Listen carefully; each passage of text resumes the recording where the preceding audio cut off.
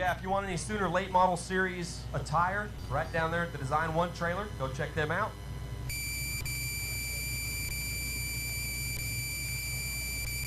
And it looks like we're getting ready to take our first hot lap session of the evening with some factory stocks. We're throwing a couple more on here.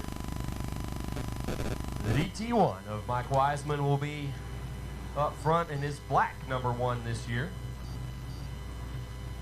Gracie Williams in the 11W.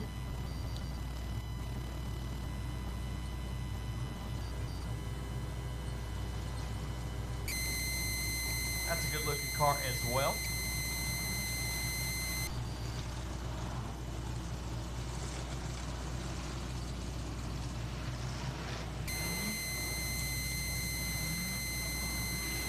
Stephen Eldridge, I believe, in that 12S. Ryland Ford out of OK in the 77.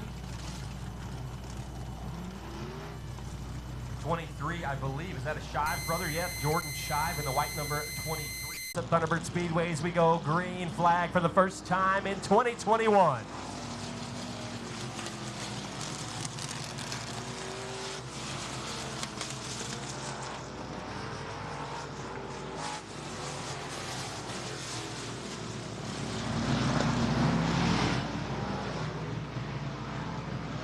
Mark Martin with the trouble here out of turn #2. Something wrong with the car. He's going to try and pull off track so we can stay green. Might not make it. Going to have to. Oh, he got it. He got it. We're good. We're good. Oh, Eldridge goes around one time. Turn 1. Caution will wave.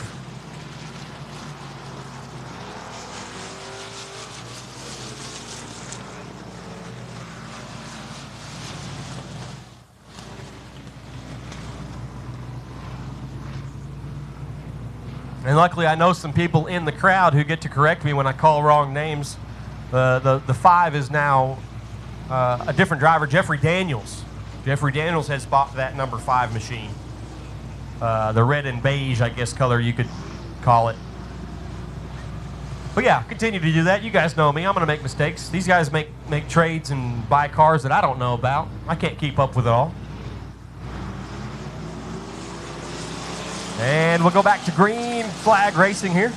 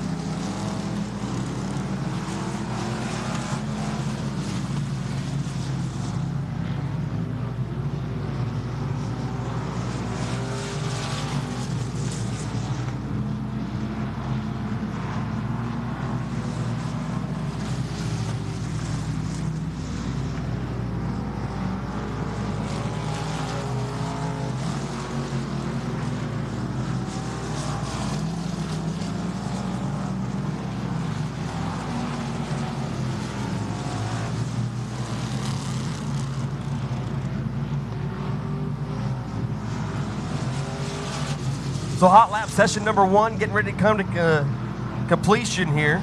These guys trying to figure out the track, the new grade on the speedway.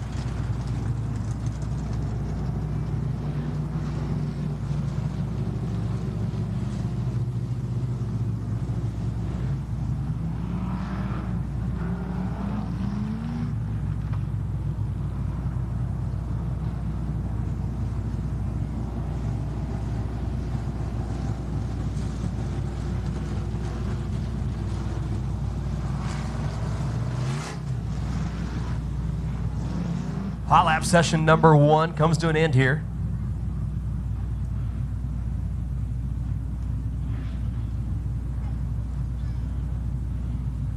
Not without a couple of cars going around just a little bit. These guys, again, trying to figure out the grade on the new speedway, new grade that they shot across the track here. Ross Construction doing the work and really making a lot of changes to how the speedway was constructed.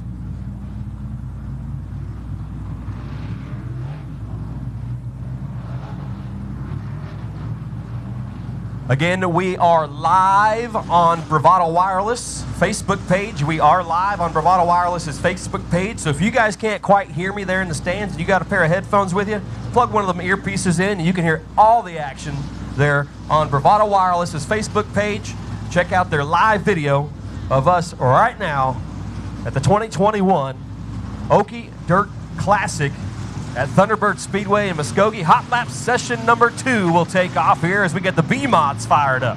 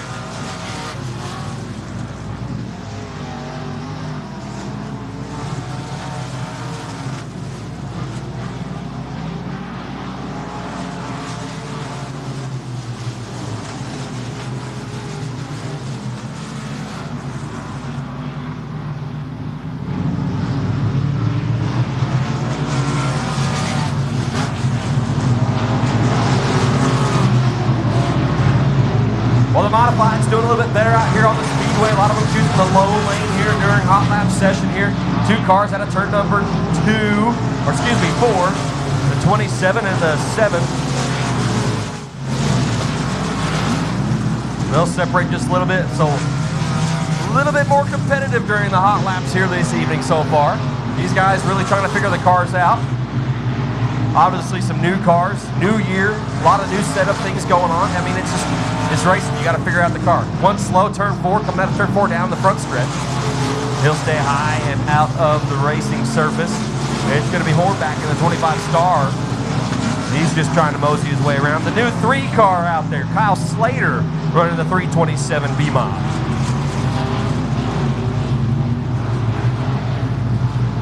Toby Lindell in the 24.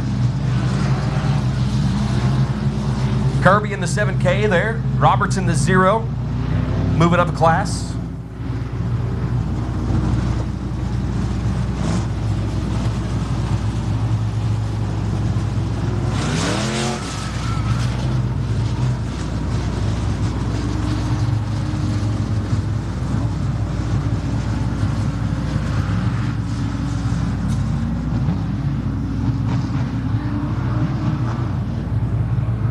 More cars roll out the backstretch. Ace Cole Rental and Sales, York Street Tires, Bravado Wireless backstretch there. Again, and thank your sponsors that helped put this thing on this evening, folks. I mean, look around. You see everybody around here. Army Contractors, Vantage Controls, O'Reilly Auto Parts, Three Rivers Auto Collision, Bumgarner's Heating Air, Speedway Grill, Wiseman Bros Inc., Jay Hodge presenting this evening's events, as well as Warren Cat, 3FR, Three Forks Roll-Off Service, Dirt Gangsters down here, the City of Muskogee has their sign down here, APAC, A&W, York Street Tire, 24 Karat Pond, Muskogee Powder Coating, Global Machine, O'Reilly Auto Parts, Ross Construction. These are the guys that make it happen for us this evening. We're going to go green flag one more time, and the 73 of Jay Arnold's going to take you around.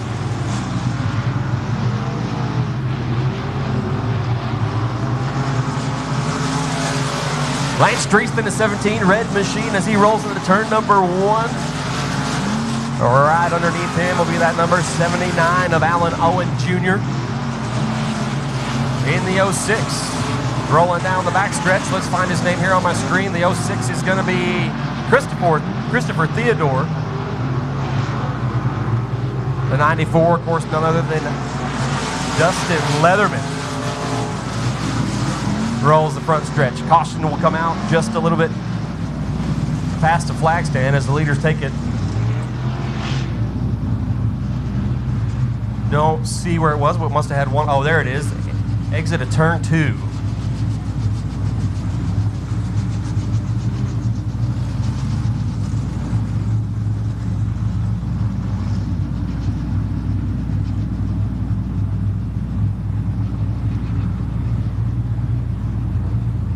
This being the biggest class here this evening in the B mods. Billy Arnold in the black number 16.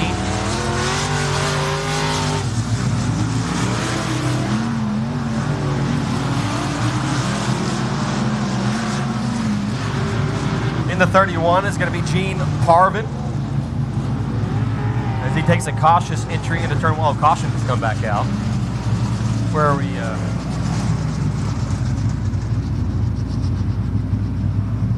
Not sure what happened there. I believe that blue number 17 may be Lance Shield out of Landon, North Dakota. North Dakota, folks. Making the travel all the way down here to Thunderbird Speedway. Really cool to see those kind of guys show up at an event like this in a little town like Muskogee. So the red number 17, Lance Street, and the 17, the blue, silver number 17, Lance Shield out of Landon, North Dakota.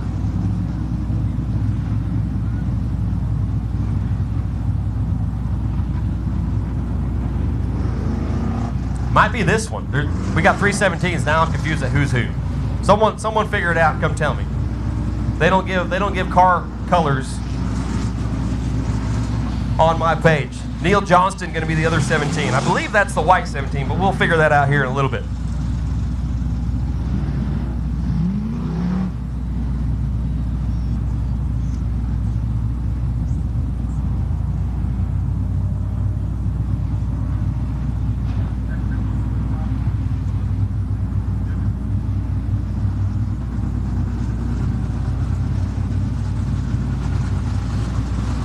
So I got a tip, Neil Johnston is in the blue one. So the 17 being Neil Johnston, hard to see from up here, and I didn't bring my binocs with me this evening. Neil Johnston there in the blue race car, the blue number 17. And the other 17 is Shield out of North Dakota right here. Oh, I see the X now. I see the X at the bottom of the 17. Yep, that's it right there. They don't make it easy on us announcers up here.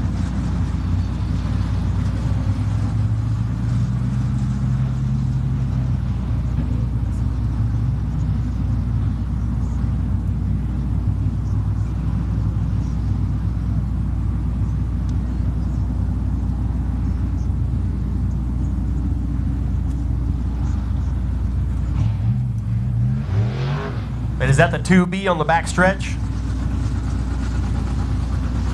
You got to get these little letters off the side of these race cars as they're rolling around the racetrack, 90 miles an hour.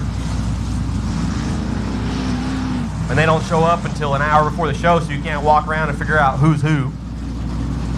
But if it is the 2B, this would be Jordan Barbie out of Tulsa as he rolls down the front stretch here. Looks like a B, that's a B. So Jordan Barbie there in the 2B. As we clear the track, and we're getting ready to go back to green flag action here. Hot lap session, I believe number 3 now.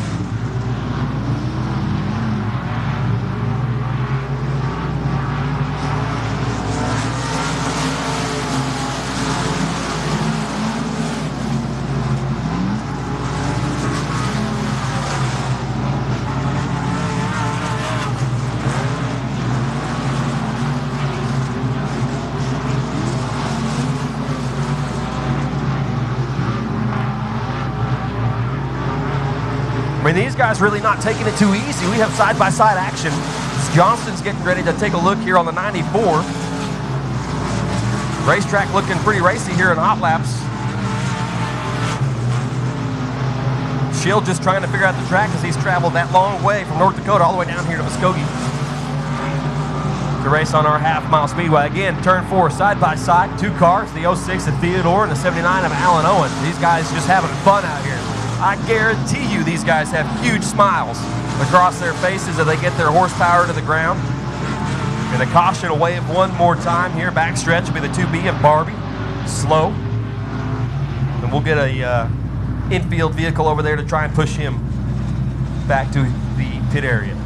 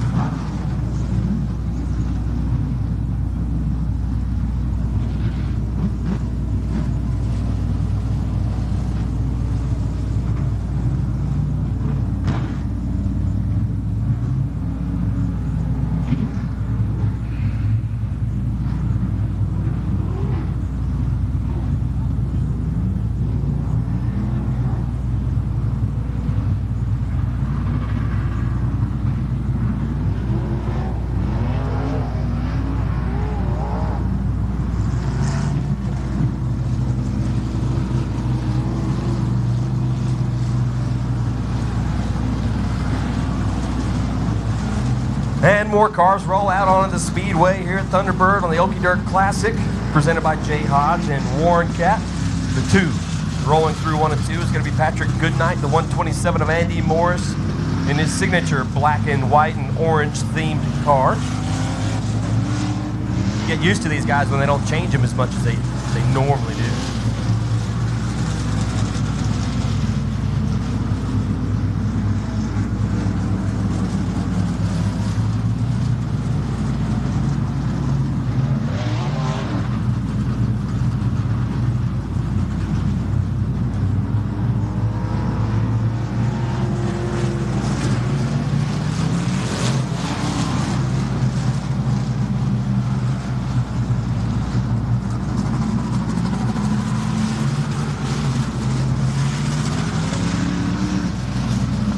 Not sure, I'm trying to find the wagon, not sure who that is, but we're just going to call it the shaggin' wagon at this point. Down the backstretch, not sure who that is. We're going to go green here. Spent too much time looking for that one car, now I don't have enough time to announce to the fans who these guys are. Anyways, if you're watching on Bravado Wireless, welcome to the stream. Please enjoy dirt track racing here in Muskogee. As the 7H of Brett Hansen takes it into turn number 1, the red car through 1 and 2, down the backstretch. Andy Morris right behind him, the 2 of Patrick Goodnight in tow as well. The 12A of Preston Guthrie in the white machine. Chris Dugan in a very, very nice colored 83D modified. He goes high turn 4.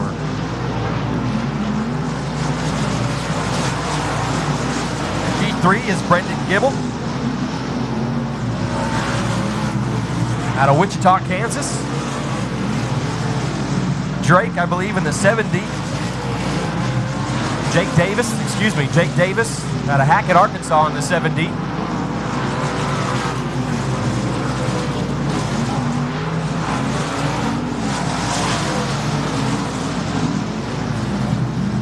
Kyle Schmidt out of Lowell, Arkansas in the white number 10.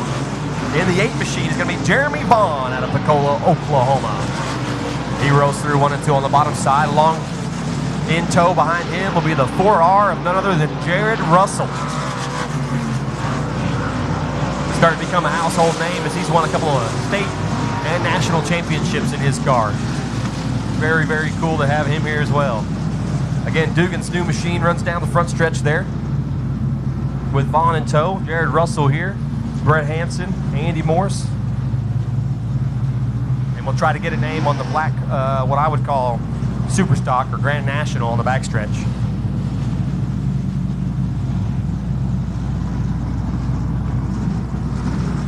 James Esmond out of Tulsa in that 20 car.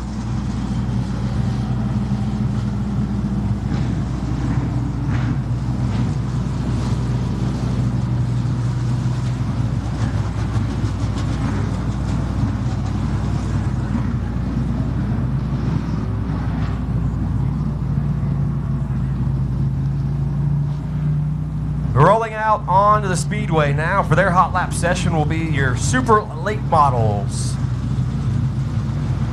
Dustin Allen in the 11. Kyle Gardner out of Diamond, Missouri in the 28. In the 1 machine. That's Stephen Hawkins driving the number 1. Always like that number 1 with the American flag in it, just draws your eye really well. Kip Hughes out of Enid in the number 4 machine. Christopher Wilhite Jr. in that black number 17 behind him. In the 31 will be Gary Lowe out of Trenton, Texas. The 88 is Richard Shepler out of Mounds, Oklahoma. The double zero is Clay Julian out of Ozark, Arkansas. Don't have a number on the 47 just yet. We'll find out who that is here shortly.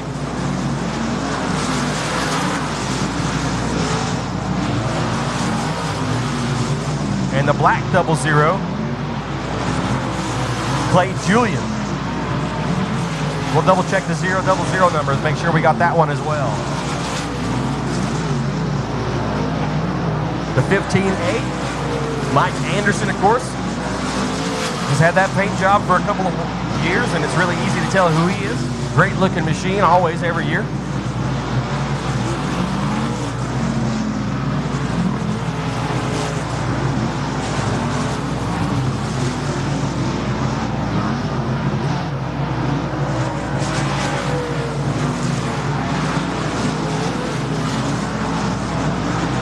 The wrap on the double zero there underneath the 17, looking really familiar, like the Cody Jolly modifieds and B-mods we've seen in the past. I believe I saw Jolly back there in the pits when I was back there, so he must be helping out that double zero. We'll get a double check on which double zero is which. Clay Julian is in one of them, and the other one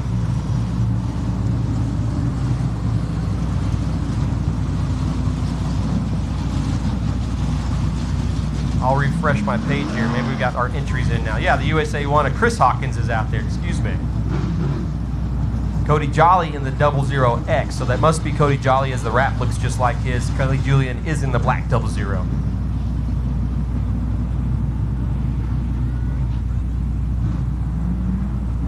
The ZZ of Sloppy Hog rolls out on the speedway.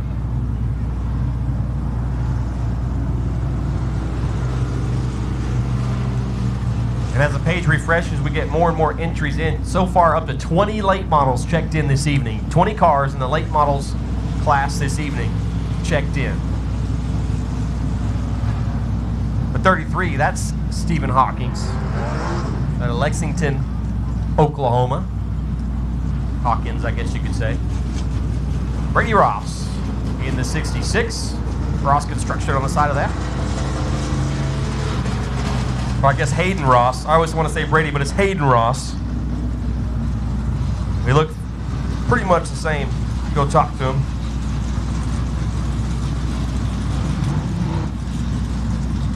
Zick Nickel, maybe in this 55. Again, we'll get more names and numbers as things roll on through the night, and we'll get more familiar with these guys.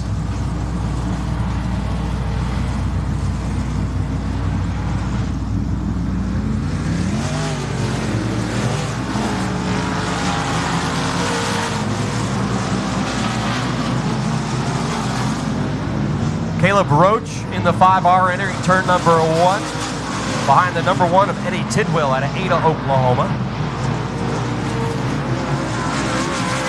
Then it's Hayden Ross in the 66 and the 49 behind him.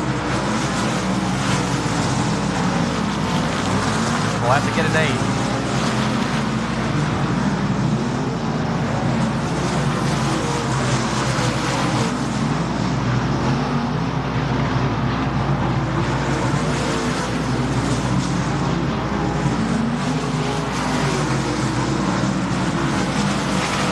Joe Godsey in the 14G, another familiar name in these late models. The 29S of Scott Donnell out of Newalla, Oklahoma. And the other 29.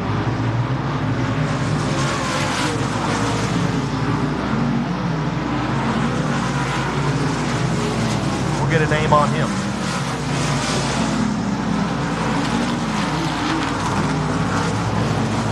Cole Wells. In the pink number 7, white, I guess purple, blue, and pink, number 7 down the back stretch. That is Cole Wells.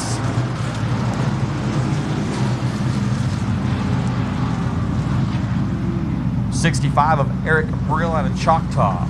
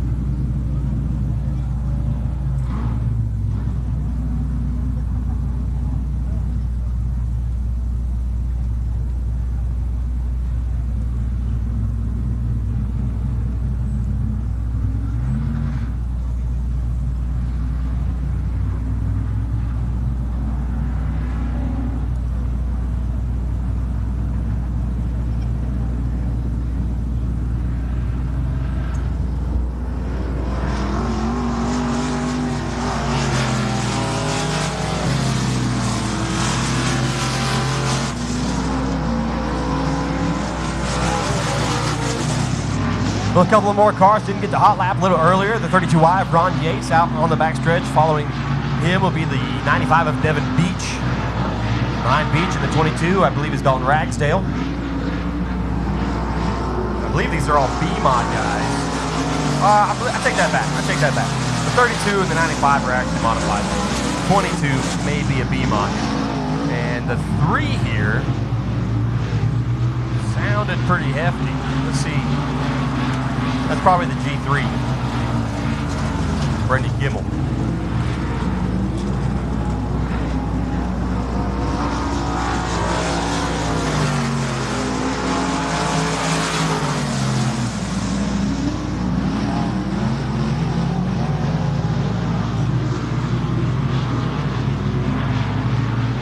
So we're just giving these guys just a couple of laps as they didn't get the hot lap. Again, take a look around, look at all the sponsors here at the Speedway. Army Contractors, Vantage Controls, O'Reilly, Three Rivers Auto Collision, Bumgarner, Eatonville Speedway Grill, Wiseman Bros, Jay Hobbs presenting tonight, as well as Warren Cap, 3FR, Three Forks Roll-Off Services. Dirt Gangster, the city of Muskogee has joined the crew. York Street Tire, A&W Carpet Cleaning, 24 Karat Fawn. Aceco Rental and Sales, Bravado Wireless, live right now on Facebook. Thanks for joining us. If you guys need wireless service or internet service, please go visit Bravado Wireless on Shawnee and Muskogee. More names to mention: APAC, VP Race Fuels, Argola, Ross Construction, GSE Construction, Muskogee Powder Coating, York Street Tire, Vantage Controls, Prime Transportation, Prime Pallet, Profit Plumbing, Quality One Lube, Dirt Gangster, Custom Graphics, Morgan Towing, Catfish Ranch. It's all these people coming on board this year to get us ready to race.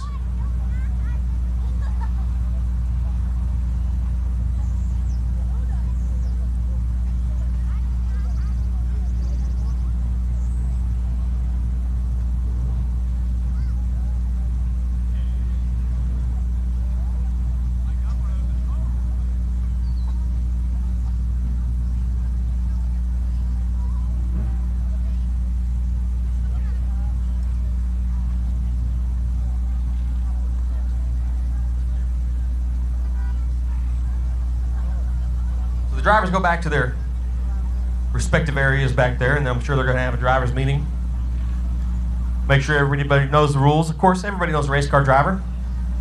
Some rules are meant to be twisted and bent just a little bit. We'll see what happens. 32i Yarn 8's getting a push back to his stall. Hopefully he can make it back out here. Great looking race car. One of Muskogee's finest policemen there.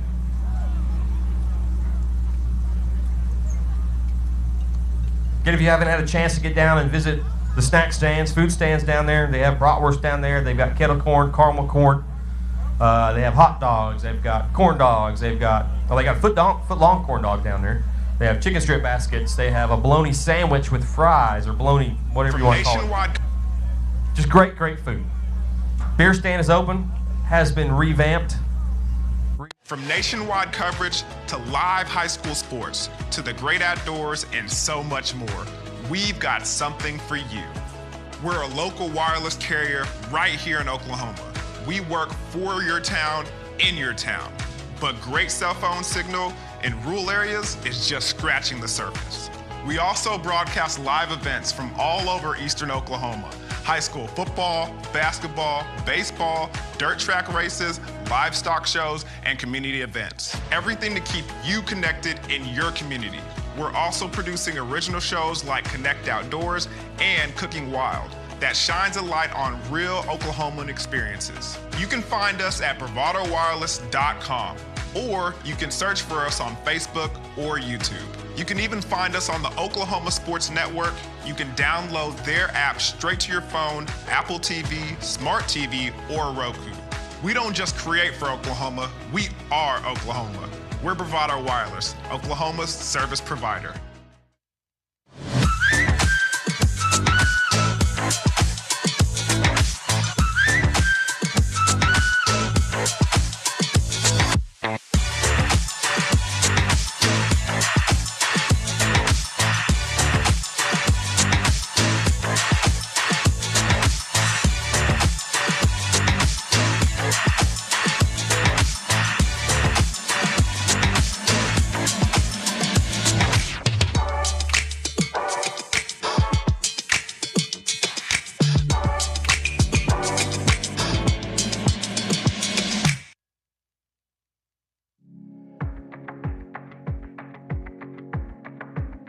Right now, more than ever, we're choosing to take the back roads and stay off of the beaten path. We're doing all that we can to avoid the crowds and the hustle of the city. While we know that taking the road less traveled isn't for everyone, it's where we feel most at home. Every turn down this road could be challenging, and much like you, we know the harder the challenge, the greater the reward. That's why each and every day, Bravado Wireless is growing our network further down the county roads and down the roads less traveled. We're making sure wherever your road may lead, you're always connected. We are Bravado Wireless, Oklahoma's own wireless provider.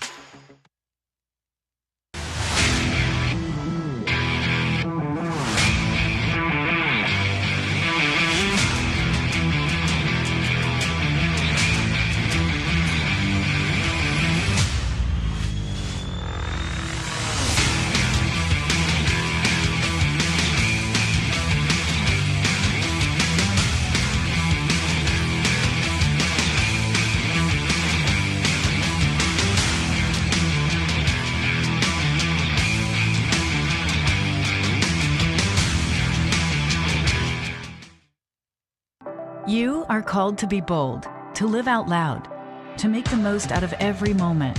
You share these moments with your friends and family, side by side, across town and across the world. We are Bravado Wireless. We believe in the power of connection, coverage, speed, service, the latest technology. These aren't options. They're not special offers. They are obligations to you. We believe in building a community, your community. Bravado Wireless.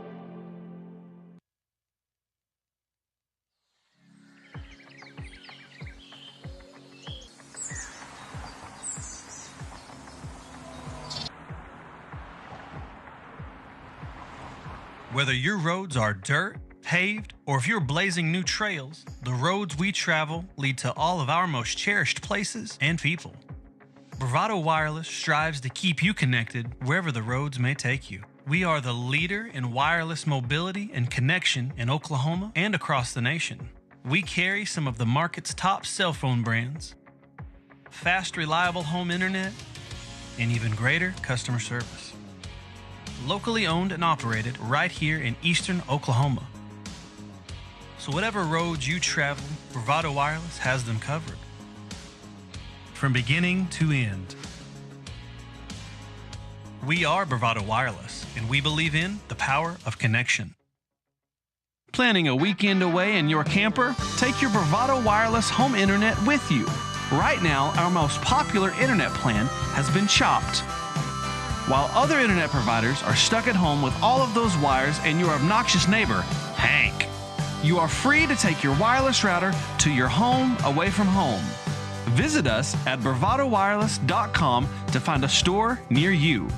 We are Bravado Wireless, and we believe in the power of connection.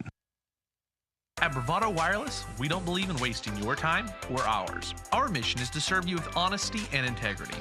That's why we offer upfront competitive pricing with no hidden fees in our plans. For $40 a month, you get unlimited talk, text, and data with nationwide coverage. No data caps and no restrictions. No matter if it's your first, second, or third line, you only pay $40 per month per line. All of that with coverage on America's best network. We're your local service provider.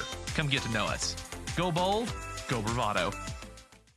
There is truly no place like home. Right here in eastern Oklahoma, Bravado Wireless provides the best unlimited talk, text, and data for only $40 a month. We believe in strong, connected communities. That's why we live stream community events like local football games. You may not know us by name, but we'll be at the same festivals and cheering for our kids on the same sidelines. Because we live where you live. Visit bravadowireless.com or visit one of our stores, where we make it easy to join our family. Bravado Wireless. We believe in the power of connection.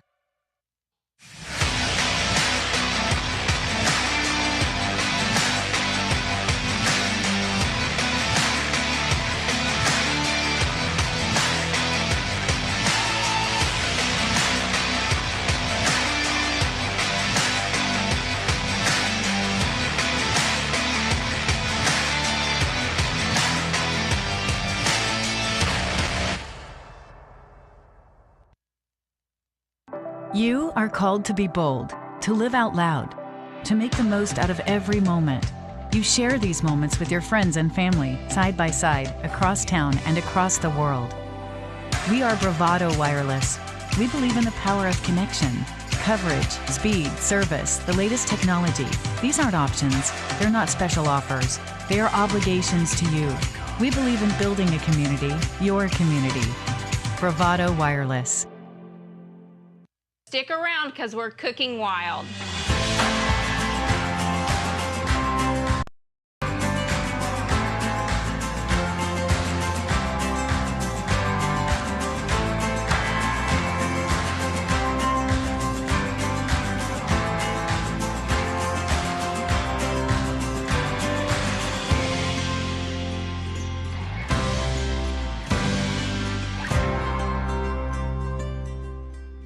Big wireless companies keep getting bigger and bigger, but their coverage where you live is still small. At Bravado Wireless, we provide the best unlimited talk, text, and data for only $40 a month, right here in eastern Oklahoma. You deserve to connect fast to your family, friends, and colleagues, wherever they are, with no interruptions and no excuses. Don't buy into big. Go bold. Go Bravado. Visit bravadowireless.com or visit one of our stores, where we make it easy to join our family.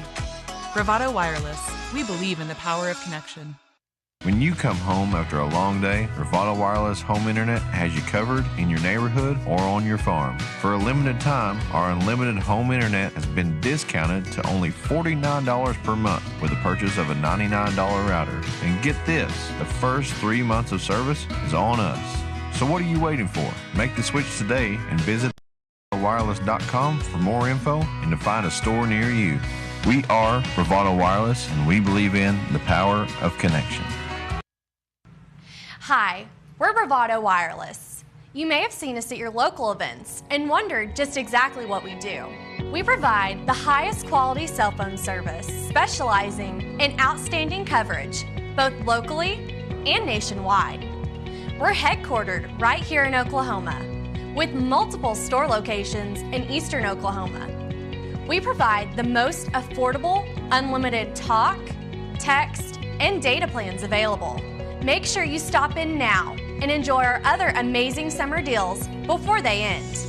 Visit Bravado Wireless store locations for all other details, or go to bravadowireless.com for more information. We are Bravado Wireless, and we believe in the power of connection.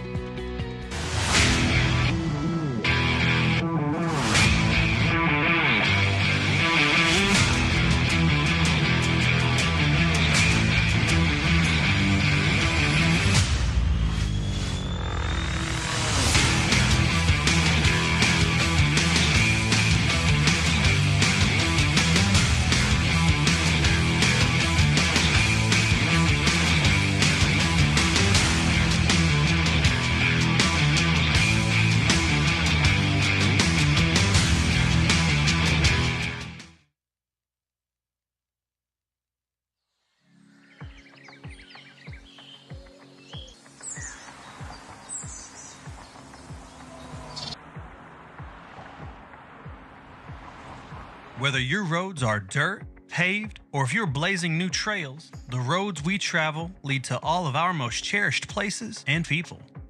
Bravado Wireless strives to keep you connected wherever the roads may take you. We are the leader in wireless mobility and connection in Oklahoma and across the nation. We carry some of the market's top cell phone brands, fast, reliable home internet, and even greater customer service. Locally owned and operated right here in eastern Oklahoma. So whatever roads you travel, Bravado Wireless has them covered. From beginning to end. We are Bravado Wireless, and we believe in the power of connection. Planning a weekend away in your camper? Take your Bravado Wireless home internet with you. Right now, our most popular internet plan has been chopped. While other internet providers are stuck at home with all of those wires and your obnoxious neighbor, Hank, you are free to take your wireless router to your home away from home. Visit us at bravadowireless.com to find a store near you. We are Bravado Wireless, and we believe in the power of connection. From nationwide coverage to live high school sports to the great outdoors and so much more, we've got something for you. We're a local wireless carrier right here in Oklahoma. We work for your town, in your town. But great cell phone signal in rural areas is just scratching the surface. We also broadcast live events from all over eastern Oklahoma. High school football, basketball, baseball, dirt track races, livestock shows, and community events. Everything to keep you connected in your community. We're also producing original shows like Connect Outdoors and Cooking Wild that shines a light on real Oklahoman experiences. You can find us at bravadowireless.com, or you can search for us on Facebook or YouTube. You can even find us on the Oklahoma Sports Network. You can download their app straight to your phone, Apple TV, Smart TV, or Roku. We don't just create for Oklahoma, we are Oklahoma. We're Bravado Wireless, Oklahoma's service provider. Hi, we're Bravado Wireless. You may have seen us at your local events and wondered just exactly what we do. We provide the highest quality cell phone service, specializing in outstanding coverage, both locally and nationwide. We're headquartered right here in Oklahoma, with multiple store locations in eastern Oklahoma. We provide the most affordable, unlimited talk, text, and data plans available. Make sure you stop in now and enjoy our other amazing summer deals before they end. Visit Bravado Wireless store locations for all other details, or go to bravadowireless.com for more information. We are Bravado Wireless, and we believe in the power of connection.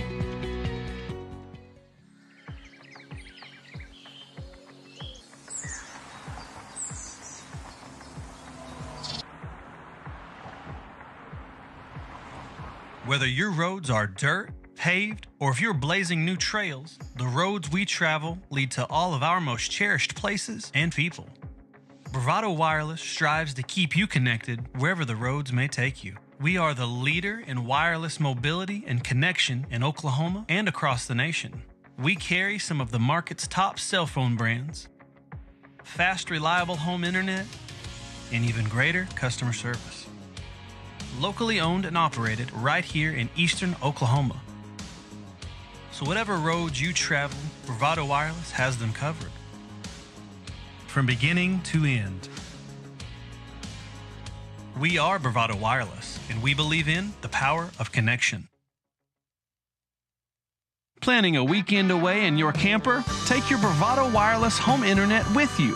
Right now, our most popular internet plan has been chopped. While other internet providers are stuck at home with all of those wires and your obnoxious neighbor, Hank, you are free to take your wireless router to your home away from home. Visit us at bravadowireless.com to find a store near you. We are Bravado Wireless, and we believe in the power of connection.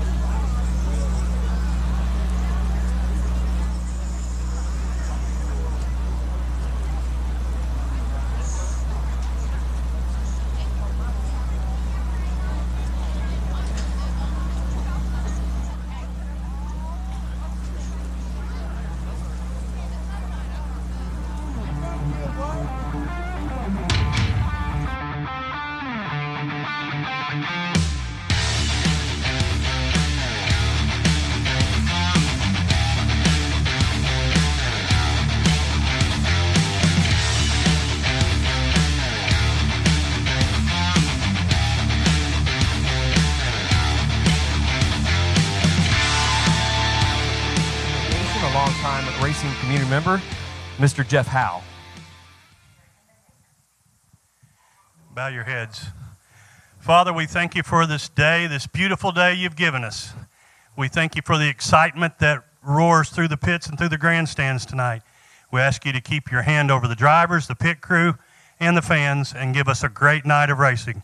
In your name we pray. Amen.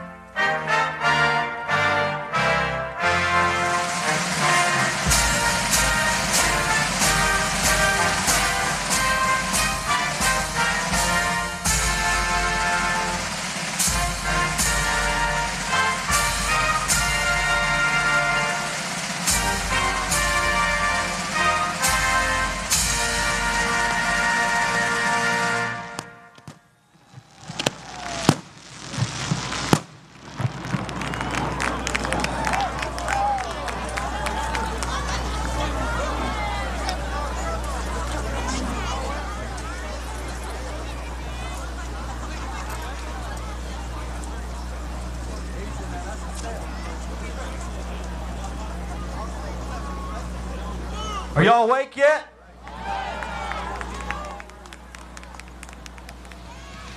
I'll never quit saying this, folks. We're here for one reason and one reason only. We're free in this country for one reason and one reason only. That's because of our veterans in the military, Army, Marine Corps, SEALs, whatever you name, whatever jurisdiction that is.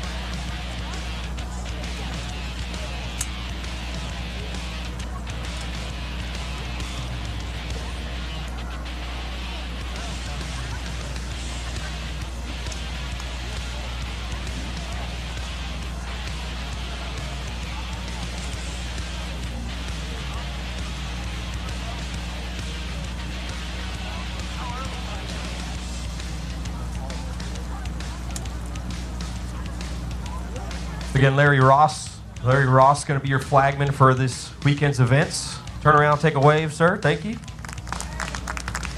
If you saw the race car out front as soon as you came in the chain link fence, right there at the ticket booth, that was his race car. I'm sure you guys saw it. You guys can go down and check it out, whatever you want. Raced that back when he was young, when he started racing, back when he was, you know, working at, I believe it was a grocery store, right? Weddle's. He's working at a grocery store at Weddle's, if anybody remembers that. And he built that race car and raced it for a while. So really cool to have that piece of history here and then have him up here on the flag stand. So appreciate you, sir.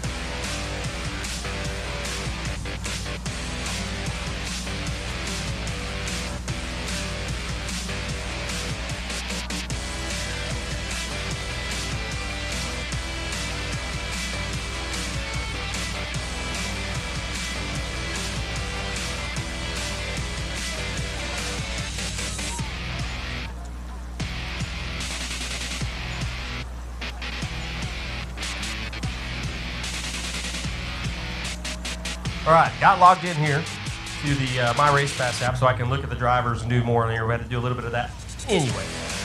Next, modify. Got everything here. Great.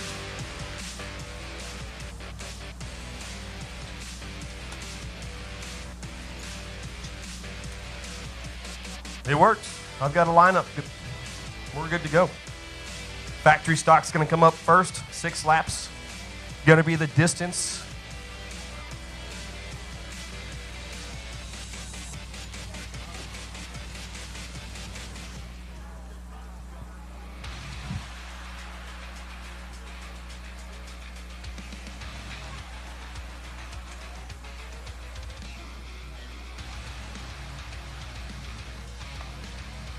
So lineup number 1 will be Wesley Bourne in his red number 5 machine. Jeffrey Daniels is in the 5J, the red and bronze or red and beige colored 5J. On the outside, row 1. Row 2 will have Kyler Mackey in the 18 machine.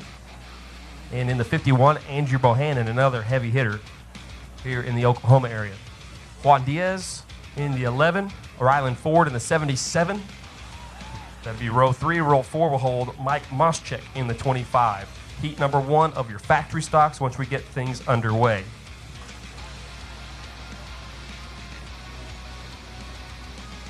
B-mods will be 8 laps in their prospective heat races. Again, factory stocks being 6 laps. And we'll work on lineups as they come through.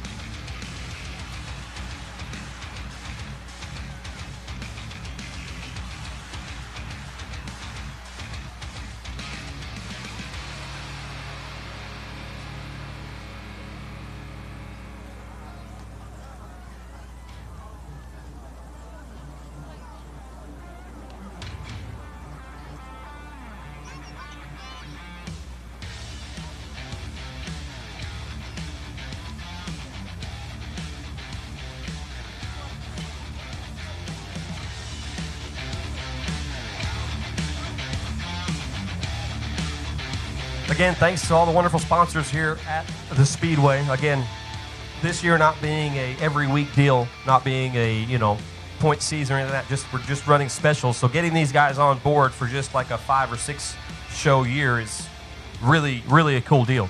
So pay attention to all the signs you see around the area. Pay attention to the Facebook page. They have all those sponsors lined out on there.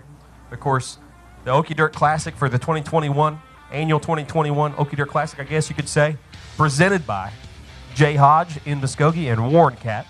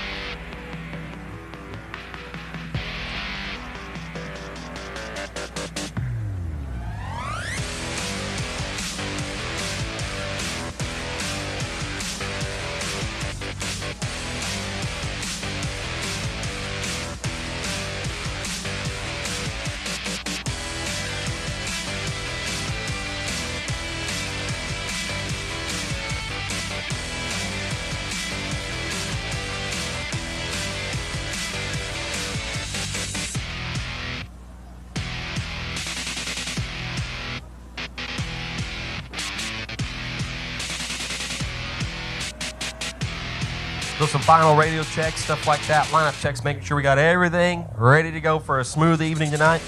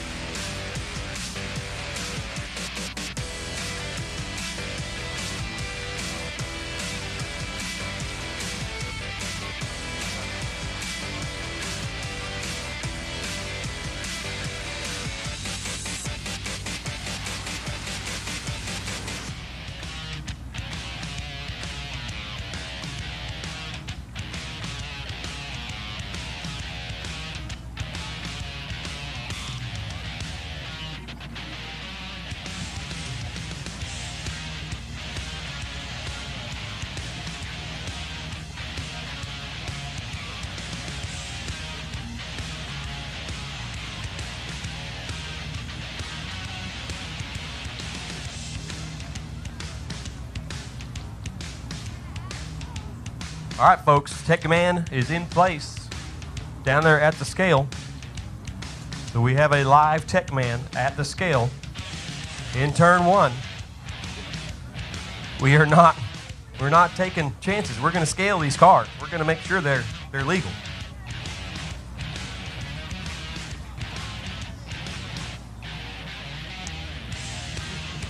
Hearing a little bit more rumbles over there in the pits. Hopefully cars are getting lined up. Oh, I do see Bohannon. I see the 51 there at the end of the, right there above Ace Colerain on sales. I see him. So real close here, folks. Last chance to get any drinks or food you want. Get your seats. Get your blankets out, cover up, cuddle up, whatever you got to do to stay. I mean, it's not cold out there, but if it gets a little cool, you guys might want to boyfriend, girlfriend hold up, or husband and wife, whatever. Get your beers, get your refreshments, your chips. Kids, there's Takis down there. Parents are going to hate that I said that, but there is Takis down there. There's cotton candy down there as well. Don't go past the cotton candy. I'm sorry. There's cotton candy down there. Yeah, John's in here. Yeah, John's in here.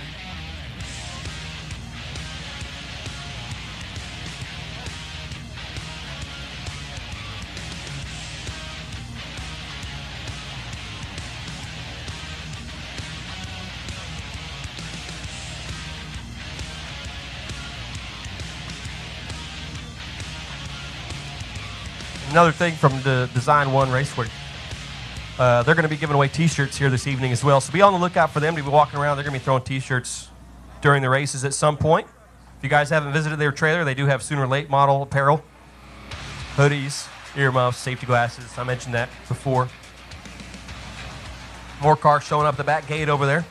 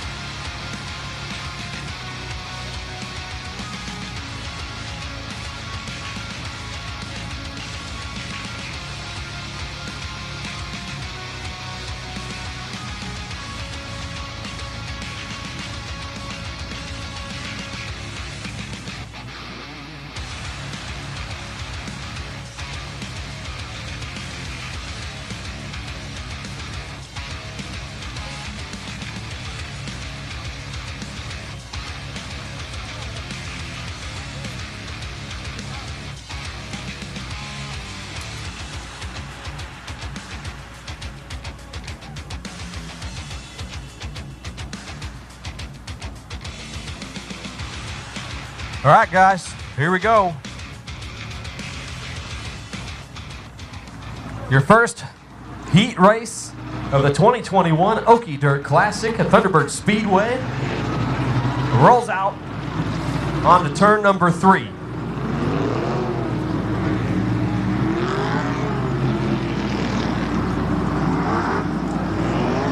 Wesley Bourne in the 5 machine. Bill draws to get that inside pole position. Alongside him in the 5J will be Jeffrey Daniels. The 18 of Kyler Mackley scheduled to be inside row number 2 with the 51 of Andrew Bohannon outside of him. Row 3 holds the 11 of Juan Diaz. And the 77 of Ryland Ford. Mike Moschak will be your tail end car, as it looks like the 77 is going to go tailback for the start of this one. Lights have gone out. Your first race for the 2021 season at Thunderbird Speedway rolls through turn number 4. Mr. Ross on the flag stand looks them over, and green flag.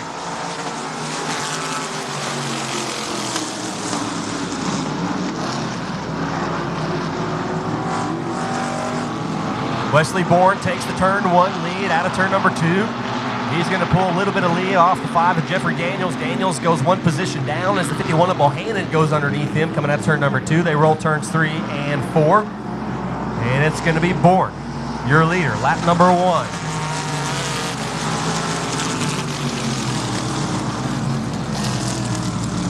The 11 of Juan Diaz, metric car this year, had a Camaro. He's up into the 5J of Jeffrey Daniels. A little bit of contact. I tell you what, Daniels isn't going to like that. Watch out for the 5J. He'll be driving to try and get back up to that 11, I guarantee it.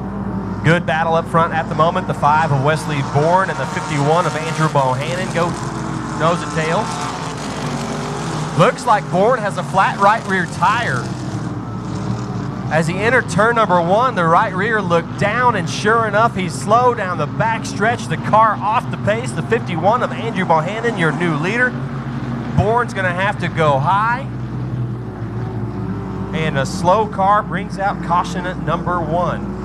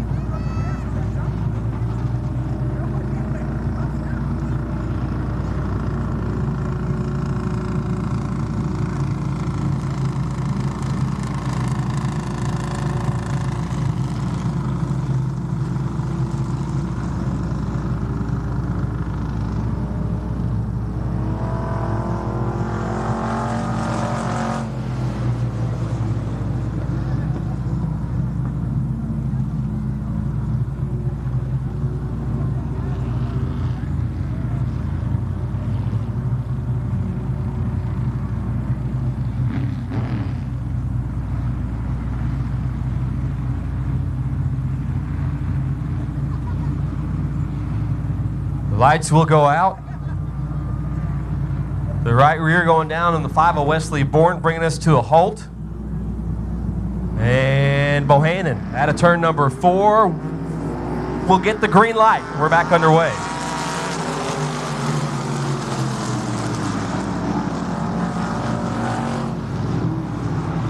I think the 11, white 11 is James Moyson. And the 11 that just went under the black 11 is going to be Juan Diaz. These guys are going to have to work on their numbers and find out if they have competitors with the same number. We're going to stick them in different heats. More contact between second and third place. The 51 of Bohannon is out by himself. Whole pasture ahead of everybody else. Mike Moschek, watching these two races, worked his way on the lower side of the speedway as he's rolling the very inside rim. The 25 doing work down low and making his way up in the third spot. Diaz just ahead of him as he rolls the middle of the track. Moschek trying to take the lower line as well. I'll tell you what, the 51 sounding excellent down the front straightaway.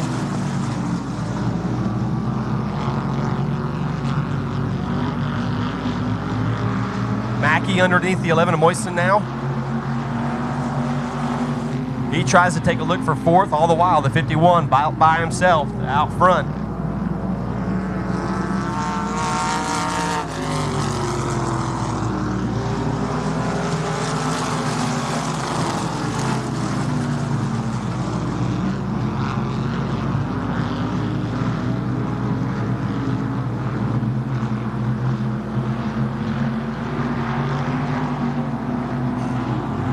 Out of turn number 4, white flag will wave from Larry Ross on the flag stand. Andrew Bohannon in the 51, catching a little bit of break from the 5 of Wesley Bourne going down with a right rear flat. And Bohannon and his satin black 51 machine rolls through turns 3 and 4 as he laps the 77 here. He's going to come out of turn number 4 and win heat race number 1 in your factory stocks.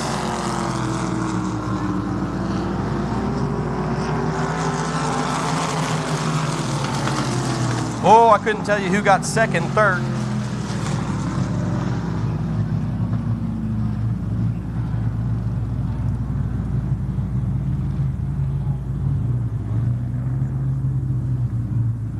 Andrew Bohannon, your winner in that one, the 25 of Moschek, and the 11, a close, very close race to the finish there.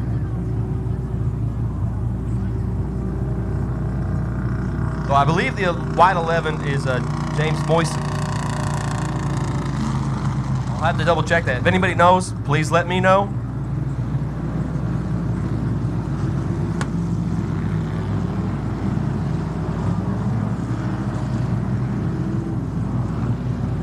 Factory stock heat race number 2 rolls out on the speedway, getting 6 laps the distance.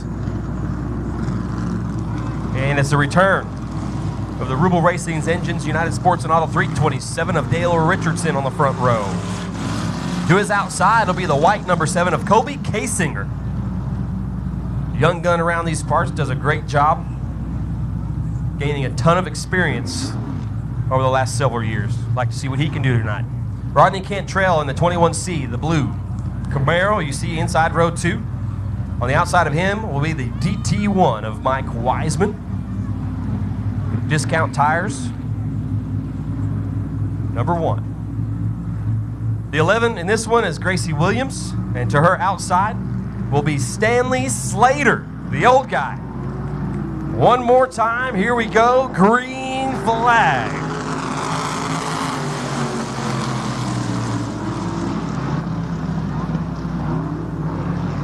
Kasinger tried the outside hard that time. Car wanted to go, but ended up pushing up into the middle of turns 1 and 2. The 327 of Dale Richardson leads you into turn number 3 at the bottom of the speedway.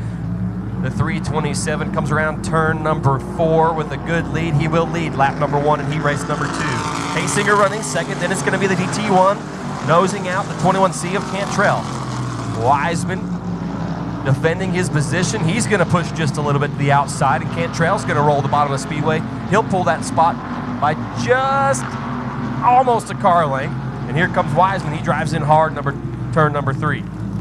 They stay side by side. Kasinger's trying the very outside of the track. Not sure that's going to work, young gun. Going to have to get that thing down there where the grip level's a little higher. Kasinger really trying to drive the car through the corner. Really trying to muscle that thing around. Wiseman and Cantrell having a good race here, back and forth between them. Stanley Slater back here in the 19, holding off the 11 of Gracie Williams.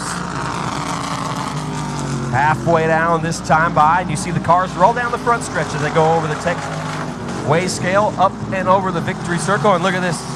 You get to have a couple of high fives as these guys roll through. Very cool. very cool addition to the racetrack. Back to action on track with the 327 of Dale Richardson, still your leader. K-Singer still running in second. Car looks like it wants to rotate well, but maybe not enough grip to keep it down in the traction, down on the inside, middle to low lanes here. The 7 kind of drifting up into the looser, wetter stuff. There might not be as much grip up there, although he could be trying to set the car up for a later setup in the feature race, which is a smart move. We'll see what he can do there.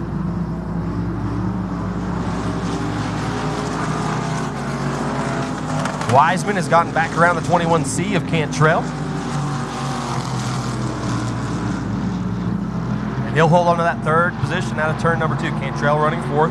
Slater and Gracie Williams back here at the back of the pack, and the white flag will wave for the 327 of Richardson. Richardson been a hard cat to track down last several years, especially in a full-body car like he's running tonight. Has really figured out the setup in that. He's got a lot of power in that power plant in the front of that 327. And out of turn number 4, the checker flag will wave for Dale Richardson, bringing home the win in heat race number 2. Kobe Kasinger holds on for a second place finish.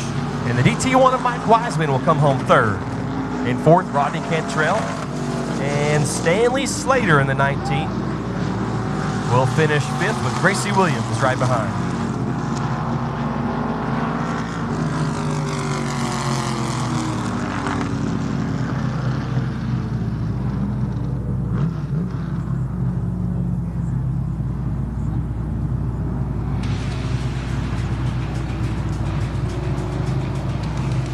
Dale Richardson, your winner in this one. Kobe Kasinger in the 7 machine comes home second. And the DT1 of Mike Wiseman third. Those guys will roll off the track, exit at turn 2. And right back on the track, we have heat race number 3 in your factory stocks.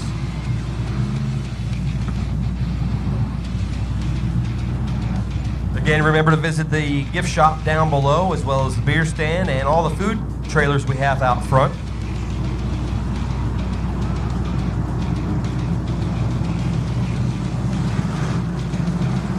Also the Design One racewear trailer down there with Sooner Late model apparel, as well as safety glasses and earmuffs for the kiddos. Also glow sticks, coloring books. There's cotton candy down there in the snack booth. Make sure you guys get down there and visit that sometime tonight. Heat race number 3's lineup will have the 97 of Tyler Lacey on the front row alongside the 1 of Grant Davis. Inside row 2 will be Stephen Eldridge in the 12 machine. To his outside skid, it'll be the 86 of Jonathan Scroggins. The unmarked car on the inside row 3 will be the 100 of Charles Bumgarner. And in the 1M, it's supposed to be James Moyson, but I think he raced earlier. Excuse me. So then the 23 of Jordan Shive at the back of the pack. Green flag waves on heat race number 3, and the 97 of Tyler Lacey is going to lead you into turn number 1. The 86 decides to go tailback. So that jostles up our starting lineup just a little bit. You got 5 cars rolling into turn number 3. As Kasinger, fan favorite down here, rolls down the front stretch to give a couple high fives to some young fans. Great job. Leading that number 1 was a 97. Lacey's going to have to do battle now, though. Davis underneath in the 1. They're side by side down the backstretch. Eldridge watching the battle, trying to hold on to his own position as he's under attack from the 23 of Shive. Davis stays down low here. We battle up front and for that 3rd spot. Lacey's going to protect coming out of turn number 4, and he's going to hold on to the middle of the track. Davis rolls the inside this time, taking a look, just not enough grip down there as well. Track really even top to bottom. Really like to see that here this evening. Want to see some good competition later on in the feature events, but if you watch these cars drive, there's not one lane that's really picking up or taking off all at once, and you have a bunch. Oh, Lacey gets loose out of turn number 4, almost lost it into the wall. Not sure what happened. That thing snapped loose. He cut it back to the right and nosed almost into the wall. Caught it, holds on to the lead, and now we're back side by side coming out of turn number 2, and Lacey's going to defend again one more time down the backstretch as he pulls the lead on the one of Grant Davis. Great recovery from the 97. Again, car wants to slide, pop loose just a little bit. This is going to give Davis the lead, though, out of turn number 4 on the bottom side. New leader, the one of Grant Davis.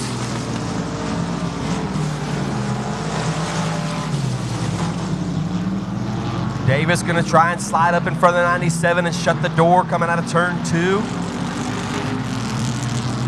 Lacey squeezes in on the outside. Good move. Car is it going to hold this time?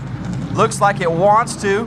He's trying to get back side by side with the one. We got 1 lap to go in the battle for the lead in heat race number 3 in the factory stocks.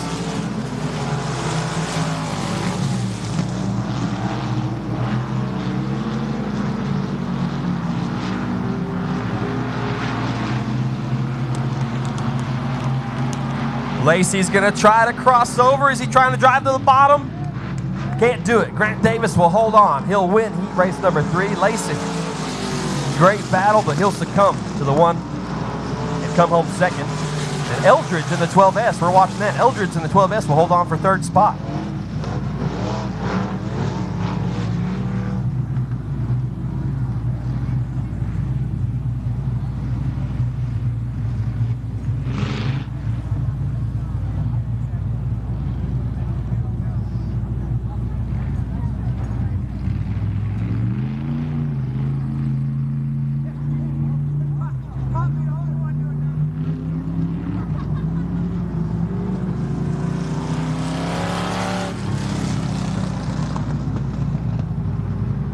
Great heat race number 3 there for the factory stocks.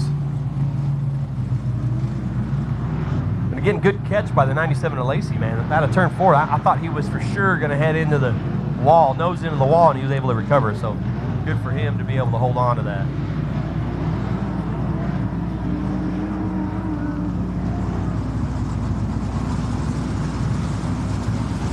Rolling onto the speedway now and down the half-mile front stretch. Thunderbird Speedway front stretch will be your heat race number 1 in your USRA B mods. 8 laps the distance. And starting on the inside front row will be Christopher Theodore. Jack Kirby to his outside in the 7K. Inside row number 2 will be the 2B of Jordan Barbie. And to his outside in the number 27 machine will be Jacob Campbell. Inside row 3, the red number 17 will be Lance Streeth. To his outside will be the 49, or scheduled to be the 49, of Justin Cole-Wells.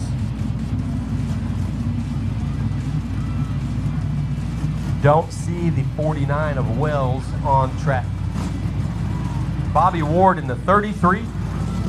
Inside row number 4, to his outside will be the number 7 of Daniel Coet. And Ray Roberts in the 0 machine. Scheduled to be your field of cars.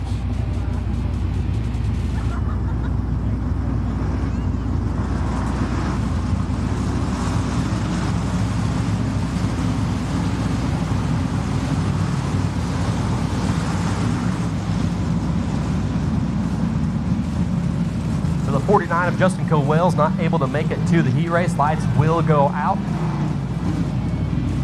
And we'll have 8 cars, 8 laps the distance. Christopher Theodore going to lead you back around to the green flag to get this one underway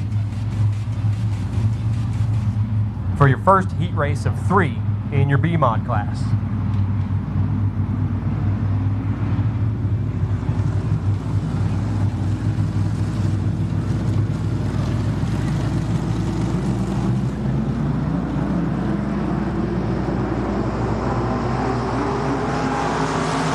Green flag here, USRA B-Mod racing action.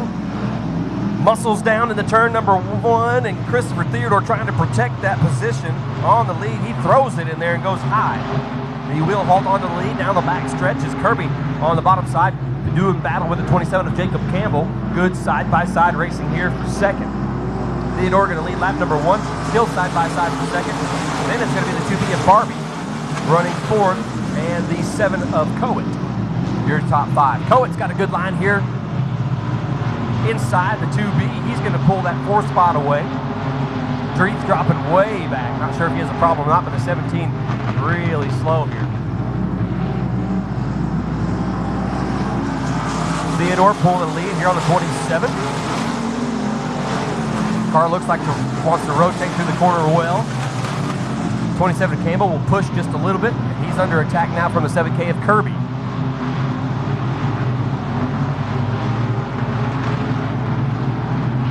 Theodore actually running the high line, doing a good job. Able to make some good time here. Jacob Campbell going to try the high side this time, trying to get the car to rotate over. Kirby's actually running a little bit lower than those two, but the lead top three just separate themselves from each other just a little bit more. Your battle on track now is going to be beating the 2B of Barbie and the 0 of Roberts. That battle is going to be for 5th place. Nose to tail pretty much coming out of turn number 4. Roberts may take it inside look here entering turn 3. He does. And he'll back out. Didn't want a chance at that time. Maybe waiting for a mistake like that one right there. The 2B Barbie slips up coming out of turn 2. Maybe got loose, had to use a little too much throttle, and lost the drive.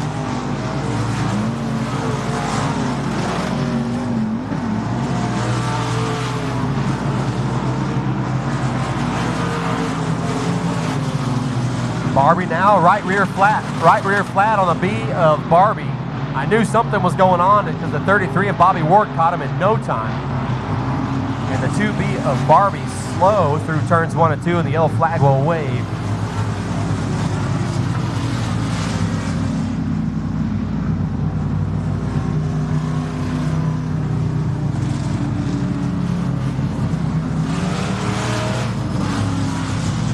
So the 2B cutting a right rear flat. Very interesting. 2 cars cutting a right rear flat here.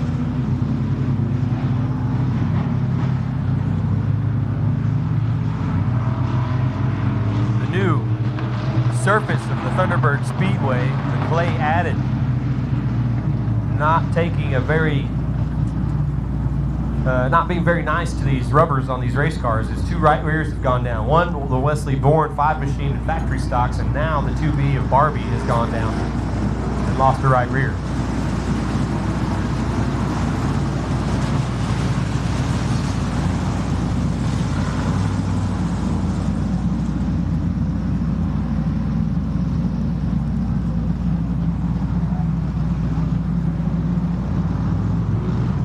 Trying to get the 2B off the racing surface. He's just kind of in a precarious spot, so he's got to get pushed.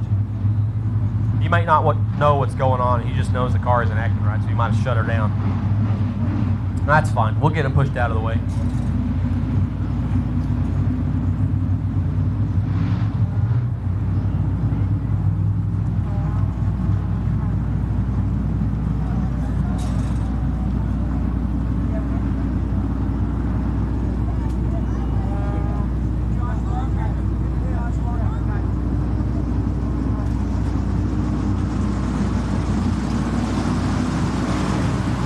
All right, lights go out this time as we got the track clear.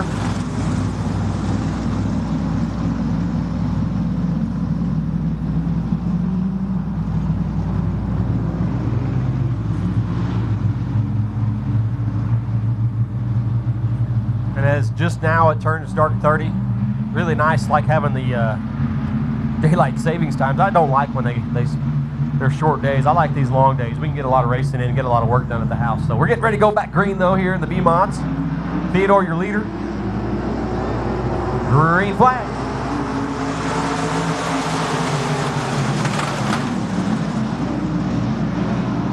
Oh, Ward's gonna push through the center, close right there. Everybody will clear. Robert saw it coming, got on the binders, gave him to cross him over. Great thing about this track is there's more room than you have to race. You can just roll up to the top if you have an issue. Oh, watch out. Ward's going to try and slide job down here on Roberts. Maybe something wrong with his machine as well. It's not accident. He was kind of squirrely there through 3 and 4. Theodore is still your leader. Jacob Campbell running in 2nd. Then you're going to have Jack Kirby 3rd. Coet running 4th. Roberts in 0 running 5th.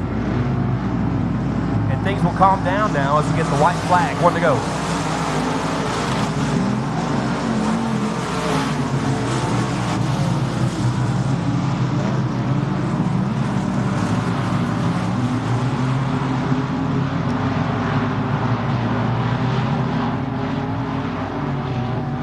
Out of turn number 4 and heat race number 1, Christopher Theodore will win. Campbell's going to come home second. And Jack Kirby, your third place finisher in this one.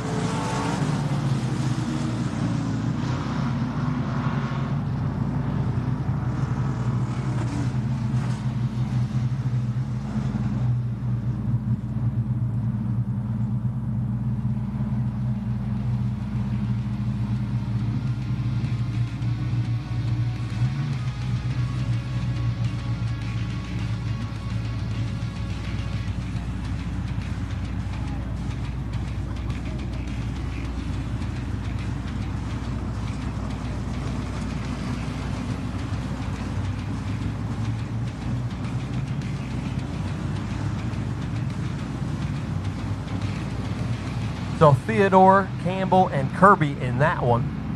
And heat race number 2 rolls out on the Speedway. Again, we're live on Bravado Wireless's Facebook page. If you guys need a cell phone wireless service or internet service, go visit them on Shawnee Boulevard in Muskogee. They'll hook you up. They have some free phone deals going on right now, and I think they said they had a phone line deal that was, let me get to my notes here, 1 second, $40 a month for one single line. That's cheap. It's real cheap. And you don't have to buy more lines than that. Just one line. If you need one line, they got you. They got you covered. Heat race number 2. It's going to holster up here. We're going to have the 25 star of Michael Hornback and the 22 of Dalton Ragsdale on the front row. Good friends, good racers. Robert Page in the 38 and the 40 of Chris Smith, row 2. The 17N of Neil Johnston and Gene Parvin in the 31. Toby Lindell in the 24. Brandon Huff in the 25C and Kyle Slater in the 327. At the back of the pack, they're going to light things up. Caution. Mr. Ross did not like the start, boys. Back her up. Line it back up. Let's do it right this time.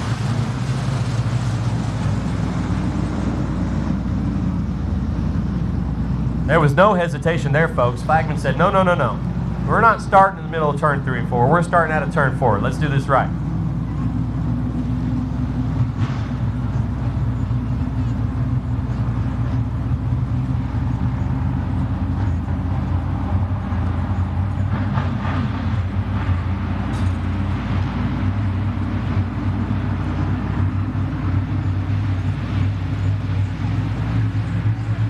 I guess we'll have to call that the 3, not the 327. I stand corrected. This time we like it. Green flag.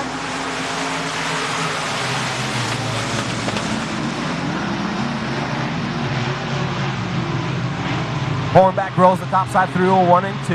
In tow is going to be the 22 of Dalton Ragsdale. Here comes the 3 of Kyle Slater on the bottom side underneath Neil Johnston. Kyle Slater moving up a class.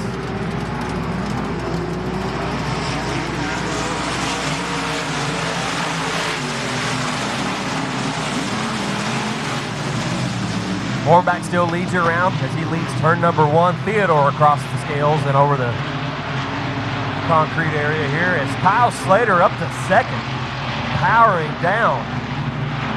Slides up in front of the 22. He holds on to that second spot. 22 Ragsdale, all kinds of loose out of turn number 4.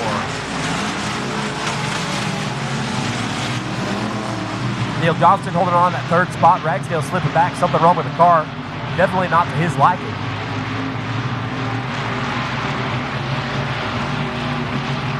As right now, Michael Hornback hooked up on the outside line, at least where it's moved to.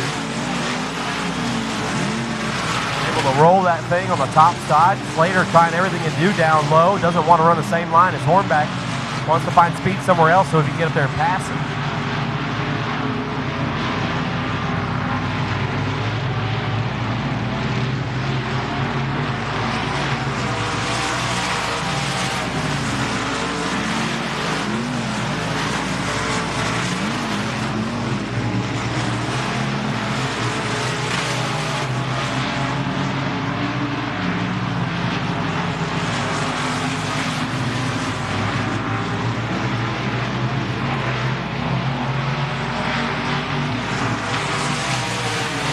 And we have a battle for the lead. Slater's going to dive into the inside. The number 3 trying to muscle his way around the 25 of Michael Hornback out of turn number 2. Puts the power down. New leader Kyle Slater down the backstretch. Let's see if Hornback has anything for him. He'll stay on the outside, try to power down. Nothing. The 3, new leader Kyle Slater.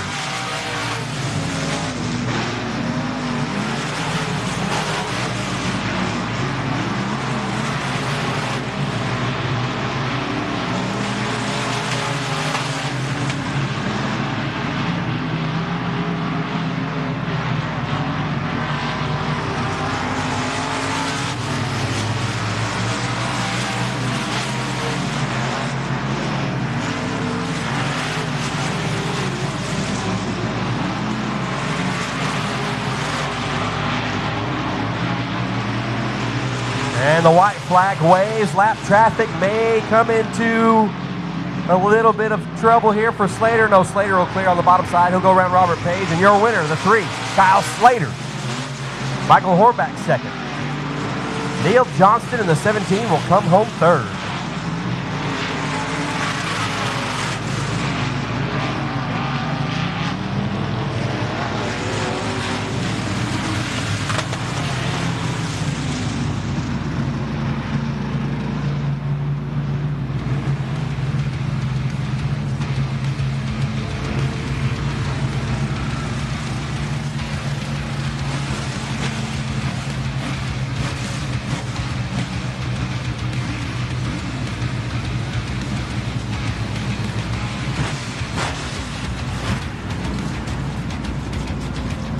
So Kyle Slater makes the 180-degree turn out of turn 2, winning heat race number 2 here in the B-Mods. Michael Hornback putting up a fight, but could not hold off the powerful engine in that machine. Comes home second. Neil Johnston, your third place finisher.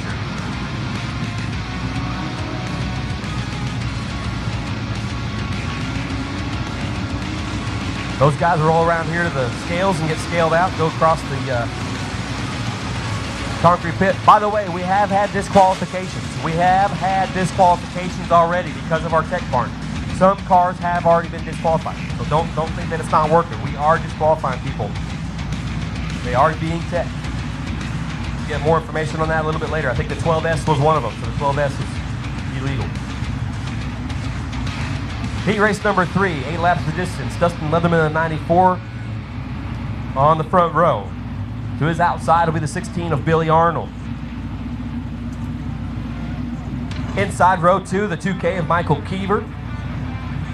And outside row 2 in the black number 7, Colby Kasinger. Logan Miller in the 1M and Justin Shoemaker in the 5.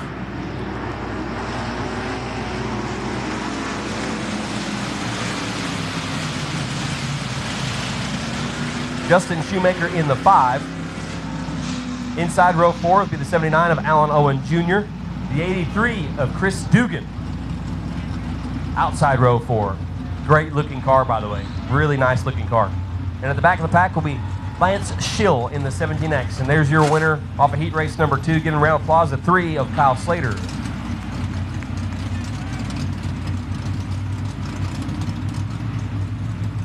Lights are out for heat race number 3. We're getting ready to go green this time.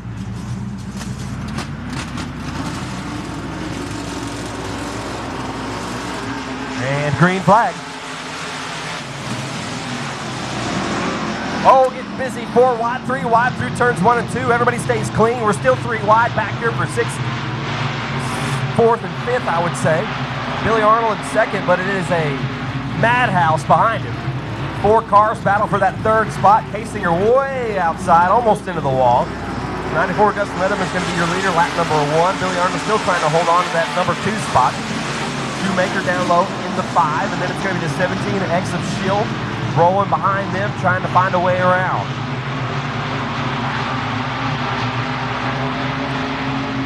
Logan Miller back here in 5th as he watches the Hornet's Nest that's in front of him. These guys trying to find a fast way around the track. All the while, the 94 of Dustin Leatherman is gone. See us. As long as everything in the air is hold up in the tire, I don't think they're going to be able to catch him. He's out of here. Oh, Schill with a nice crossover into turn number 1. He's trying to get back underneath the 5 of Shoemaker. Rolling the high side just underneath. And we have 2 cars around on the backstretch, Dugan and the 1N of Miller. Dugan's able to keep on rolling, but the 1N stops here out of turn, or just in the entry of turn number 3. So caution flag will wave.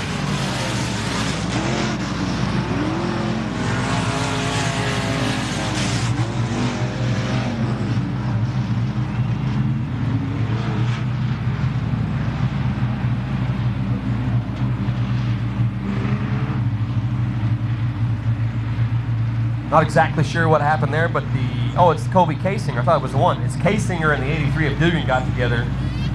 They recovered well, but Kasinger ends up at the back, stopped on the back stretch. Dugan continued. I tell you what, watch out for this white number 17, folks. Already trying to take a more modified line, trying to dive off the hill out of turn 2. Schill is trying to take over that second spot. Got a good bite too. I mean, the car looked great. Got to turn 2 and it looked like Shoemaker's momentum kind of took over and was able to hold on to that spot. So we'll see what we can do here on this restart. Leatherman's going to have to get away from these guys as he leads them back to the green flag. Arnold there inside row 2 or 3, I should say, behind the leader in the 16.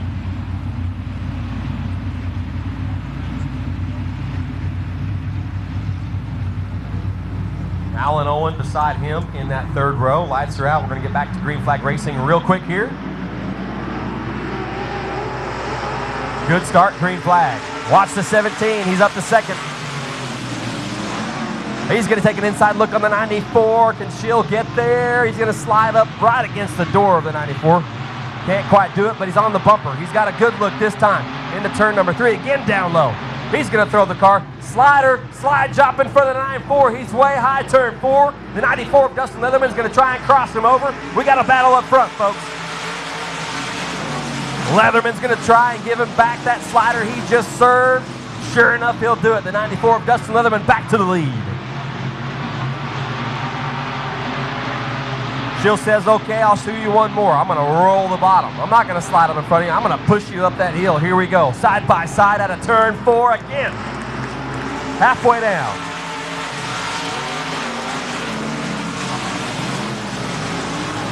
This time still on the low side. Still trying to roll the bottom. He's going to just protect this area, not going to let Dustin close the door. He's going to hold it right there. Door to door, your leader, Schill, and the 94 of Leatherman. This time, Schill's going to push him just a little bit wide. Nose to nose at the line. Who's going to win this one? Shoemaker back here in 3rd. All he can do is watch and grin as he wants to get up there in that mix. Can't do it. Alan Owen in 4th. Miller back here in 5th, your top 5. Here comes Schill. He's going to try and push it. Can't get it done. Had to get on the binder, stay out of the 94. Still side by side. Great racing. 94 of Leatherman this time loses the outside. Looks like he might gain a little bit of momentum out of turn number 2. Caution, caution. Car around turns 3 and 4. The 83 of Dugan.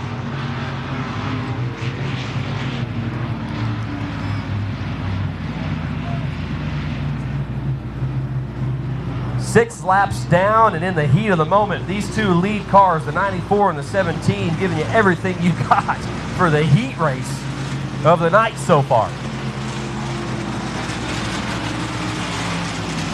Terrific racing by both those guys to stay out of each other's door,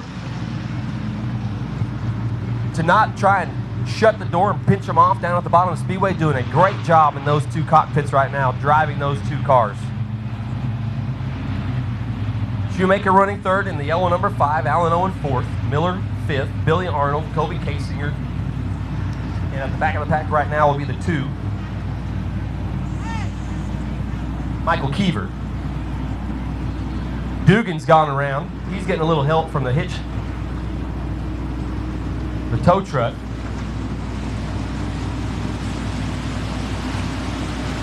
I did see some steam coming from the car. Hopefully nothing happened. Brand new race car. He's worked really hard on it. So hopefully nothing happened detrimental to the power plant or let's say the rear end transmission, whatever, in that machine. And we'll get him pulled off the track and get back to racing here shortly. Coming up next will be your super late models this evening. Late models getting ready to take the track, and just as the track starts to transition into something extremely racy, what do we get? We get the big tire, full body cars out here on the speedway. They're gonna lay down some power, and they got a long straightaway front and back to get that momentum up through these corners. Can't wait to see these big body cars out here rolling this speedway.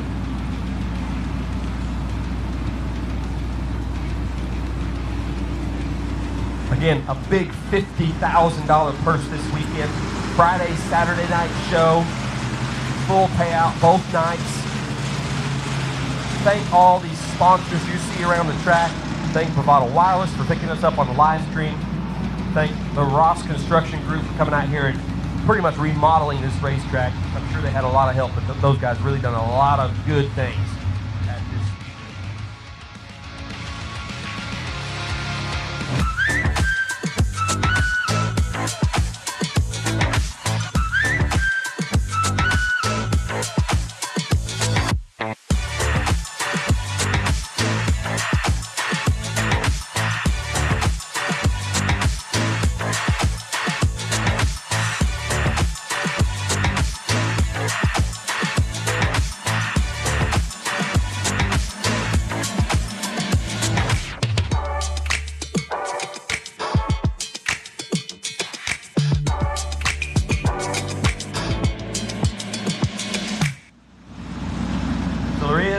Radiator fluid, antifreeze down on the speedway over there, turns 3 and 4. So we're going to roll the cars through that just a little bit to get it cleaned up. As you know, that would kind of hurt our racing service, but we're going to try and clean it up just a little bit here. Might take just a little bit longer. How's the food, folks? Food good?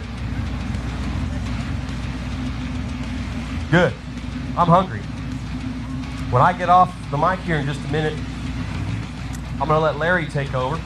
He's going to take over the sooner late model, I guess, the super late models this evening. And he'll be here announced. I think I'm going to go get me a bratwurst or something down there. I'm kind of hungry.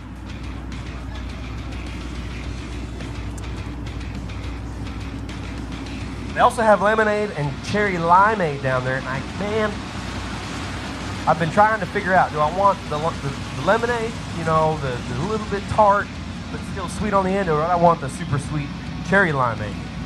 I don't. I love it. I love a good cherry limeade, so I think I'm gonna have to try it. I really do.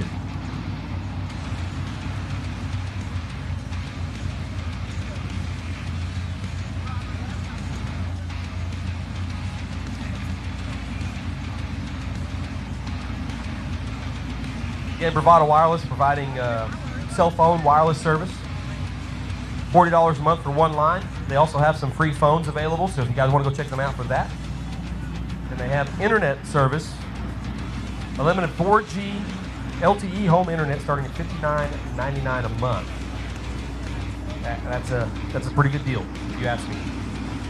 Most guys are up in the 90s, 120, so $60 a month, get out there, get your internet. You guys can watch live streams of races if you want, or get out there, get on Facebook, get on social media, whatever you want to do.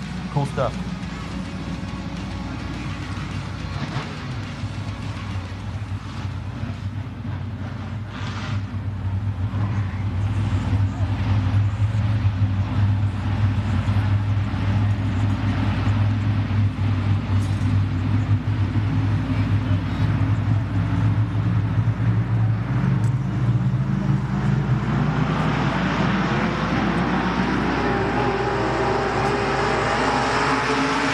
Green flag racing at a turn number 4, and Leatherman's going to let him have it into turn number 1.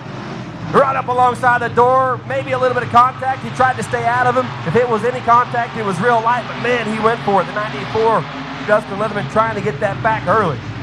He had a long time to think about what he was going to do to try and win this race, and he went for a caution.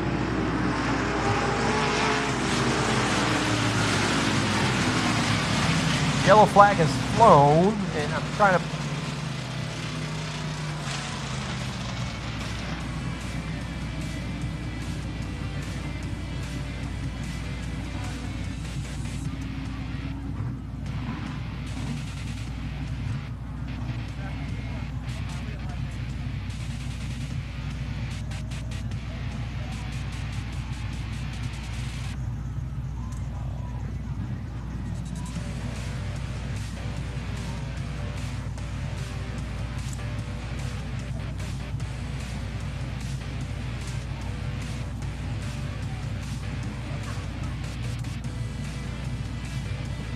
something possible on the backstretch over there that caused us to throw a red flag.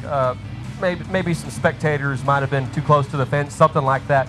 Folks, we're really trying to take our safety really seriously at the racetrack. So if you're right up against the fence back there on the backstretch, please do not stand up against the fence. There's grandstands there for a reason. We will throw cautions and red flags depending on how you guys are standing. So I don't know if that's what was going on, but there wasn't anything on track, and I have heard that we will make sure the spectators are safe here at the Speedway.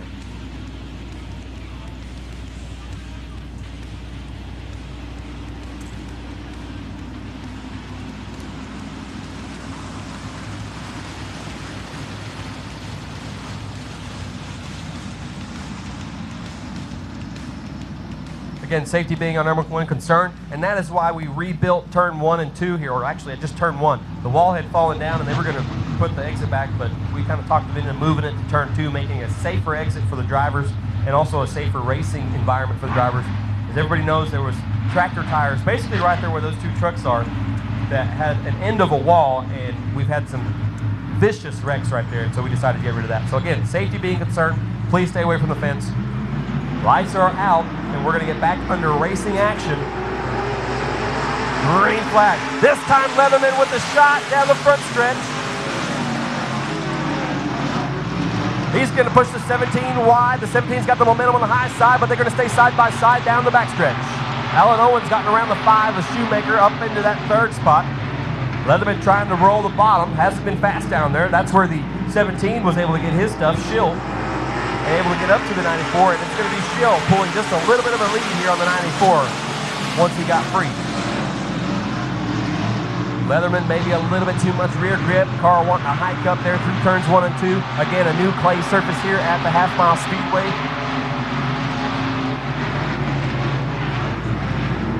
At a turn number 4 in the 17, white flag will come out one more time around.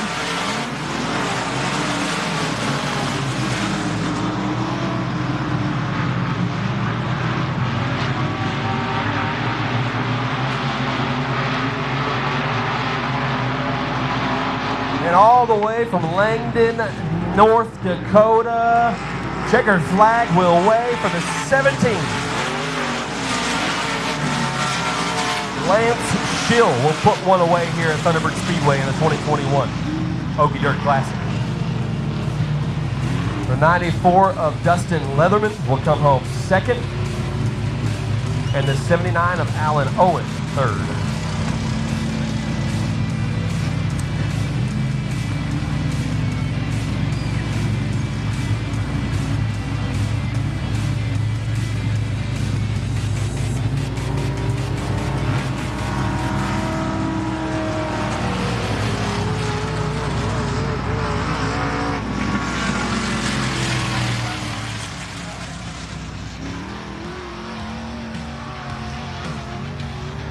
Ladies and gentlemen, that'll do it for right now for me. I'm going to turn things over to Mr. Larry Carr.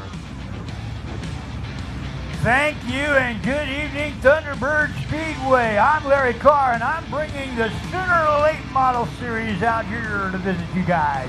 Sooner Late Model Series brought to you by Complete Well Testing, your first Sooner Late Model heat. Each sponsored by O'Reilly Auto Parts. Lineup will look like this.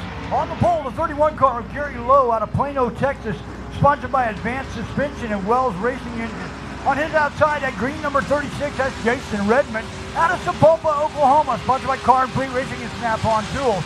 The 33 car, Mr. Steve Hawkins out of Lexington, Oklahoma, sponsored by 77 Auto and Collision, Breakfast Activities, and J&K Car Quest. The 15A, Mike Anderson for right here in Muskogee, Oklahoma. The 17 of Christopher Wilhite Jr. out of Meeker, sponsored by Dairy Queen of Oak Mulkey, Whiskey Wings, Rambin Petroleum, Mike's Machine, Fine Roofing, Tri-Pack Super Lubricant, MTP, Willie Savage, and Go Forth Dustless Blasting. Hey, tomorrow, the 17 car will be at the Dairy Queen in Oak Mulkey. If you stop by there and buy a Sunday, you get a Sunday free. I'll get you more information about that. The USA 1 is Chris Hawkins out of Neosho, Missouri. The 5R, Caleb Roach out of Woodward. And the 14G, Joe Godsey out of Bentonville, Arkansas, as well as the 49 of Justin Wells out of Aurora, Missouri, and we're off. Redmond out front. Oh, they're battling 2 and 3 wide back in the pack.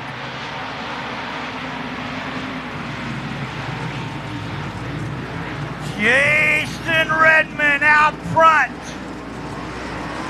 The 31 of Gary Lowe in second. Then the 14. Gee, that's Joe Godsey. A lot of new people here. I'm not really on top of the names just yet, but I'll get it as we go along.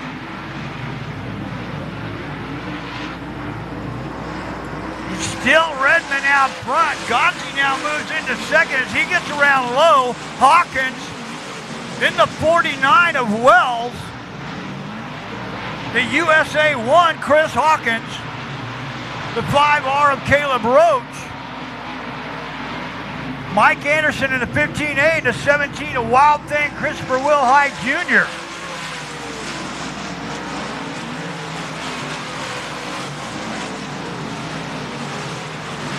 Joe Godsey starting to put the pressure on Jason Redmond. He'll look inside of Redmond as they go into 3. Godsey down low, Redmond up high. Redmond holds on.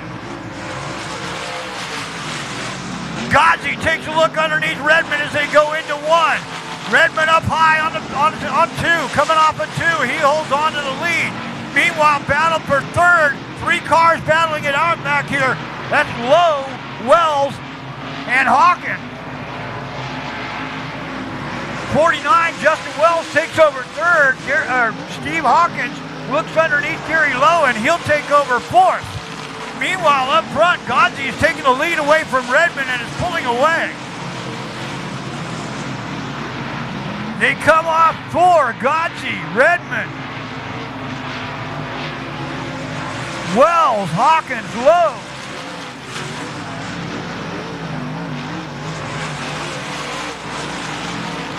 Caleb Roach, Chris Hawkins, Christopher Wild Thing, Wilhite Jr., and Mike Anderson. So Godsey now opening it up. He's got nearly a straightaway lead over Redmond. Wells, Hawkins, Lowe, Roach. The other Hawkins, and that battle between Mike Anderson and Christopher Wilhite Jr.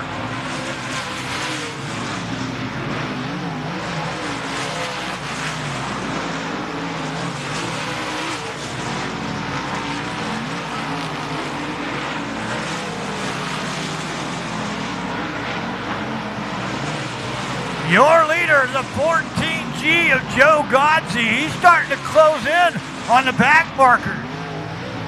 And it is a full straightaway back to Redmond.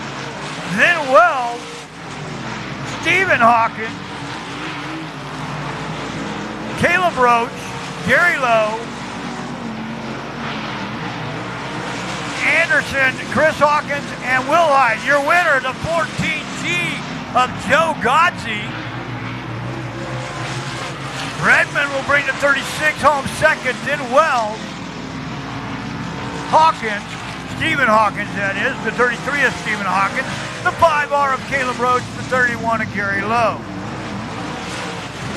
Anderson, Chris Hawkins, and Christopher Wilhite Jr.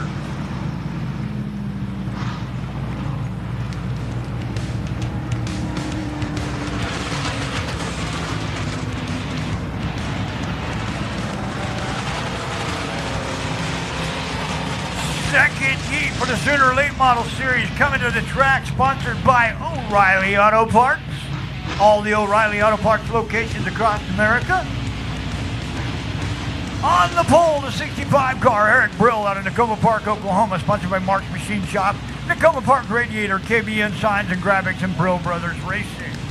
The 4 car, our reigning champion in the Sooner Late Model Series, Kip Hughes out of Breckenridge, Oklahoma, sponsored by Hot Shot Power Welding, Big D Speedomotive, Mac Tools, Mr. Danny Stratton, Enid Custom Lighting. The 66 car, young Mr. Hayden Ross from right here in Muskogee, Oklahoma, sponsored by Ross Construction, J. Hodge, Chevrolet, and Cadillac, Bill Fry Racing in Laster Cattle Company. The 28 car, Mr. Kylan Garner out of Neosho, Missouri. The 00X, Cody Jolly out of Jasper, Missouri. The 229, Mr. Damian Patoska out of Enid, Oklahoma. The 29S, Scott Garrett Donnell out of New Walla, Oklahoma. The 14R of Jeff Roth out of Bentonville, Arkansas. And the 71, Mr. Jay Ryson. Sooner late model second heat comes to the flagman. Mr. Ross looks him over. What's he think? He thinks we're green flag racing. Hughes out front. Ross looks to get around Eric Brill. Hayden Ross tight into second. Oh, around goes the 00X of Cody Jolly. We've got 2 00 cars tonight, so that one will be the 00X of Jolly and the 29S of Scott Garrett Darnell spinning around over there in between 1 and 2. And it'll be a side-by-side complete restart with the 00X and the 29S tagging in on the back. And Hughes waving them by. Something wrong on the 4 car?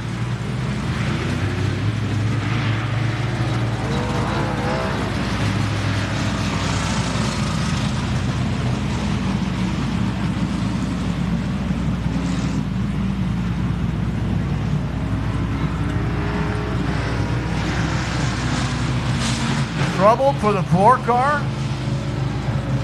Nope, it's rolling. Possibly something, yes, something on the track, debris. Keith Hughes helping us out with safety work here at Thunderbird Speedway. Looks like probably a weight. The size of it, the way they were handling it, I'd say it was a weight off somebody's car. We can't say for sure, but not sure what it looked like up here.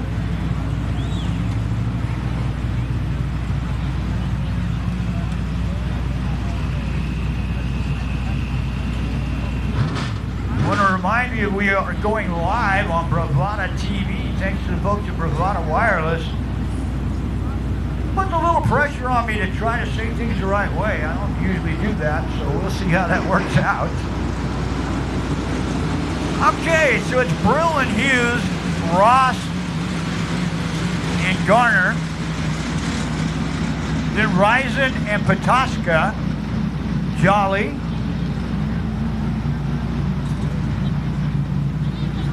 Jeff Roth, and Scott Garrett Donnell.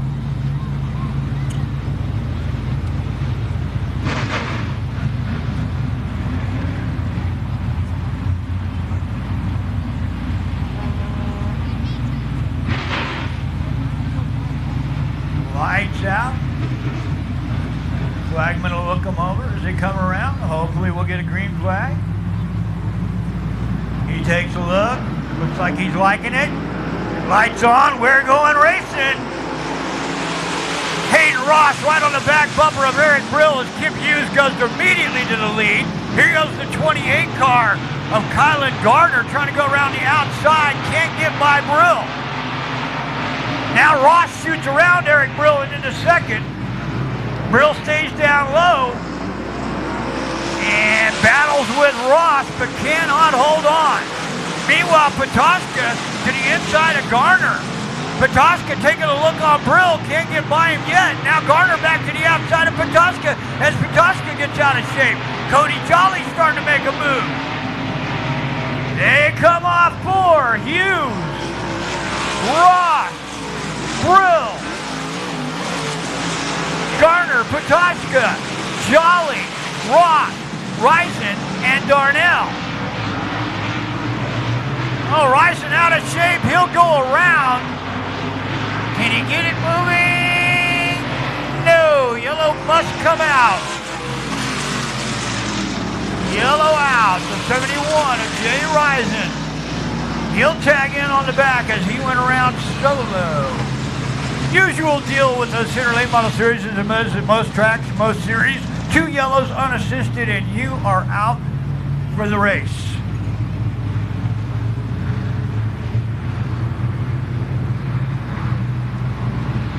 Two laps complete in his 10-lap heat race sponsored by O'Reilly Auto Parts. The Sooner Late Model Series brought to you by Complete Well Testing, a new sponsor for the Sooner Late Model Series this year. Really glad to have them on board, as well as O'Reilly Auto Parts.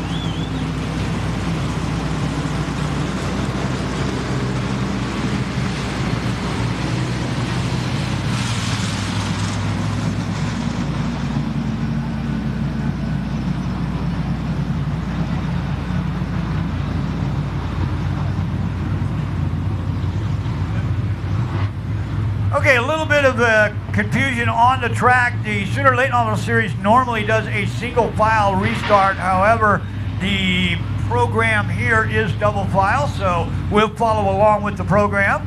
I believe we're going to do like a Texas style restart with Hughes out front and everybody else side by side behind him. Hughes jumps on the loud pedal and we're off. Garner trying to take a look underneath Eric Brill. Pops back in line. Brill gets out of shape. Patoshka gets around him. Garner's working on him. Meanwhile, Hughes alone out front with Ross right behind him. Hughes, Ross, Patoshka.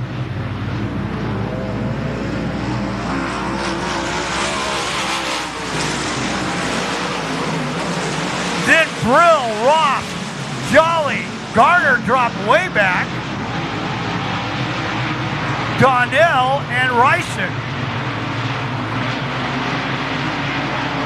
The 4-car of Kip Hughes all alone out front, about a half length to a full straightaway lead between him and Hayden Ross. Then it's Damian Patoshka. Oh, the 14 of Ross into the side of Brill, and around they go. Ross went in too hard, got it sideways, and got into Brill. That's going to take both of them to the back, I believe.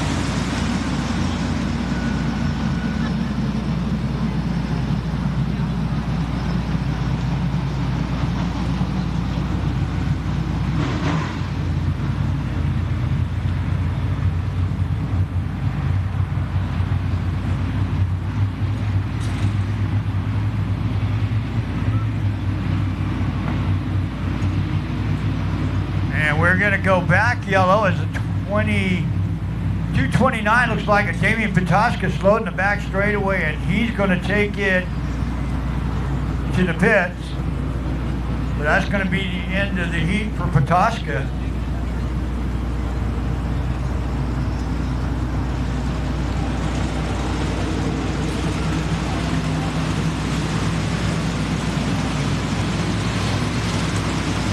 So the lineup is Kip Hughes out front, Hayden Ross right behind him, Kylan Garner in third, then Cody Jolly, Patoshka, Brill,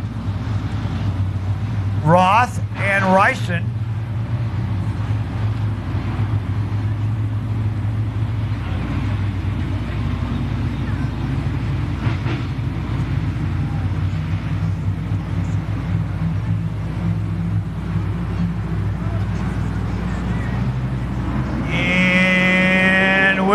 Again, Hughes back out front, Hayden Ross right behind him, then Kylan Garner. Here comes Cody Jolly. Scott Donnell. Jeff Roth. Roth gets around Darnell and moves into 5th.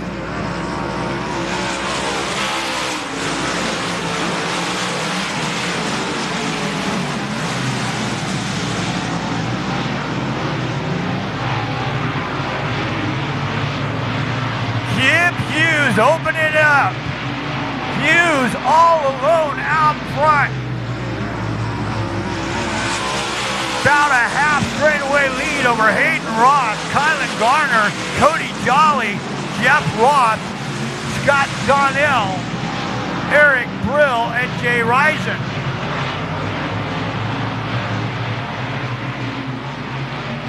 Good battle cooking up back there for 3rd, 4th, and 5th between Garner,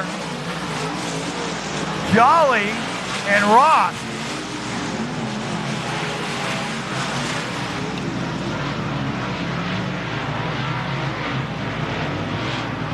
Oh, Risen, 71 Risen is slow. Risen slow in the back straightaway. Yellow comes out and he makes it off the track. Drive shaft in the front straightaway.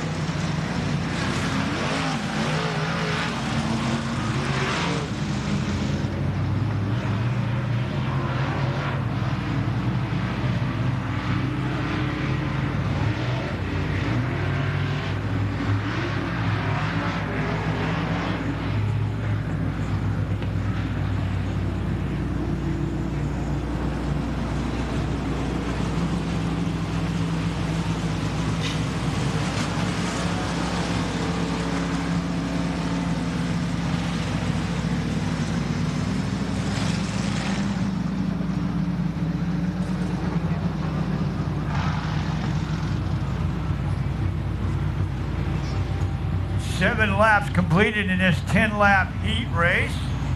Brought to you by O'Reilly Auto Parts. Kip Hughes, your leader. Hayden Ross sitting in 2nd. Then Kylan Garner.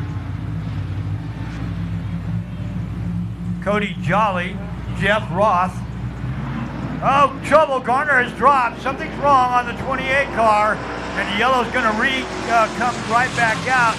Looks like we got trouble with the 65 and 14. Are also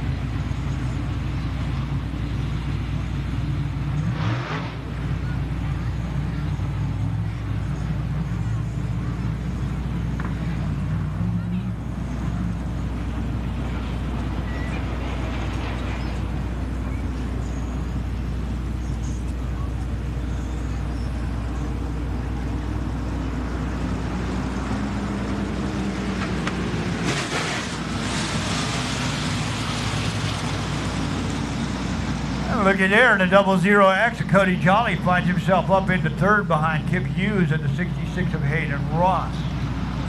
Then it's the 14R of Jeff Roth, the 65 of Eric Brill, the 29 of Scott Garrett Donnell, and the 28 of Kylan Garner.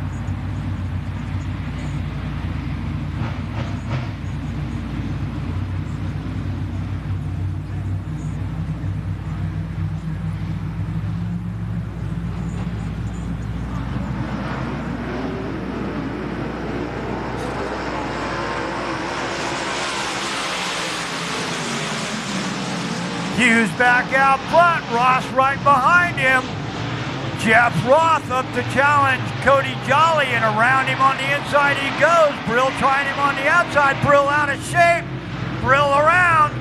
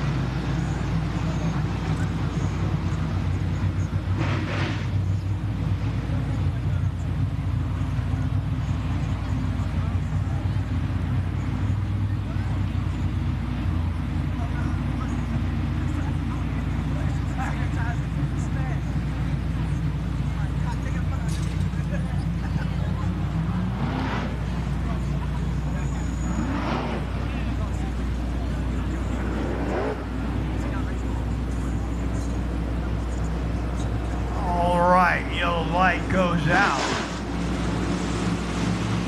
We'll look for green next time around. I believe there is 2 more to go. Down. 2 remain. That's my count anyway. It's probably wrong, but it's my count. I'm sorry. See, I told you I'd be wrong. 7 complete. 3 to go. This is why I don't keep score.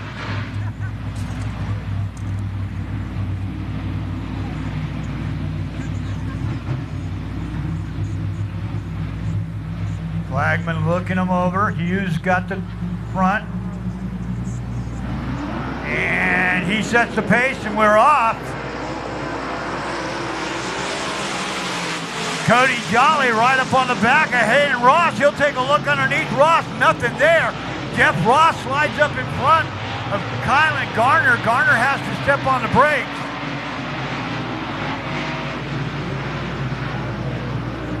It's Hughes and Ross, Jolly, Roth, Garner, and Donnell.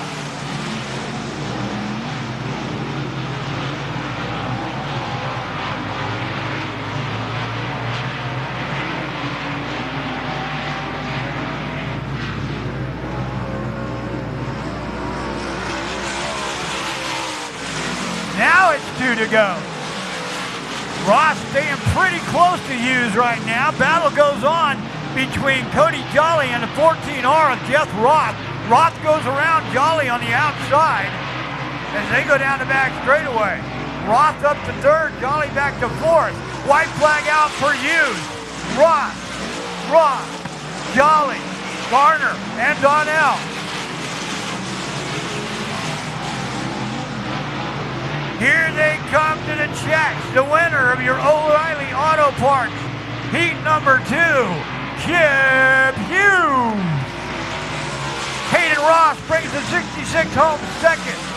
Jeff Roth 3rd. Cody Jolly 4th. Kylan Garner 5th. And Scott Donnell 6th.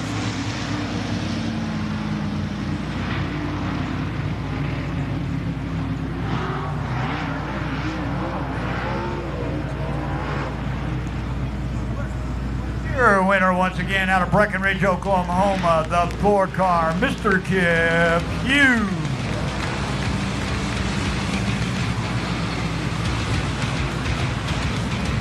Third heat, Junior Late Model Series brought to you by O'Reilly Auto Parts. Coming to the track. On the pole, the 88S is Richard Scheffler out of Mounds, Oklahoma, sponsored by Sherwood Construction and Southeast Green. The 55 car, double nickel of Zach Nickel out of Choctaw, Oklahoma, sponsored by Mark's Machine Shop, Tacoma Park Radiator Service, Garrett Maple Homes, and the Harry Coconut Salon. The 11 car, Mr. Dustin Allen out of Enid, Oklahoma. Sponsored by Bergman Tax Service, The Spot. Nick and Rebecca Donnell, Enid Superlube, Fine Roofing. Meadow Lake Golf Course, Allen Tile and Remodeling. Abco Performance, Allen Racing Fabrication, and Supreme Vinyl Works. The Double Zero, Mr. Clay Julian out of Ozark, Arkansas. The Double Z, Sloppy Hog out of Arlington, Texas. The One, Mr. Eddie Tidwell out of Collinsville, Oklahoma. Sponsored by Complete Well Testing and Intransco Energy. The 47 of Jerry Winters out of Newata, Oklahoma. The 7 of Cole Wells out of Aurora, Missouri. And the 10 of Jacob McGee out of Katy, Kansas.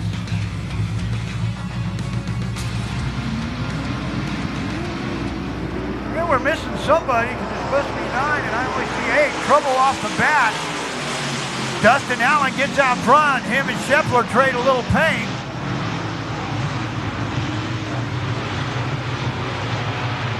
Nickel going backwards.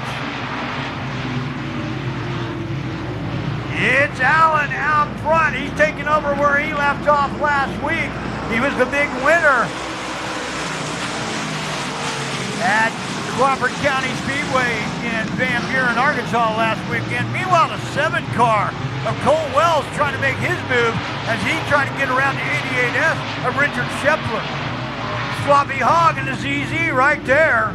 Hog slides underneath of Wells and crosses over in front of him. No, excuse me, that is the Double Zero of Clay Julian. I saw the black car and thought it was Hog. 3 wide right there. Oh, Julian thought better of it. Probably a very wise decision as he was about to try to go between Wells and Scheffler. And the hole closed.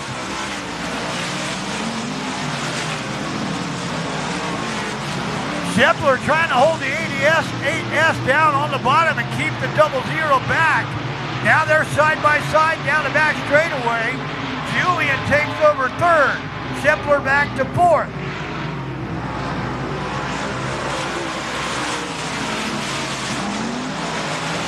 The 10 car of Jacob McGee comes into the deal.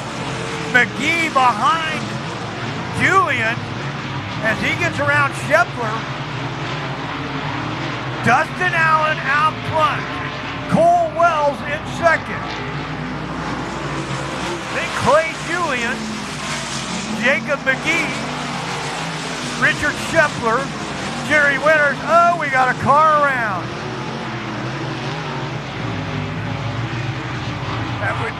That'd be the Double Z of Sloppy Hog. The Double Z of Sloppy Hog around over in corner 4. Zach Nickel bringing the 55 back on the track. Something tells me he's going to be headed to the pits, though. He's just taking this opportunity to get the car off the track.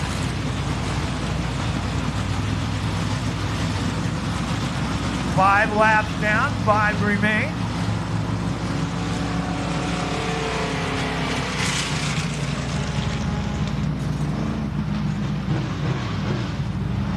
Texas style restart. Allen out front, everybody else side by side behind him. Looks like the 7 car of Cole Wells will go to the bottom. The Double Zero of Clay Julian chooses the top.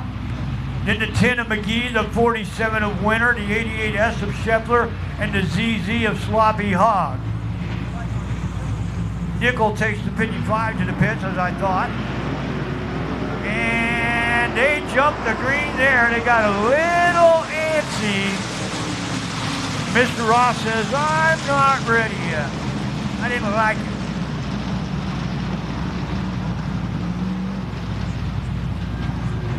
Archie Campbell, you stay. I got it right here. I didn't like it either. That's an old hee-haw joke.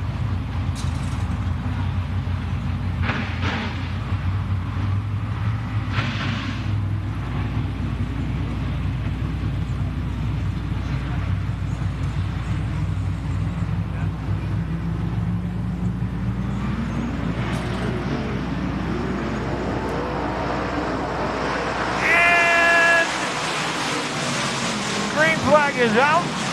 Allen back out front. Wells and Julian and McGee.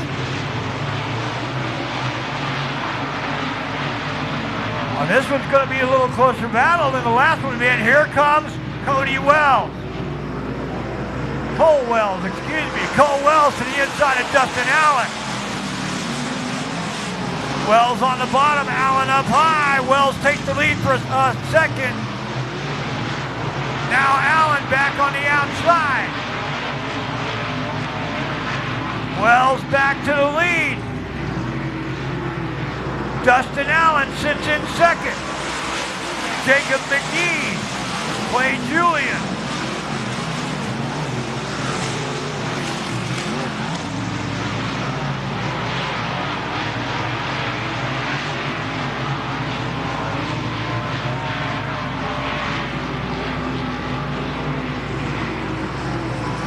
Cole Wells now starting to pull away from Dustin Allen, Jacob McGee, Clay Julian, Richard Scheffler, Jerry Winters, and Sloppy Hogg.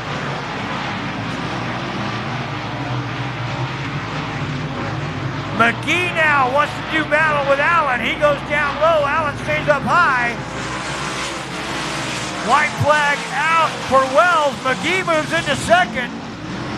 Allen a little out of shape. Your winner going through 3 and coming off 4, the 7 car of Cole Wells. The 10 of Jacob McGee will come home second. The 11 of Dustin Allen, the 00 Clay Julian. The 88S of Richard Scheffler. The 47, the ZZ of Hogg, and then the 47 of Winters. Race fans, that'll do it for the Sooner Late Model Series, brought to you by Complete Well Testing. I'm going to turn it back over to the fine folks here at Thunderbird Motor Speedway. Thank you, Larry. Great job right there from the Sooner Late Models. They come out here and put on a show for you guys. It's going to be an interesting, very interesting feature with these guys. A little bit of rubbing, a little bit of bumping out there as well, which made it even more interesting. We'll see what that transpires over into. Hopefully it's just competitiveness that's getting the best of them. We'll see how that, like I said, transpires. Anyway, coming up next will be a USRA Modifieds. These guys ready to do battle out here as they always have on this big half mile.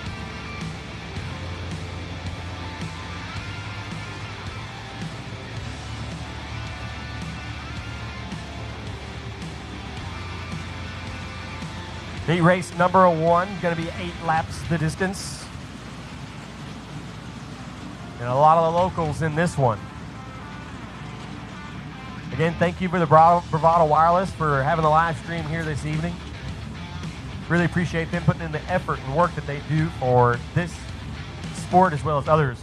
They have football, basketball, baseball, all kinds of stuff. Sports in eastern Oklahoma, and they cover it. Letting you know that they're a community sponsor. So Heat Race 1 has the 7H of Brett Hansen on the front row alongside the 49 of Justin Cole Wells. Patrick Goodnight rolls inside row number 2 in the 2G. To his outside, the 4R of Jared Russell. So if someone hasn't showed up, it's going to be the 49. Andy Morris in the 127 inside row 3. Jay Arnold in the 73. Jeremy Vaughn in the number 8 machine, and Devin Beach in the 95.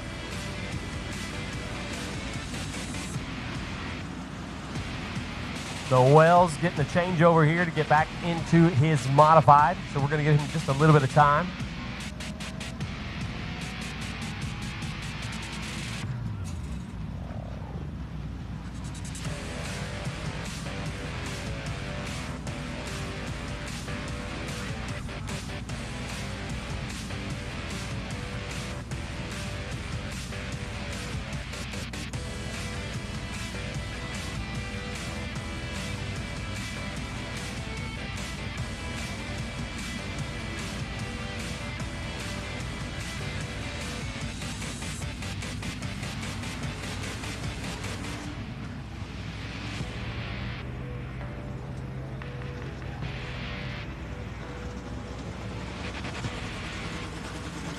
Again, the 7H of Brett Hansen out of Fort Gibson and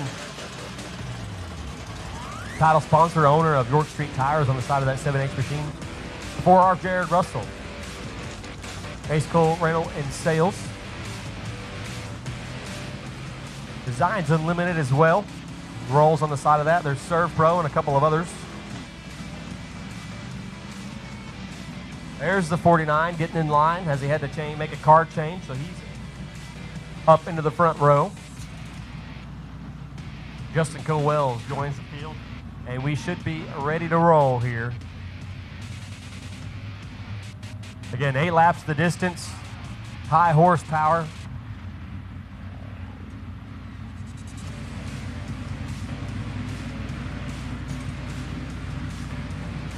$16 cars checked in this evening in this class. And heat race number 1. We'll fire off turn number 4. Green flag will wave. We're underway.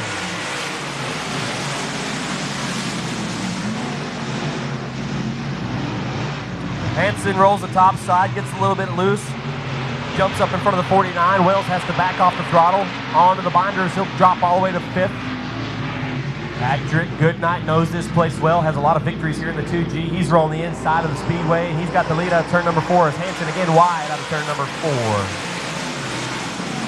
4. Russell taking his time here, waiting for the car to come to him. Good run on the outside. Watch out, Hansen's going to slip up, but Russell keeps his composure and runs through the top of the speedway into second spot in the 4R. Looks like he's well set up for this race. Gains a little bit of position, a little bit of track position here on the 2G of Goodnight. He's got to track him down.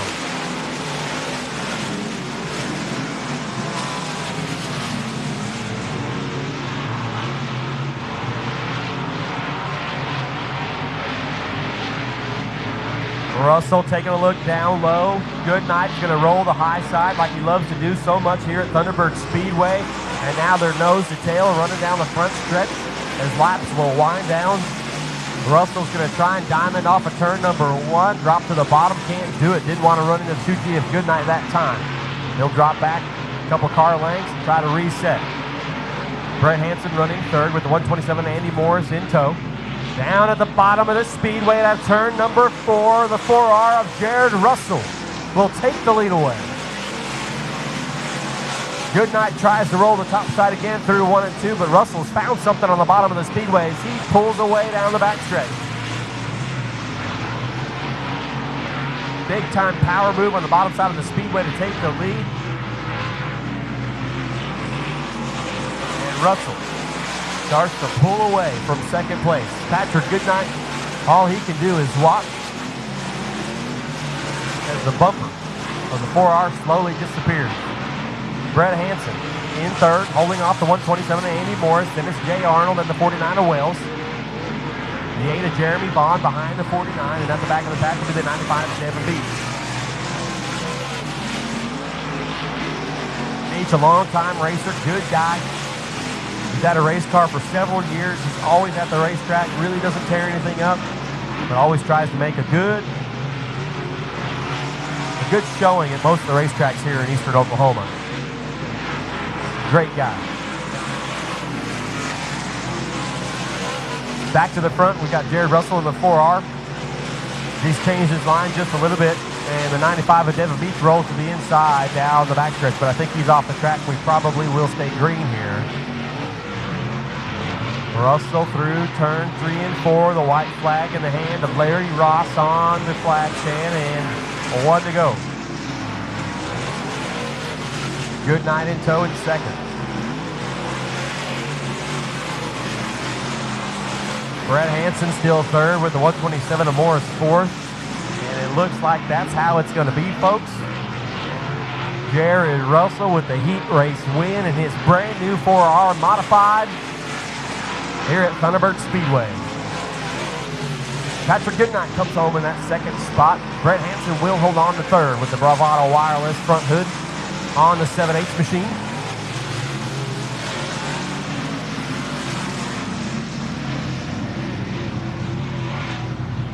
And so it's the 7H York Street Tire, Bravado Wireless, Brett Hansen third.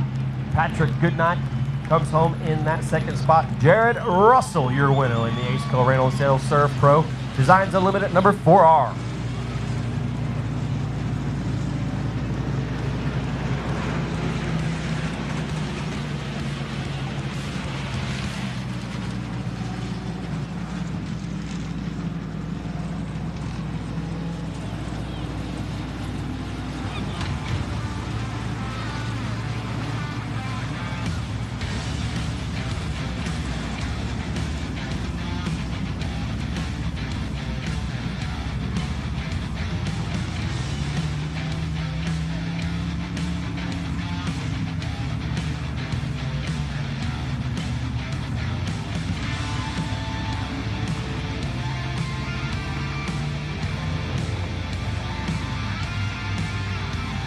Great first heat race there in the modifieds. Heat race number 2 of 2, I should say. 8 laps the distance again.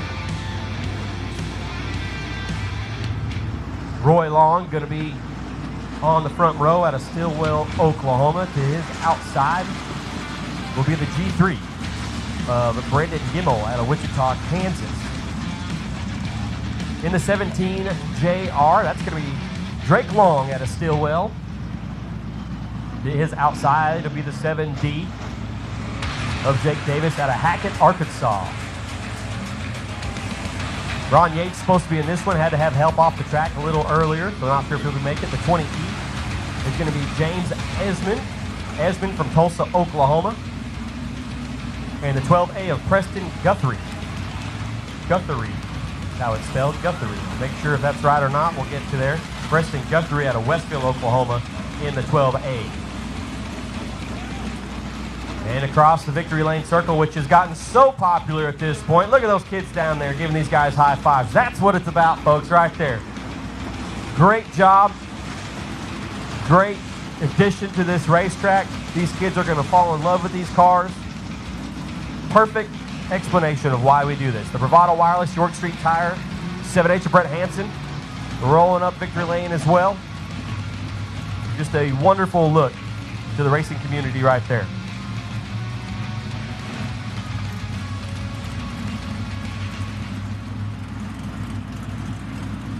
Lights are out for heat race number 2. 6 cars, going to be all that makes it. 2 of them not able to make it. The 32Y of Ron Yates, and I think Kyle Schmidt in the 10.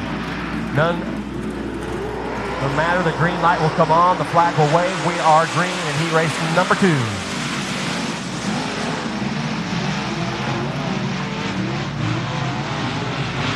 Roy Long tried to hold to the lead on the bottom side, couldn't get it done. Jake Davis on the high side, he's just going to nudge his way on the outside wall into turn number 3. Did not want to give that position up. Holds his line, he's got second away from the 17 of Roy Long. Brandon Gimmel leads lap 1 in that yellow-orange number 3.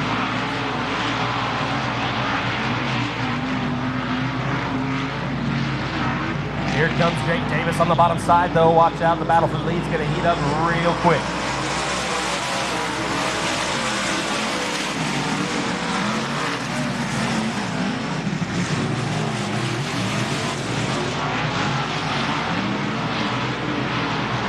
Battlefield on the track right now between the 17 and the 17. Roy Long in the black and white, I guess you could say. 17 on the bottom of the track. Neil Johnston in the 17 JR on the high side. They're side by side down the front stretch into turn number 1. Long trying to hold his spot as Johnson rolls the high side, and momentum will pay off out of turn number 2. He'll take the spot away. Gimmel out front, getting ready to get to halfway. Signal from Larry Ross. 4 laps to go.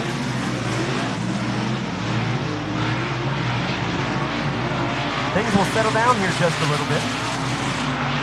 Gimmel up front has pulled the lead on Davis. Davis has to back up just a little bit. He's trying to find just a little bit of speed. I think the tire pressures have come up some, and the setup has gone away just a little bit. So Davis slowly backpedaling, trying to find some speed somewhere. 3 laps to go here.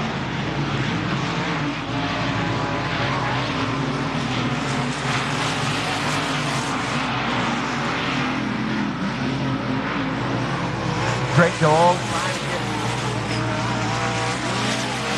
away from Roy Long. Drake in the blue, Roy in the black.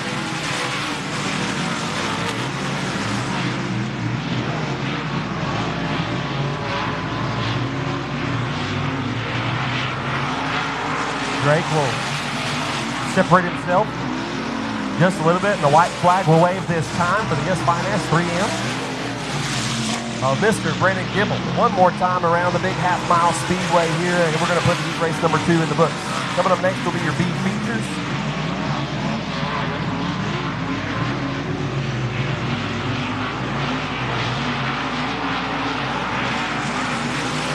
And checker flag for the 3M of Brandon Gimmel. Jake Davis second.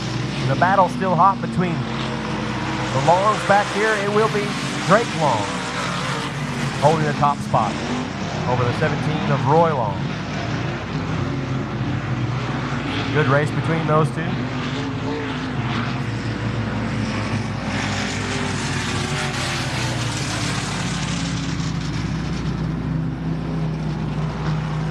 Kimmel, your winner in the G3 as he rolls down the front stretch. Second will be the E70 of Jake Davis, and third, Drake Long in the 17 JR.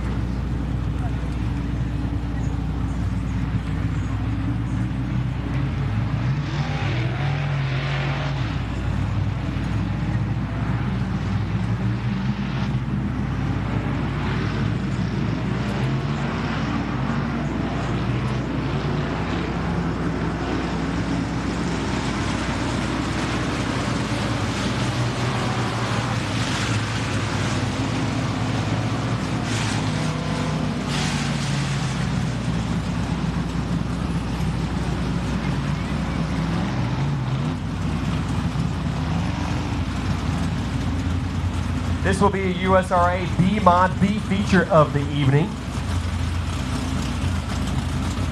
12 laps the distance. Lights go out. Dalton Ragsdale, Gene Parvin will start on your front row. The 22 Ragsdale, the 33 of Parvin. Then it's Billy Arner, Brandon Huff, 1625 respectively. Bobby Ward in the 33, Logan Miller in the 1M. Row 3, row 4 holds Chris Smith in the 40 and Kobe Kasinger in the 7C. As we go green down the front stretch here. Lance Street in 17, the 2B of Jordan Barbie, scheduled to be row number 5. Row 8, Robert Page in the 38, Michael Beaver in the 2K. 83D and Chris Dugan not able to make the show. Well, I believe he is out there. It's 83 Chris Dugan able to make it. The 49 of Justin Cole-Wells and the 24 of Toby Lindell, your field of cars for this 12-lap feature.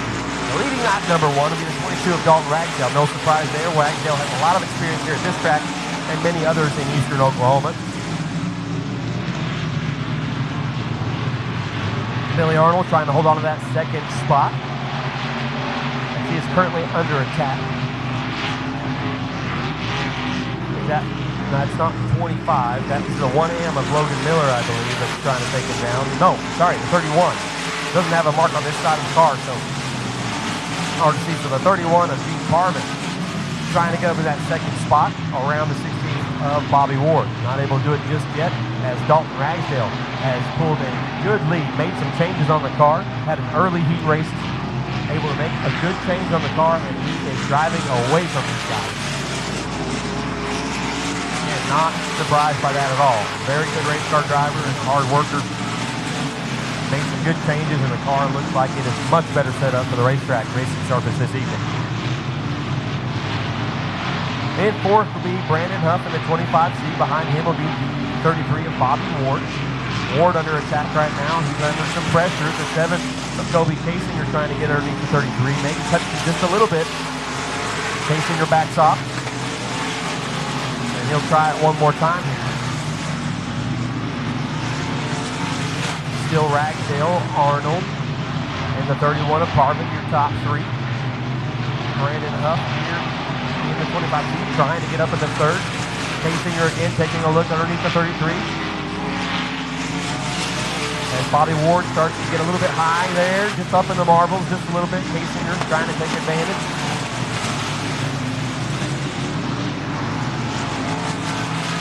Kasinger hard on the brakes as he enters the corners. Car must be extremely tight. Right rear rotor glowing on that 7 machine.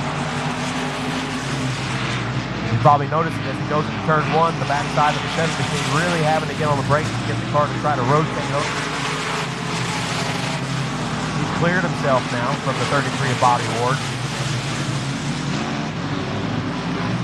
Yeah, right rear brake rotor on the 7 is very, very high. So he's having to use a lot of brakes to make it around the track.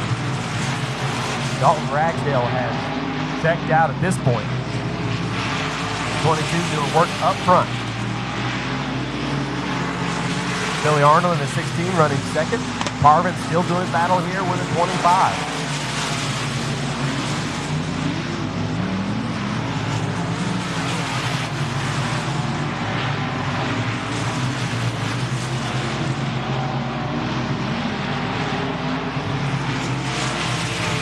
Huff now rolls to the bottom of the track through 3 and 4, trying to find a different line that a 31 is running. Marvin running about the middle of the track, but the 25 of Huff really rolling the bottom side.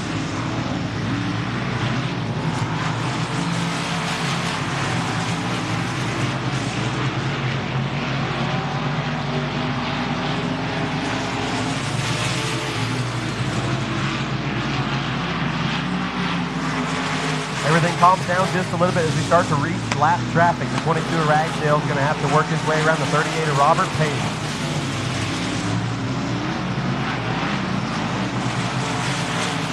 He'll do so nicely. No problem there, and it shouldn't be with a car that handles that well. He should be able to cut right under a lap car and go. So, again, the car looks like it's doing really well for the 22 of Dalton Ragsdale. Billy Arnold still running second.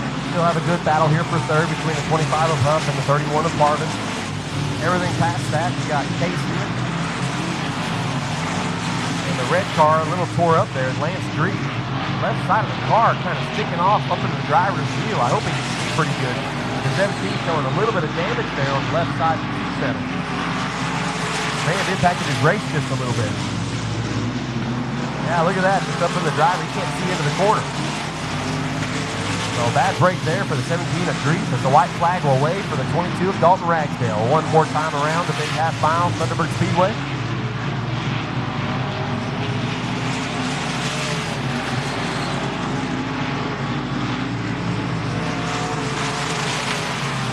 And Huff has made his way around Parvin. He's worked his way finally, got a way around 31 of Parvin up into that third spot.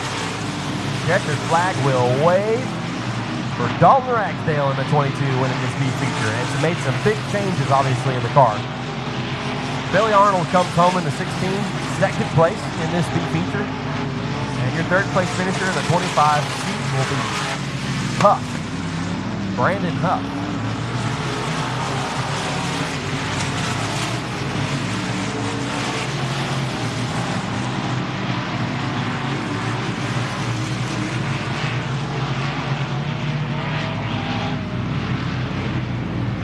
So the top 8 will transfer into the A feature. Your winner, the 22 of Dalton Ragsdale down the backstretch. The 16 of Billy Arnold coming home second, and the 25C of Brandon Huff in third.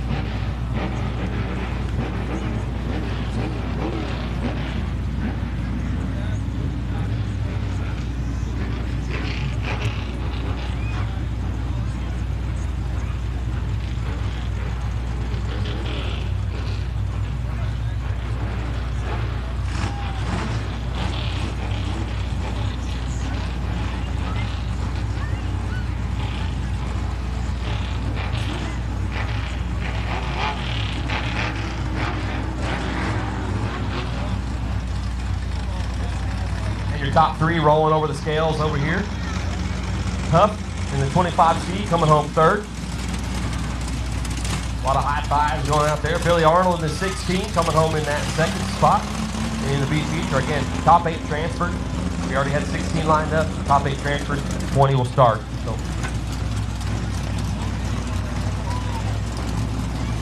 Again, really cool feature. These race cars are able to go down the front stretch. That is. I wish I had that as a kid. Let's just say that. I wish I had a racetrack as a kid that had this. You know what I mean? And then your B feature winner here in the 22. Mr. Dalton Ragsdale. Great looking wrap on that car, by the way.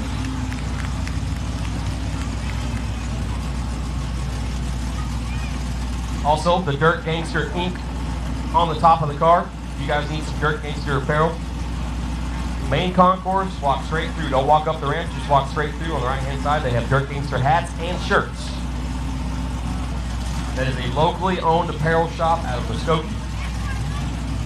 At this point, they're pretty much nationwide. They've been to a lot of tracks and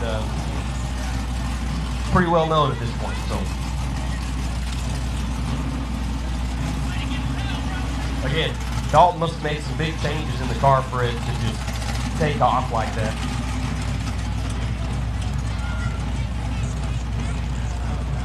Definitely figured something out between heat races and now the speed feature. So interesting to see how far he can work his way through the field as he'll start, I believe, 13th. He'll start 13th on the A feature lineup for the B feature, or for the B mods, excuse me.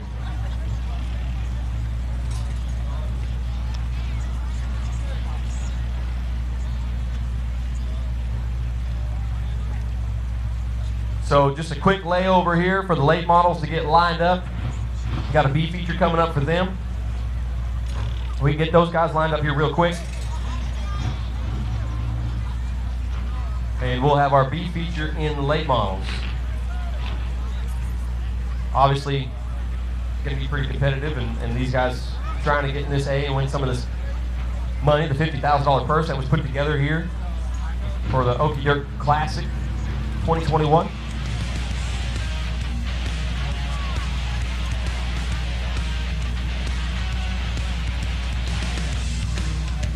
Again, a big thank you to all our sponsors here at the Speedway. The Okie Dirt Classic presented by Jay Hodge in Muskogee and Warren Cat. Other sponsors we have around the track, obviously you can see all the signs and stuff we have laying out everywhere. We have APAC, we've got BP Race Fuels, we've got GSE Construction, Bravado Wireless, of course, being live right now on Facebook. Really cool feature, really cool service they provide for Eastern Oklahoma and sports. Awesome thing they're doing for us. Muskogee Powder Coating, Three River Auto Collision, Ross Construction, of course, doing a bunch of the work here at the track. Bunch of dirt work. Bunch of the stuff you see that's new and painted and all that stuff is all done by them. So really appreciate that. York Street Tire, Advanced Controls, Prime Transportation, Ace Coal Rental and Sales, 24 Karat Palm, Prime Pallet, Profit Plumbing, Quality One Lube, Speedway Grill, Dirt Gangster, Custom Graphics, Morgan Towing, Catfish Ranch, O'Reilly Auto Parts, and the City of Muskogee.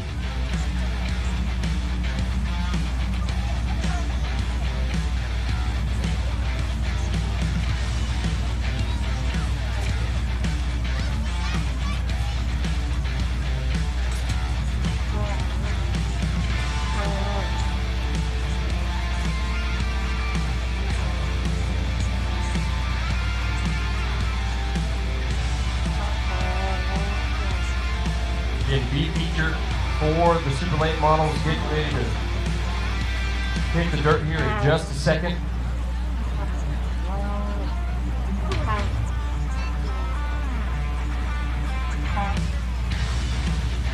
And we're getting ready to take off.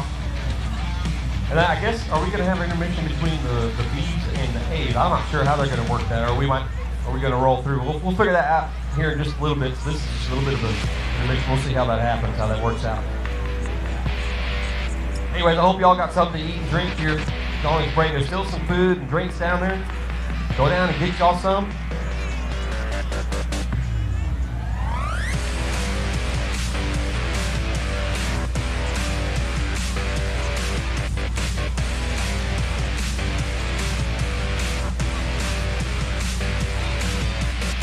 Another thing to mention would be watch the Thunderbird Facebook page or the My Race Pass app, Thunderbird Speedway. You can make it your favorite. You go check the upcoming events, the schedule. You can also check the Facebook page. We have a lot of announcements, a lot of stuff going on the Facebook page that'll clue you in on what we're going to be doing throughout the year.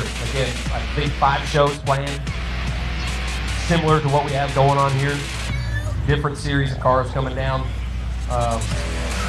But I think this type of, whatever you want to call it, this type of construction to the way we're doing stuff here, this track for special races is really a cool deal. Really makes it interesting when you have a big show like this, and it really makes it great for the fans because you guys can come out here and see some really good racing on a really good service. So for the fans, really appreciate you guys coming out and supporting us this week. Come back out tomorrow night. We have another cool show tomorrow night. A-Mods, B-Mods, factory stocks, and the Super Dirt late models will be out here again tomorrow night. Same show, more pay. These guys are going to be battling out one more time. So if you want more of what you see tonight, go back up tomorrow night.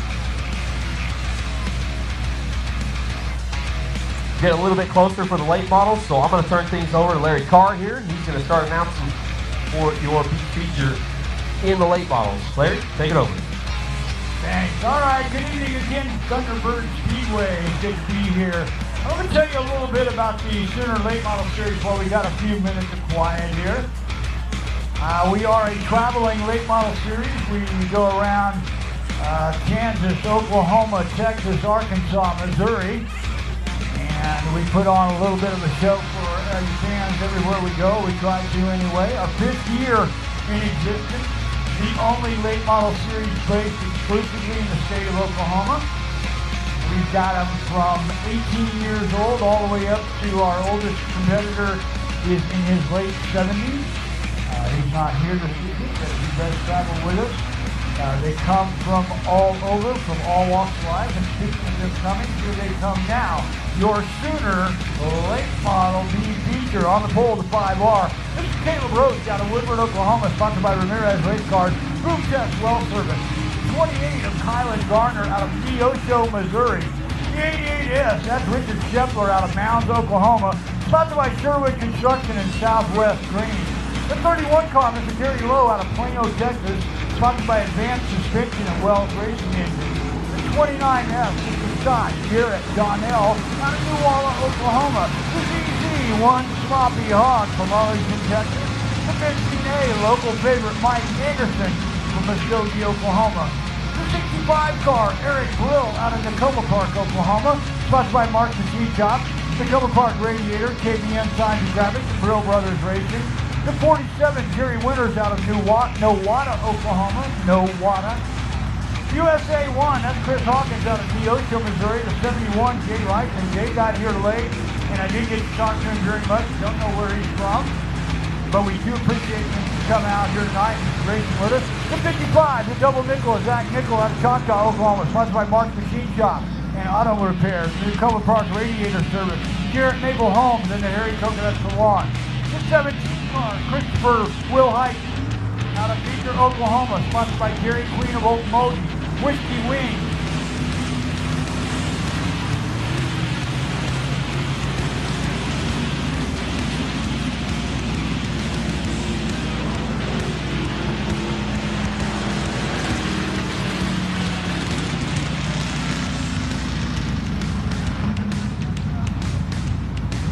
All right, we are going 8 laps. This will be an 8-lap B feature. We are missing several cars.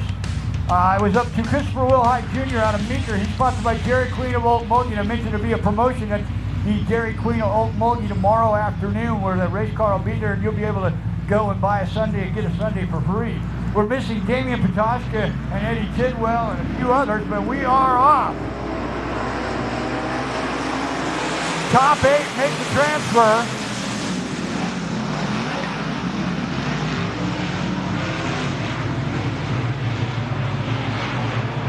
Looks like the 28 of Kylan Garner out front.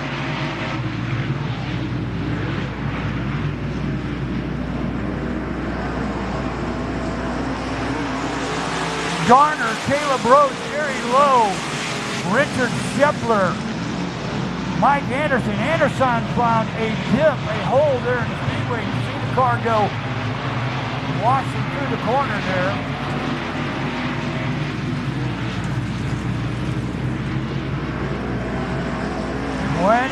Kylan Garner out front. That 5 car sitting in second, the 5R of Caleb Roach. This is his first Sooner Late Model Series race. He's been running sport mods very successfully for a few years and has decided to make the trip with us in the Sooner Late Model Series. We're glad to have him with us. Gary Lowe running third. Shepler, Wilhite. Wilhite looking a little better than he did in the heat race. Whatever problems he was having, he seems to have them figured out. Mike Anderson, Scott Donnell, and Zach Nickel. Nickel still having problems with the 55 car, obviously. He's off the pace and headed to the infield. 55 is out.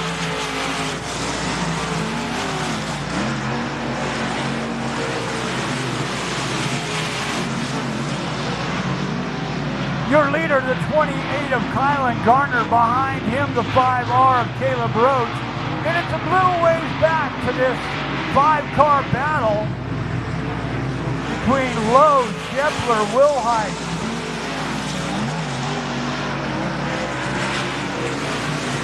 Anderson and Donnell. Donnell looks inside Anderson.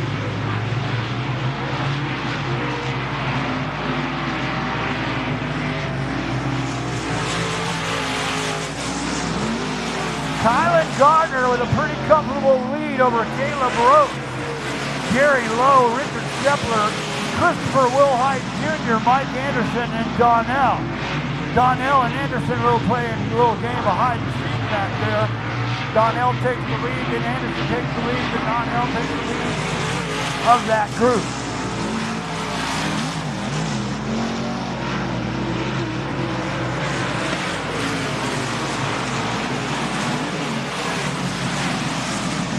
Now Richard Shepler giving Gary Lowe a little run for his money back there on the back straightaway.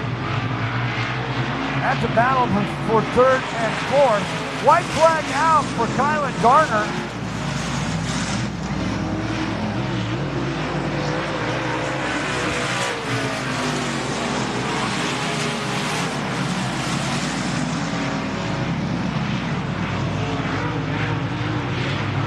Your trouble for Garner. He's not going to make the check. Your winner's the 5R of Roach. Garner could finish second. Can he get it to roll? Oh my goodness. Lowe got him. Gary Lowe got him.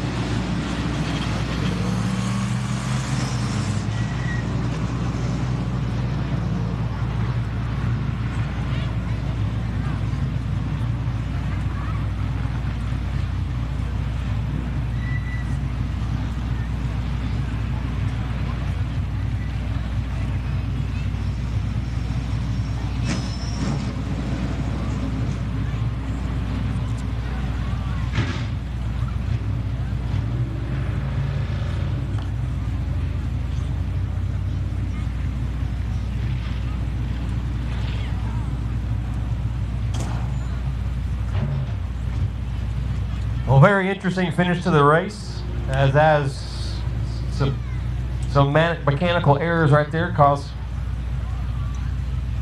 one of the cars to slow down the front stretch. I was a little worried they were going to throw a caution, but did not happen. They ended up finishing, which was exciting but a little bit scary at the same time. I think he ended up coming home third. Is that correct, John? Is that right? The one that was slow on the front stretch? Ended up. Okay, 6th. Wow, craziness.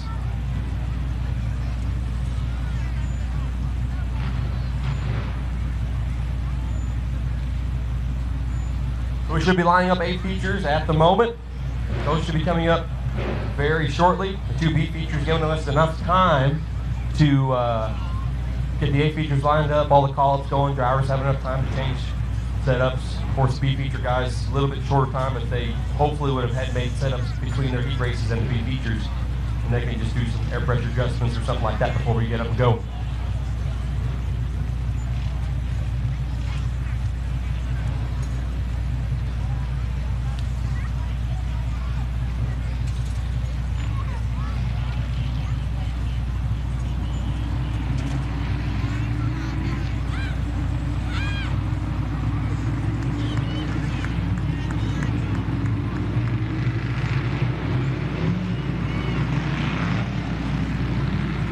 A feature in the factory stock division rolls out onto the speedway. 15 laps the scheduled distance. The 51 of Andrew Bohannon will be on your pole position for this one. Mike Moschek in the 25, outside row number 1. Inside row 2, the 1 of Grant Davis. And on the outside, the 327 of Dale Richardson. Jordan Shive in the 23 and the 97 of Tyler Lacey will be your row number 4. Row 3. Colby Casinger in the 7. And Juan Diaz in the 11 will be row 4. The GT1 of Mike Wiseman inside row number 5 to his outside. Scheduled to be Rylan Ford.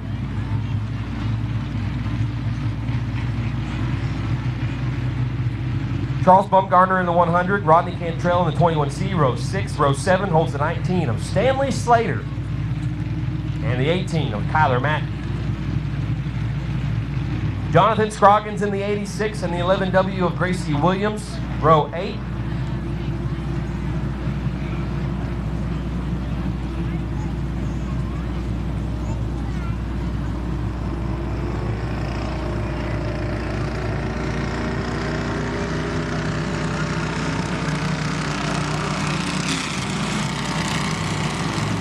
Jeffrey Daniels in the 5J.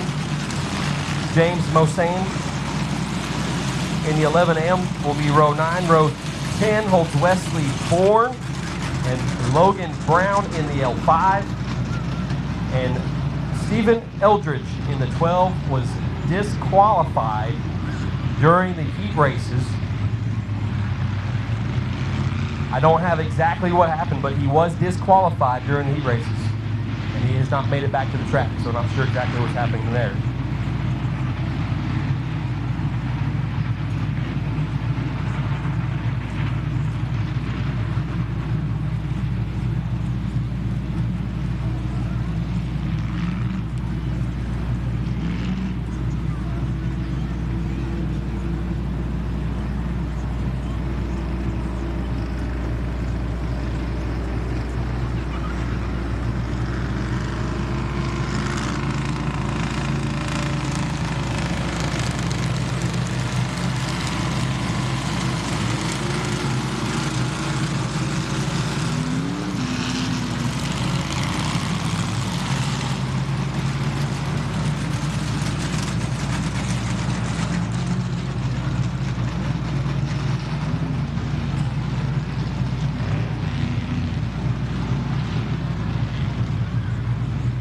We're just double checking a couple lineups, moving a couple cars out there. They weren't exactly lined up as they rolled out on the speedway.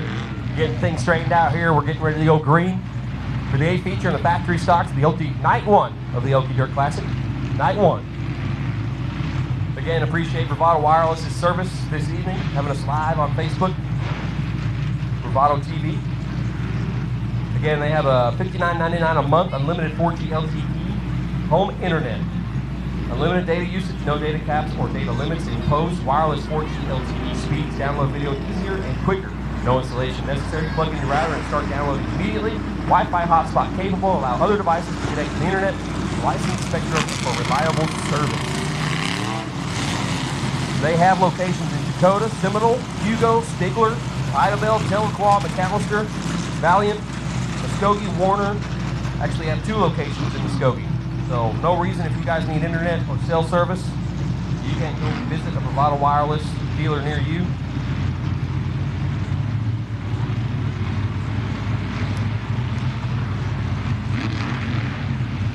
It's a Bravado service provider near you should be the correct wording there.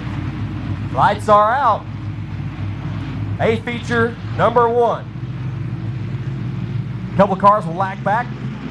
Bohannon in the 51, and the 25 of Mike Moschek gets you started at turn number 4, and the green flag will wave.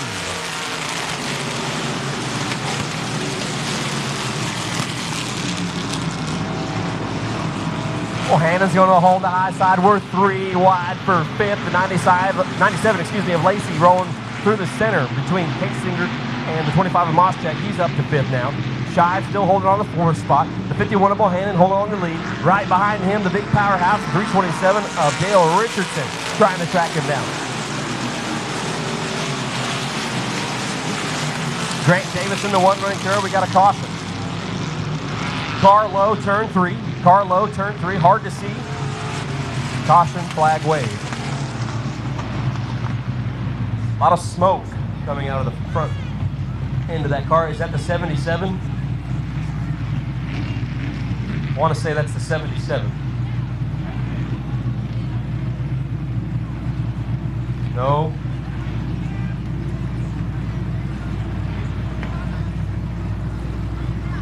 It is the 77 of Ryland Ford.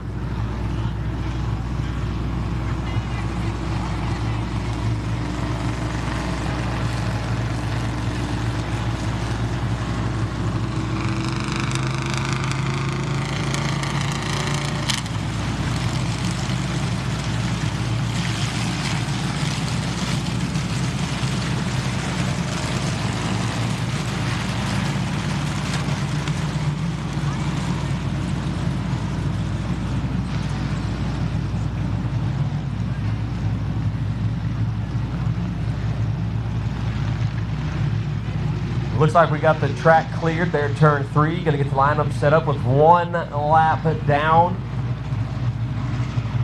Just at the end of that one when the caution came out and it was at the back of the pack, so we're just gonna go 1 lap down. I don't think the 77 is gonna be able to rejoin anyways.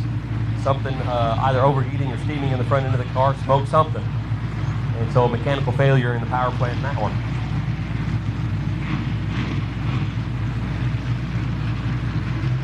Ought to see these guys double up. We're going to go 1 to go this time by.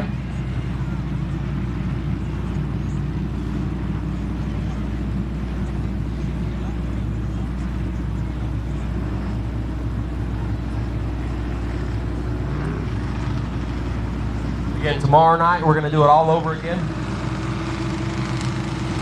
Going to reset the field, have brand new heat races. A lot of changes probably going to go on in the suspension side of these cars, trying to figure out how to get the power down, how to get the grip out of these things, keep them from sliding around so much. And then we might see a whole different race tomorrow night, a whole different winner. You don't know what can happen.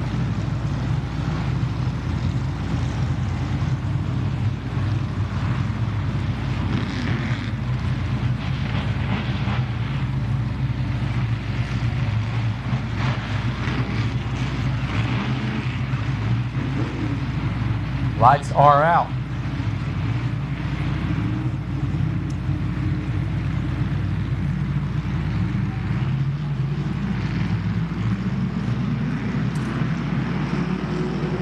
No, not gonna do it.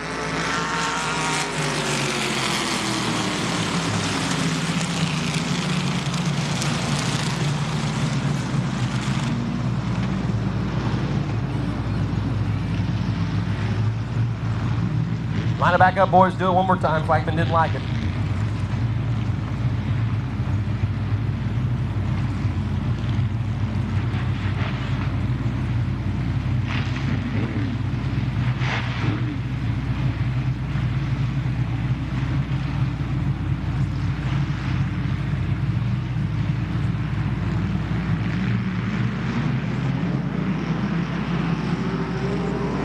This time looks better. Green flag waves.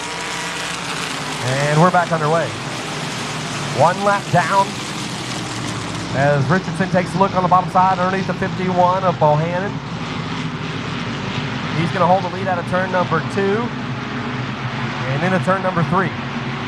Bohannon's going to try to cross it back up. Bohannon all over the back bumper of the 327.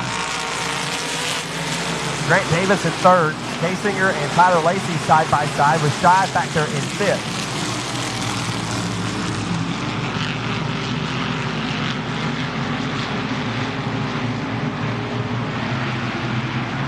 Good battles. Back here for the 4th spot now is Lacey and Kasinger still side by side. Jordan Shy 5th. Then it's going to be Moschek and the 11 of Juan Diaz. Diaz going to be your top 10 car with Bub Garner and Wesley Bourne slowly working their way through the field. Here comes the DT1 of Mike Wiseman. Wesley Bourne in the 5 machine.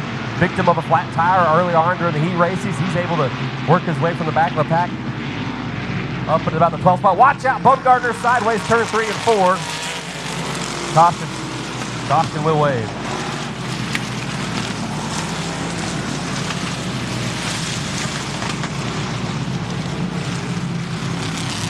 Bumgarner able to ride himself, but not before the caution had already come out. Spun on the top side of the track, turns 3 and 4.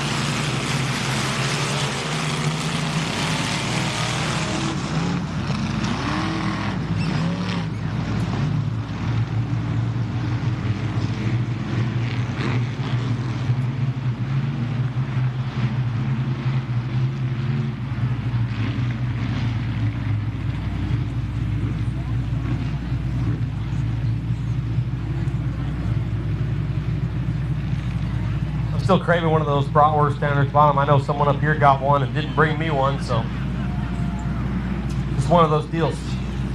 You're making me hungry. There is still probably some candy, chips, cotton candy down there if you guys are still hungry. Of course, refreshments as well down at the beer shack. And I know we've got plenty of t-shirts and hats down there at the gift shop as they loaded up for this weekend's events.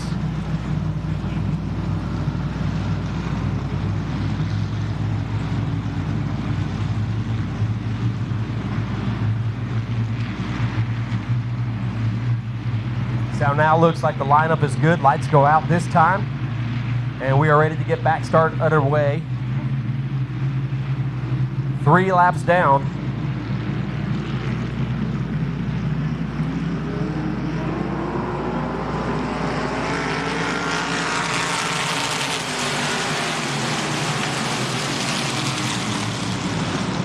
Richardson driving into the high side, get that thing sideways, trying to get away from these guys. Now he's got 2 cars side by side behind him. That's going to benefit him as those guys are going to have to slow down to try to keep from getting into one of another. So it's Bohannon in the 51 on the bottom side, Grant Davis up top. Bohannon slipping out to the outside. He'll secure the position. That time down the front stretch. Grant Davis trying to cross him up into turn number 1. Tyler Lacey's worked his way up through the field. Lacey starting 6th on the night. Worked up 2 positions, but car looking extra racy here on this restart. He's on the back bumper, Grant Davis in the 1. And yes, he's making a little bit of headway here. Wesley Bourne working his way from the back of the pack. Let's talk about that 5 machine. Wesley Bourne starts on the 10th row, and now he's shown 6th. So definitely a lot of guts there in the Wesley Bourne number 5 machine as he has worked his way through the field. Of course, restart's helping him out quite a bit. Mike Wiseman in the DT1, slowly working his way, picking his way through the field. Always been a methodical racer, trying to keep his stuff clean. Still a good race up front between the 327 and the 51 of Andrew Bohannon. The 327 being Dale Richardson. Richardson trying to drive away from Bohannon. Bohannon still a threat here as the laps now start to wind down just a little bit. Wesley Bourne taking a look underneath the 7 of Kasinger. Bourne using the bottom side of the speedway. Lacey a little bit sideways. He'll collect her up. Kasinger had to get on the brakes. That's going to let Wesley Bourne go around the outside.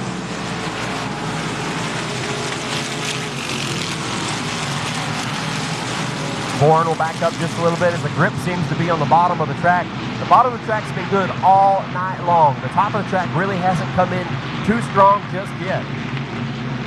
Maybe the cushion hasn't got up there and built up. Maybe there's not enough moisture up there. Not sure what's going on, but something on the top of the track is not what they want to see just yet for these race cars. Andrew Bohannon has caught the 327 of Richardson. A little bit closer. Inch by inch, he's working his way closer to the Rubel Racing Junior 327 of Richardson. Bohannon running a little bit lower line out of turns 3 and 4, and he's found something. Like I said, the bottom of the track a little bit better. He's trying everything he can do to get up there and battle for this lead. And we got a car in the wall, the 5 of Wesley Bourne. Bourne high, turn 3. That'll bring all the racing action to a halt one more time as Andrew Bohannon's setup starting to come to him. Maybe the 327 suffering a little bit from being out front. Not exactly sure, but Bourne with another problem here. Looks like the tires are up. I don't see any flats on it. Definitely a problem on the right. Maybe a shock. I can't really see anything wrong with it. Something that driver doesn't like, so he decided to just call it quits there, right there. Let's see if he takes it to the pits. Yep, that's where he's going to go. The 5's going to take that right turn, off turn 2. And we'll reset things up here with Dale Richardson leading Grant Davis in the 1 and the 51 of Bohannon, Tyler Lacey in the 97, Colby Kasinger in the 7 machine. George Sive in the 23, Mike Mostek in the 25. The DT1 of Wiseman has worked his way up here. Rodney Cantrell in the 21C. And trying to figure out who your top 10 car is, either Juan Diaz or the other 11th machine there, which is going to be James Moyson. Lights have gone out. We're going to get going this time by. Green flag, back underway.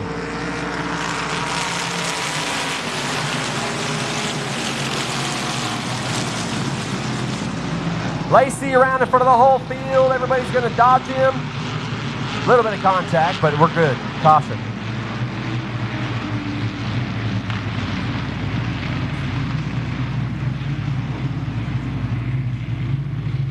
Lacey threw that thing in there. You can see the big black streak from his tires. He tried to get back on the throttle and get her to crank back over, but it just wouldn't work. It's too far over. He got a lot of damage on the right front. Made some contact with somebody. It looks like a flat right front tire.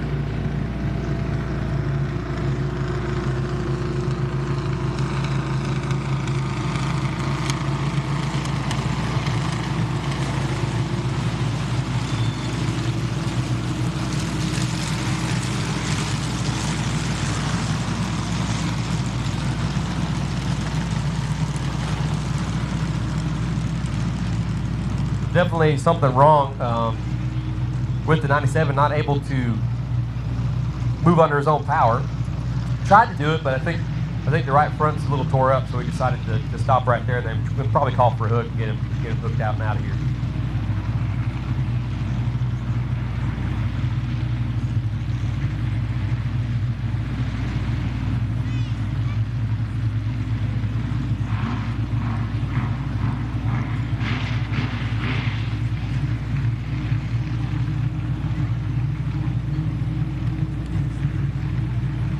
Your B-Mod A feature will be next.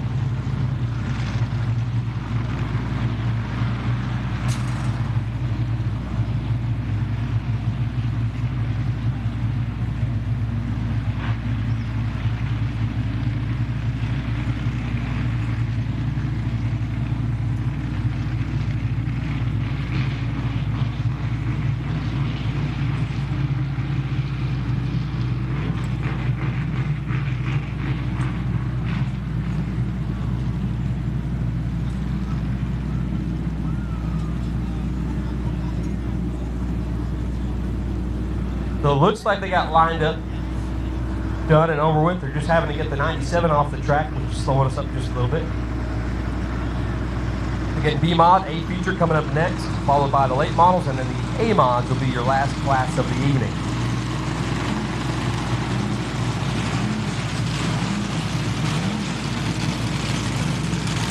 Bad deal for a long layover like this during caution. Some of the tires will cool down, air pressures are changed, you guys have their lines figured out.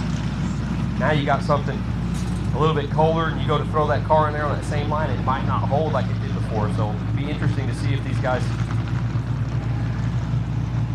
can be as racy as they were before this long caution.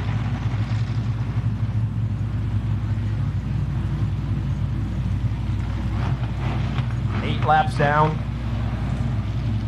15, I believe.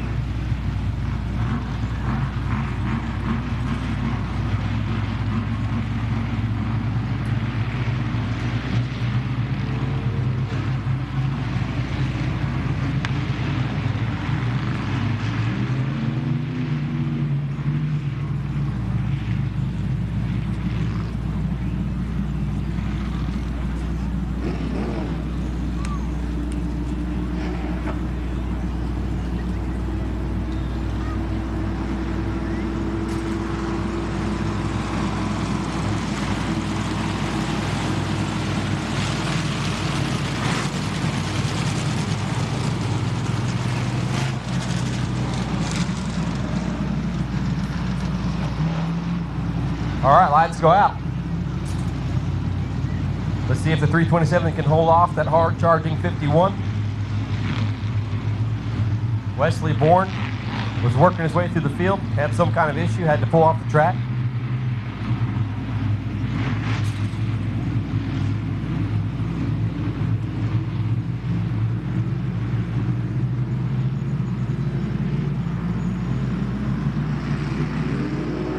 Green flag this time, looked like a pretty good start.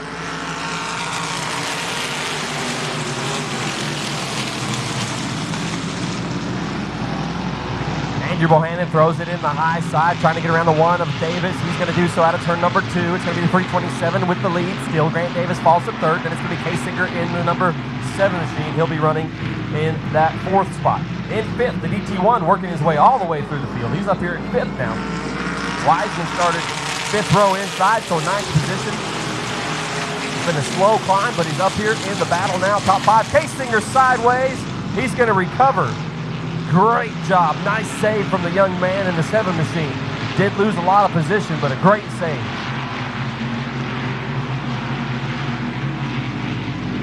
Bohannon working the bottom of the speedway.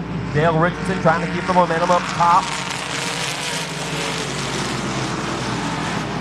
Grant Davis working the bottom of Speedway 1 and 2.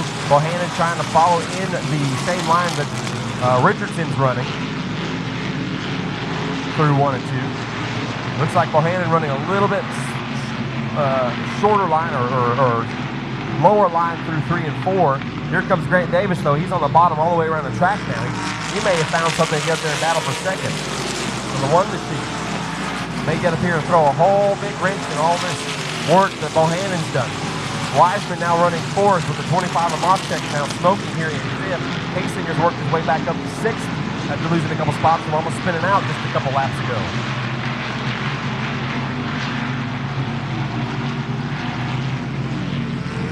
And the 51 of Bohannon has gone around turn 4. Oh, what a heartbreak.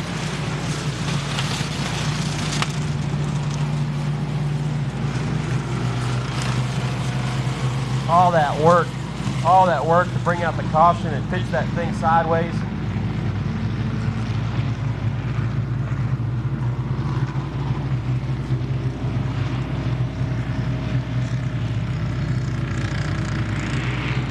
And the Bohannon first taker to the hot pit, trying to figure out what's going on with this race car.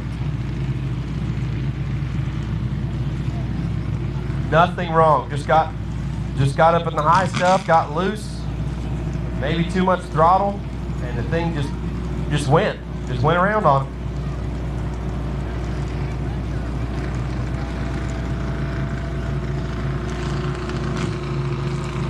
tough break right there.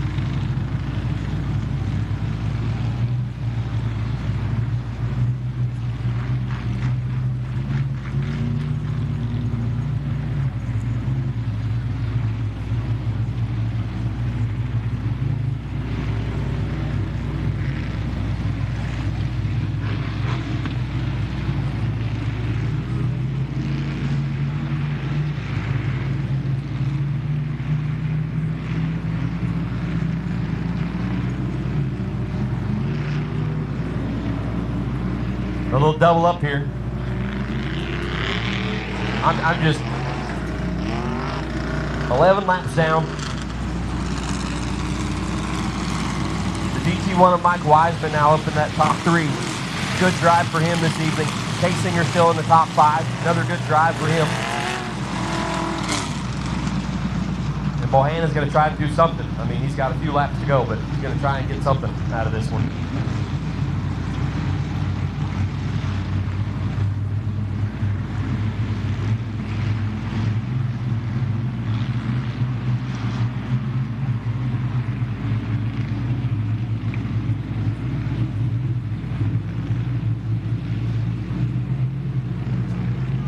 Field tightens up through 3. And back to the loud pedal out of turn number 4, green flag. Richardson leads you down the front stretch.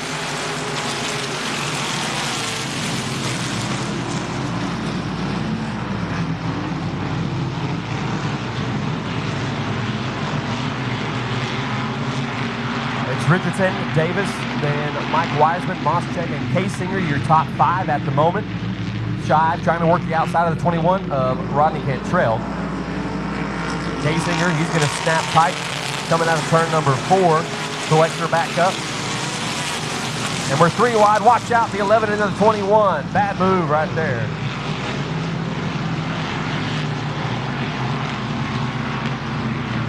James Moyson drives her in deep inside the 21C of Rodney Cantrell. Hard move to make, that tight on the bottom side of the speedway. And ends up taking out him as well as 21C of Rodney Cantrell.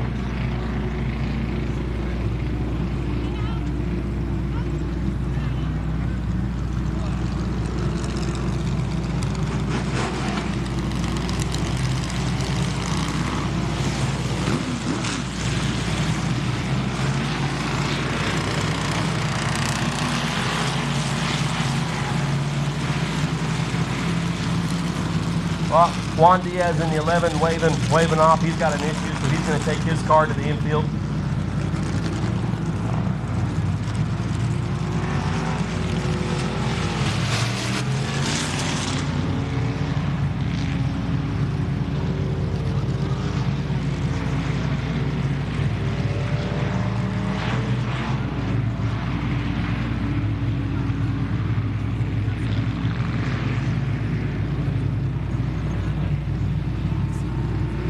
Not sure what happened with the 11 Juan Diaz, but he's going to go ahead and retire from the race here. Try this one more time. Now showing 12 laps down.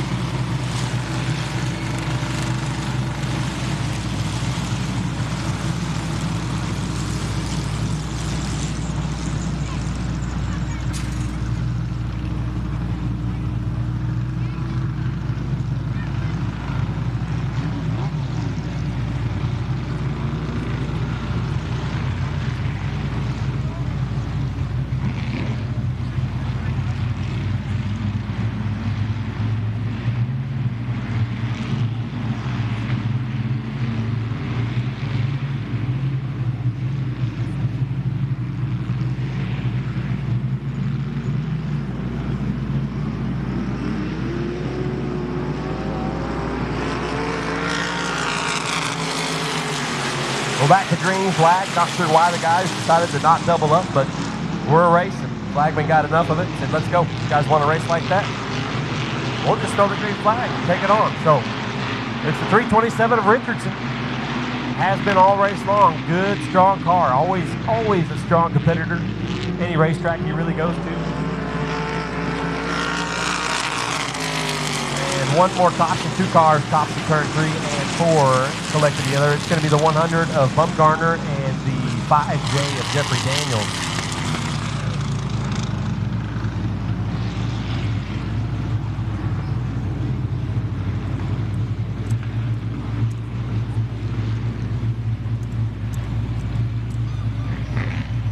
So the winner of this race is going to pull 550 from tonight's events. 450 for second, 350 for third, 250 for fourth, 225 for fifth, 200 for sixth this evening. 100 for eighth, 75 for ninth, and 50 for 10th on down to 20th place. If we can get this thing done and over with. So a good purse here for the factory stocks on Friday night. Again, the 2021 Okie Dirt Classic presented by Jay Hodge and Warren Cap, as well as all our other supporting sponsors, APAC, Custom Graphics, DSC Construction, Bravado Wireless, Muskogee Powder Coats, Ace Cove, Rail Sales, 24 Karat Bond, Dirt Gangster, Speedway Grill, O'Reilly's, A&W Carpet Cleaning, Three Rivers Auto Collision, Quality One Lube, York Street Tire, Ross Construction. Who am I missing? We got so many out here. Who am I missing? Army Contractors is down there, Advantage Controls is down there. If you guys just look around, you'll see all these signs that they decided to put up right here around the front stretch, which is, in my opinion, the best place for them. A really good purse there for the factory stocks tonight. Tomorrow night it jumps basically $200 for the winner. So $750 tomorrow night in the factory stocks. $550 for second, $450 for third, $350 for fourth, $250 for fifth, $225 for sixth, $200 for seventh, $175 for eighth, $150 for ninth, $125 for 10th, and then $100 on down to 20th position in the A feature in the factory stocks. I mean, you talk about adding all that money up, and that alone is just amazing that we're able to do that and pay all the way through 20th place there.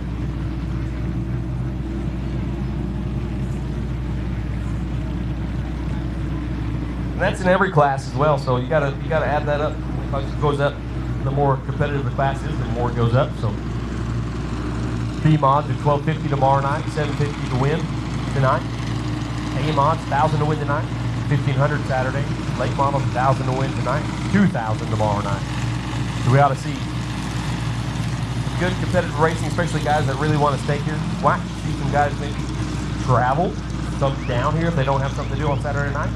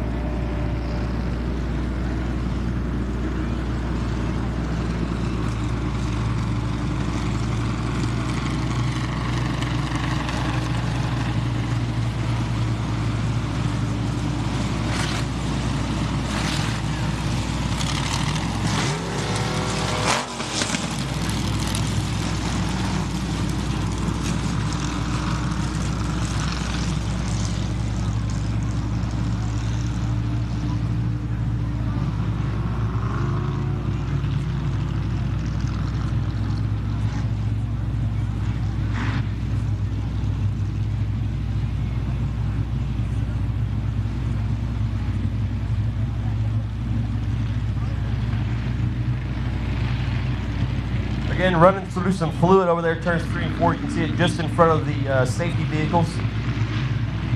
3 laps to go here, and this has been the longest race of the evening by far.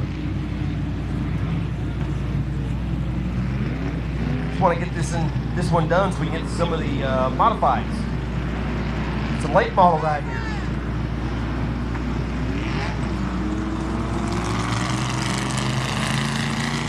Still though, wouldn't rather be anywhere else. I mean, dirt track Friday night, Saturday night, Old Glory out there flapping her wings, letting us know where we are, why we're here. Gorgeous night for racing.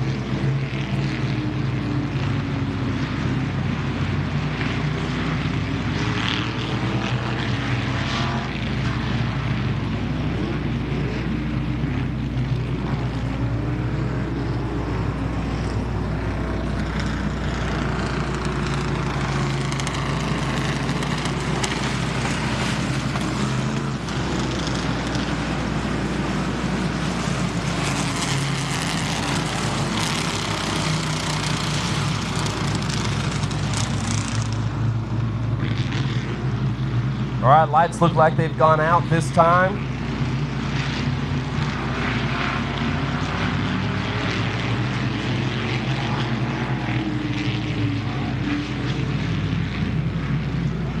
And out of turn 4, green flag will wave. We're gonna get these 3 laps done. Hopefully Richardson's gonna lead you back to turn number 1.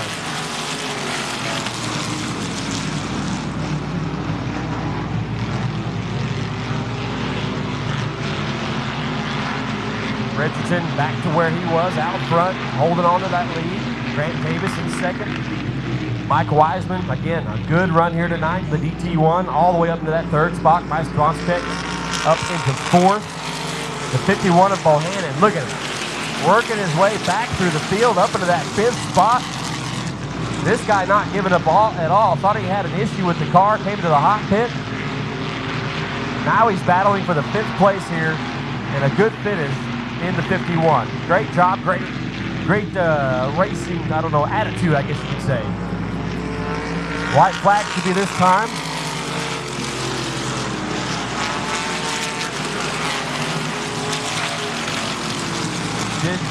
I guess I was counting wrong. I guess white flag next time.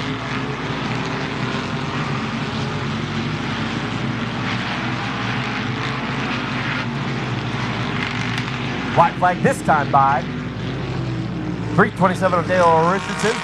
One more time around, Thunderbird Speedway. Grant Davis in the 1 machine, running second. The DT1 having to do battle with the 7 of K-Singer, and Andrew Bohannon throwing that thing into turn number 1, trying to get up there into that top 3. Can he get her done? A lot of speed down the backstretch from the 51. That's your race.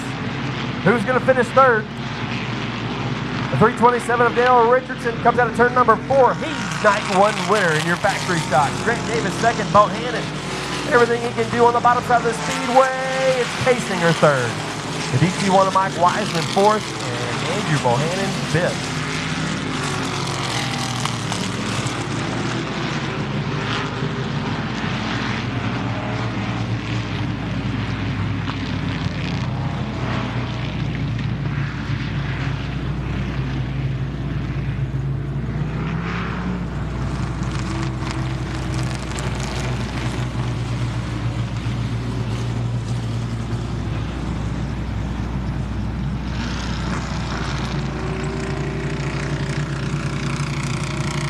The most exciting part of that race was the battle for 3rd at the end of it.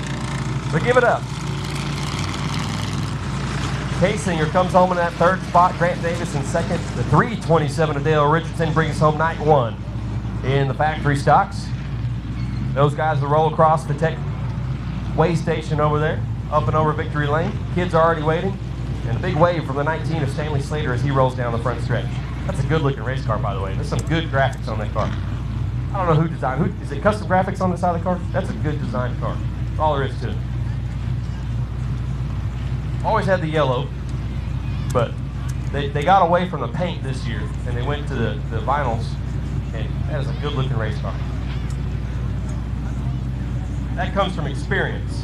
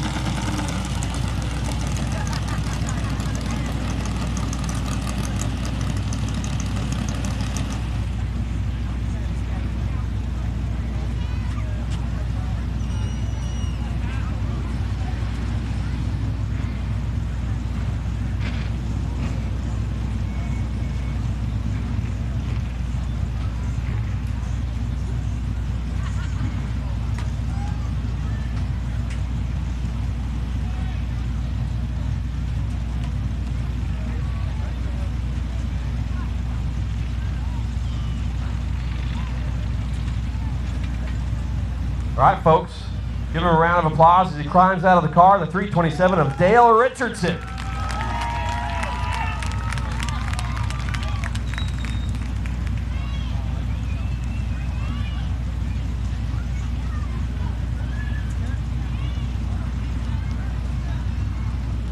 Looks like a couple of quick pictures. Got to sign the check there.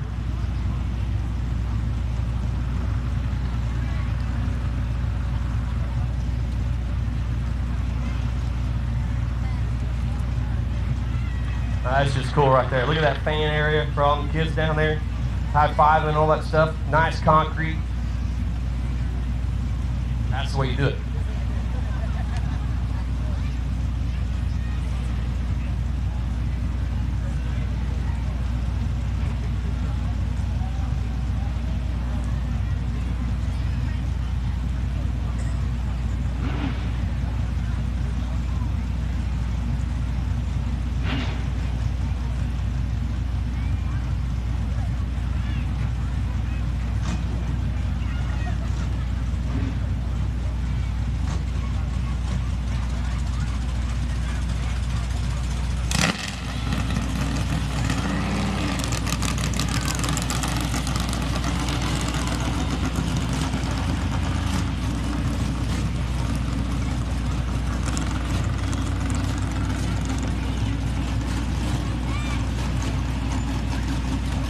So here's the deal, folks. So we have our scale on turn 1, right? Well, they're going to have a tech area right here. As soon as they come off the victory circle area, we're going to take them right there. They can't go back to their pits. They can't go back. You can't. It's all out in the open right here. They're going to check them. So as they check them, we'll get the next race up, lined up.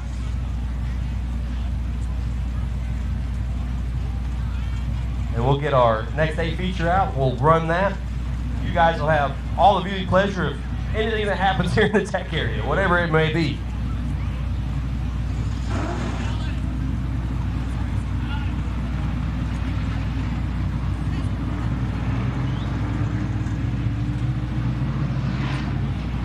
Rolling out onto the track will be a USRA B-Mod A feature of the evening, a scheduled 20 laps the distance. And this one never disappoints.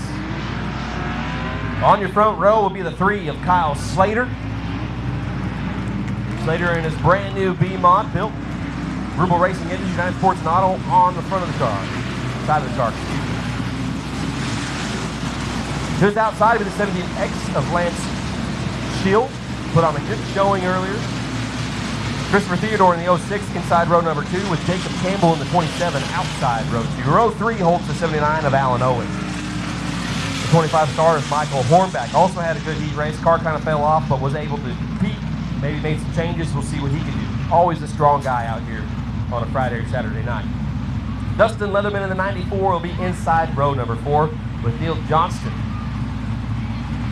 in the 17N.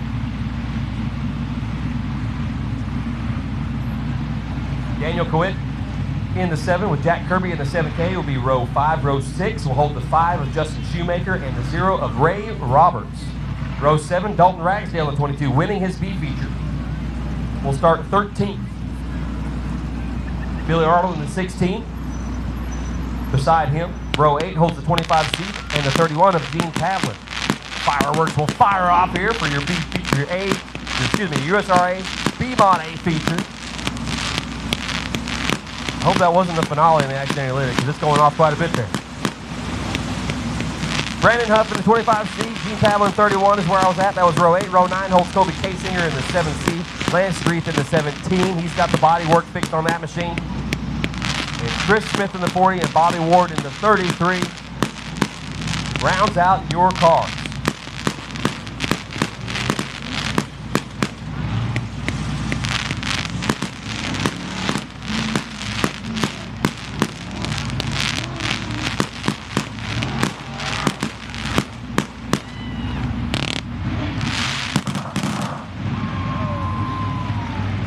Lights are out, folks. Welcome to the show. Your USRA B-Mods is getting ready to fire off turn number 4. Green flag.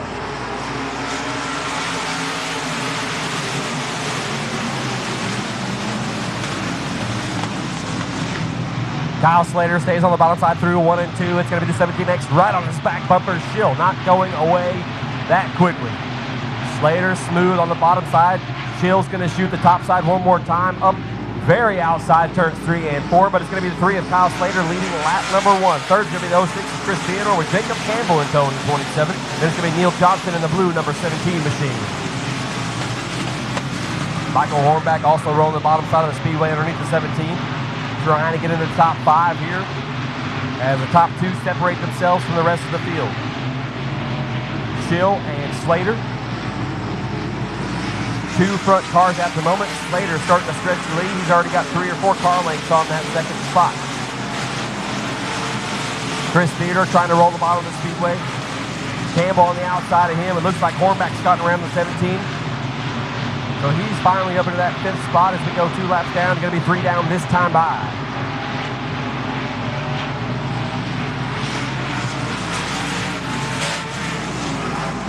It's Slater. Schill. Campbell now drives the bottom side of the speedway underneath Theodore. The 27 of Campbell's got a good drive down low. He's up in that 3rd spot. Theodore's going to roll the high side. The momentum not enough though. Campbell has taken that spot away and secured it. Michael Hornback back here in 5th, trying to get the car going, trying to roll the bottom. Just not going anywhere at the moment. He's kind of stuck in that spot. Neil Johnson in the 17, 6th. Then it's going to be the 79 of Alan Owen, Dustin Letterman in the 94. Jack Kirby in the 7K behind them with the 0 of Ray Roberts and Justin Shoemaker in the 5. Kyle Slater stretching the lead just that much more. About a half a car length every time he's coming down the front stretch. He's just stretching the lead, putting more ground between him and the 17. And smooth out front. The 40 of Chris Smith, slow on the front stretch. He's going to get it off track. We're going to stay green here. Car top turn 3 and 4. Leader's coming. Tossed it away.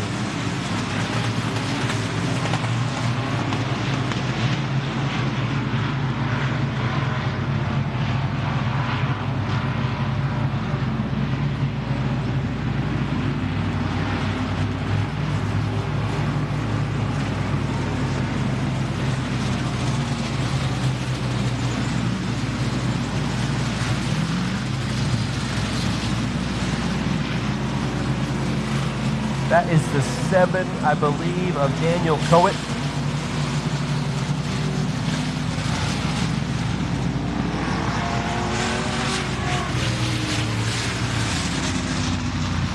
And the 40 of Chris Smith will rejoin the field, but he may be going to the trailer. We'll see if he takes the turn off the exit, off the turn number 2, the track exit over there.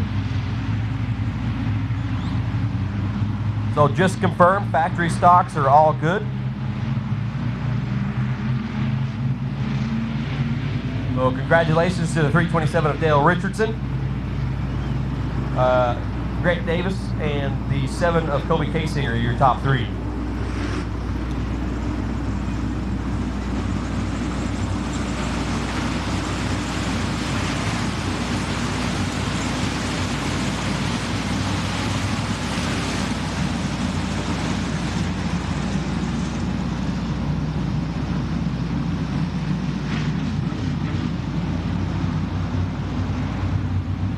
Lights go out, and the 3 of Kyle Slater will lead you back to the green flag to get us back underway. Campbell inside row 2 with the 17 of Schrill.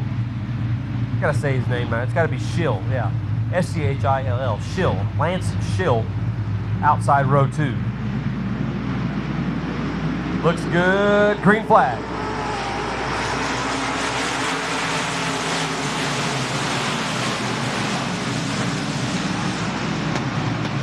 So the field pours into turn number 1. A couple of guys 3 wide back here in the pack. The 22 of Dalton Ragsdale trying to work his way up through the field. Had a good, strong car earlier, and look at him on the high side. The 22 up on the top shelf, working his way through the field. Started 13th. Now he's 7th. showing 7th right now on track. Neil Johnson, the next guy down, if he can get around him. Another good bite on the high side through 1 and 2. Johnston doesn't know he's there, so Ragsdale will back off just a little bit, stick his nose here into turn number 3. Everybody else running the bottom line. Ragsdale really trying to find the open track up top. Didn't work for him that time, though. Lost a lot of track position on the 17th. He'll try it one more time through 1 and 2. This time a good drive off turn number 2. And he's up 1 more spot. Kyle Slater, back to the front of the pack we go. Kyle Slater in the 3, leads you down, takes you down 1 more lap. Lance still in the 17, running 2nd. Jake Campbell in that 3rd spot. It's Theodore in the 06, who is 4th, and the 25 of Michael Hornback running 5th. Richardson takes 1 more down, or excuse me, I keep saying Richardson. It's not Richardson, it's Ragsdale.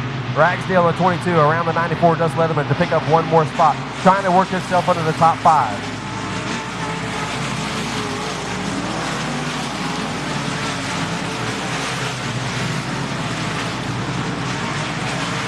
Ragsdale finding a little bit of magic on turn number 1, really finding a good bite up and around the high side entering turn number 1. He's going to run out of time, though. I mean, Kyle Slater is out there. And Ragsdale now transitioning to the bottom of the speedway. So he's going to slow down right there around the 94 of Dustin Leatherman unless he can find something else. It looks like Ragsdale's pretty much ponied out at that point. Kyle Slater out front by himself. Several car lengths ahead of the 17 of Lance Schill. Schill followed by the 27 of Jacob Campbell. Chris Theodore on the 06 and the 25 of Michael Hornback will round out your top 5.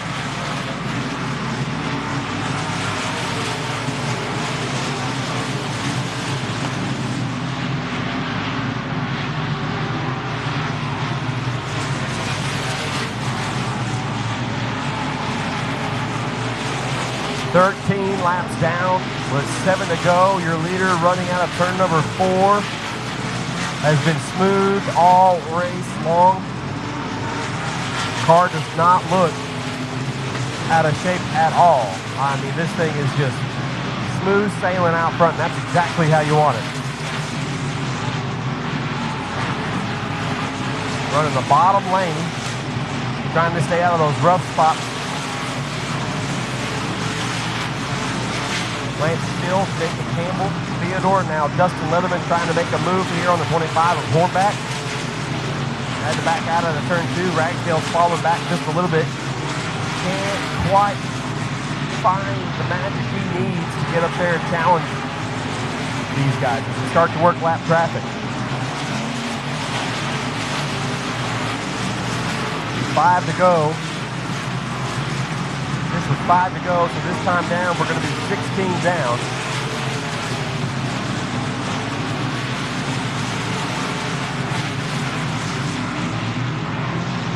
And 4 laps to go. A lot of contact back here between the 94 and the 25. This is going to let Ragsdale get up here, try and battle for these guys.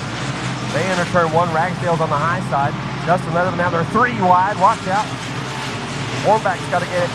I don't know if he got out of throttle, too much throttle right there. The car really cannoned over sideways, and he lost a ton of ground to those 2 guys. He backs all the way up. And now Ragsdale has worked his way past those 2 finally. A couple of mistakes by them, and Ragsdale there to pounce.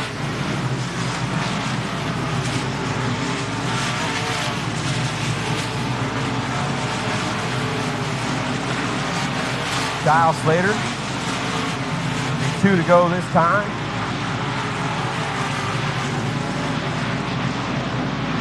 He still continues to stretch his lead as he works lap traffic. Lance still running 2nd. Maybe a battle for a 2nd here between the 27 and the 17. Not sure if Campbell can get up there and challenge him or not. This time out of turn number 4, it's going to be a white flag for the 3 of Kyle Slater. Working lap traffic. Car looks extremely comfortable on the bottom of the speedway, folks. Able to get down and power down and get around those lap cars.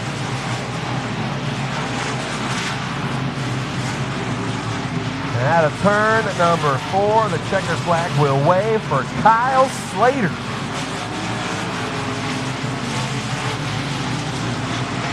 Lance Schill comes home second, and 27 of Jacob Campbell, your third place car. Good race right there.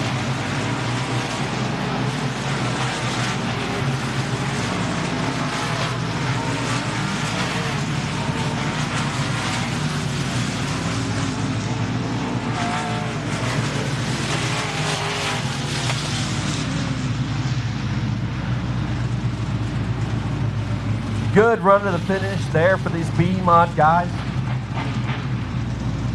In third, the 27 of Jacob Campbell as he rolls down the front stretch in second. Just ahead of him, the 17X of Lance Strill out of North Dakota. And your winner in his new number 3 machine, it's going to be Kyle Slater. It's a great job. Coming up next will be your super late models. They're going to be up next with their A feature, I think 25 laps, and we're going to turn things over to Larry Carr. All right, Thunderbird Speedway, let me get your attention real quick. My friends from Design One Race Fair, you see them right down there in front of the track? They're going to be throwing out t-shirts. Now you need to listen to me really carefully. Listen up. Inside those t-shirts, inside one of those t-shirts is a special coupon. That special coupon will get you a choice of shirts from Design One Racewear trailer right behind me here. It can be any of our drivers' t-shirts. It can be one of the Sooner Late Model t-shirts, but you'll get your choice of a free t-shirt. So carefully open these shirts and look for the coupon. Thank you, Design One Racewear, the official merchandise folks for the Sooner Late Model Series. And speaking of the Sooner Late Model Series, here comes the Sooner Late Model Series A feature, brought to you by Complete Well Service. Scheduled on the pole, the 36 car, Jason Redman out of Sapulpa, Oklahoma, sponsored by Car and Fleet Racing and Snap-on Tools. On his outside, the 4, Kim Hughes out of Breckenridge, Oklahoma, sponsored by Hot Shot Power Washing. Big D Speedomotive, Mac Tools, Danny Stratton and Eden Custom Lighting. The 33 car, Steve Hawkins out of Lexington, sponsored by 77 Auto Collision, Breakfast at Tiffany's, and J&K Car Quest. The 66 young Mr. Hayden Ross out of Muskogee, Oklahoma, sponsored by Russ Construction, J. Hodge Chevrolet and Cadillac, Bill Fry Racing, and Lasker Cattle Company. The 11 of Dustin Allen out of Enid, Oklahoma, sponsored by Bergman Tax Service, The Spot, Nick and Rebecca Donnell, Enid Superloop, Fine Roofing, Meadow Lake Golf Course, Allen Tyler Remodeling, Abco Performance, Allen Racing Fabric Racing, and Supreme Vinyl Works. Thunderbird Speedway, 4 wide, salute to the fans, get up, light up those phones, wave your hands, stomp your feet, make some noise for the Sooner Late Model Series. The 00, Mr. Clay Julian out of Ozark, Arkansas. The 00X of Cody Jolly out of Jasper, Missouri. The 14G of Joe Godzi out of Bentonville, Arkansas. The 14R, Jeff Ross out of Bentonville, Arkansas. The 7 of Cole Wells out of Aurora, Missouri. The 49, Justin Wells from Aurora, Missouri. The 10, Jacob McGee out of Katy, Kansas. The 5R of Caleb Roach out of Woodward, Oklahoma, sponsored by Ramirez Race Cars and Boom Chest Well Service. The 31 of Gary Lowe out of Plano, Texas. The 28 of Kylan Garner out of Neosho, Missouri. The 88S of Richard Shepler out of Mounds, Oklahoma. The 17, Christopher Wilhite Jr. out of Meeker. The 29S, Scott Garrett Donnell out of Uwalla, Oklahoma. The 15A of Mike Anderson out of Muskogee. And last but not least, the 55, Zach Nickel out of Choctaw, Oklahoma, sponsored by Mark's Machine, Tacoma Park Radiator, Garrett Maple Homes, and the Harry Coconut Salon. We have a add-in, I can already see, the 229 of Damian Patoshka.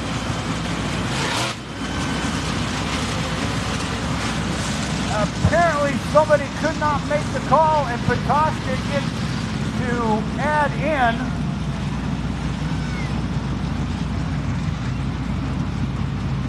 not sure who we're missing.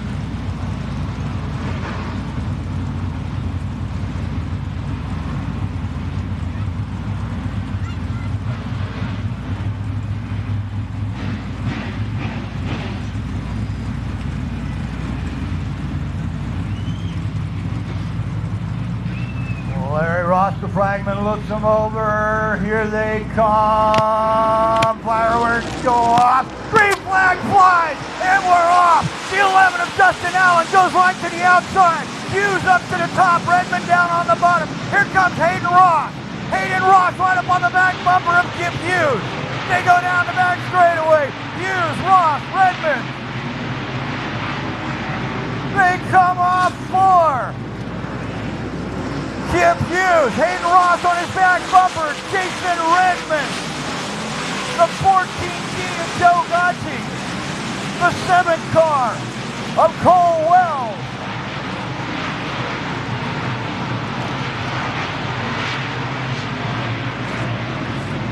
Yellow is out. Yellow is out. I believe it's for the 11 of Justin Allen, who's slow and about to make the right turn out of the track. Yes, we lose the 11 of Justin Allen.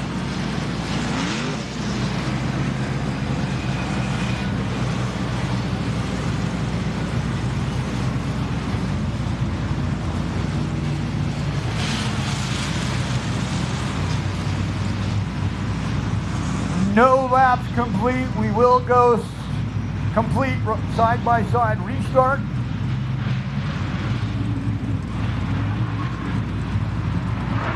Complete restart. We've already lost our first competitor, Justin Allen, the number 11, out in the first lap, or before the completion of the first lap.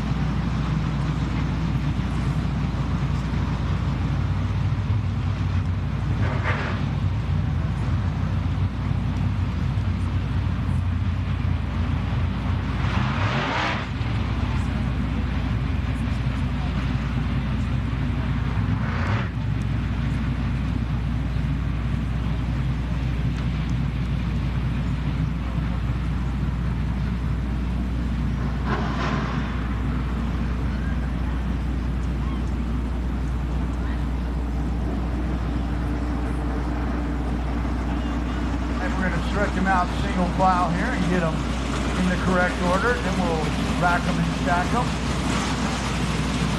Jason Redmond will be on the pole. Kip Hughes on his outside. Then Steve Hawkins, Hayden Ross, Cody Jolly and Clay Julian, Jeff Ross and Joe Gotchi, Justin Wells and Cole Wells, Caleb Roach and Jacob McGee, Kylan Garner and Gary Lowe, Christopher Wilhite and Richard Shepler, Mike Anderson, Scott Darnell, and finally Zach Nickel and Damian Patoska.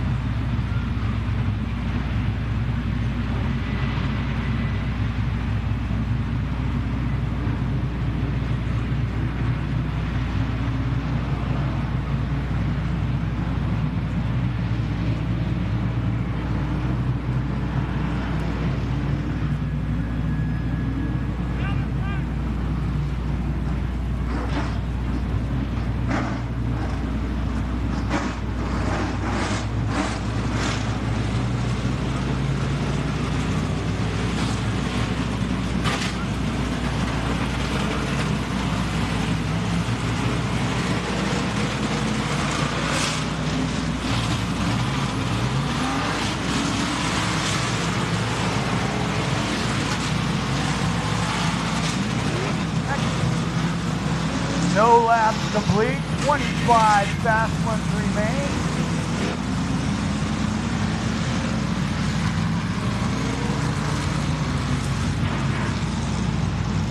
Tomorrow night we come back and do this again for $2,000. Tonight, $1,000 on the line to win.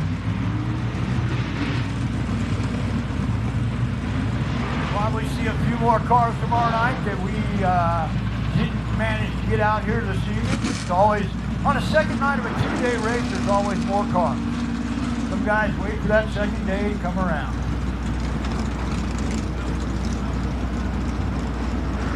Friday nights are kind of rough for some guys when they got to work.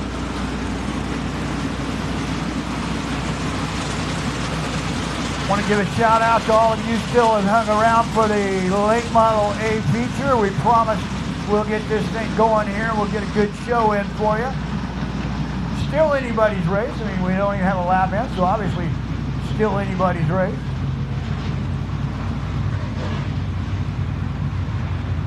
Few people have already kind of let us put on notice here that they're kind of going to go to the front.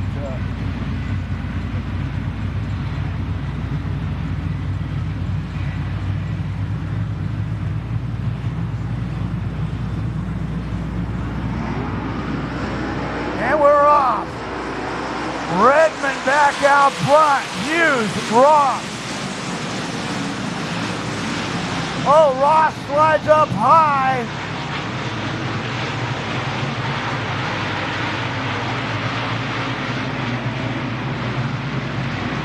Hughes. Oh. Tim Hughes out front. Redmond in second. Then Ross. Hawkins. Wells. Clay Julian.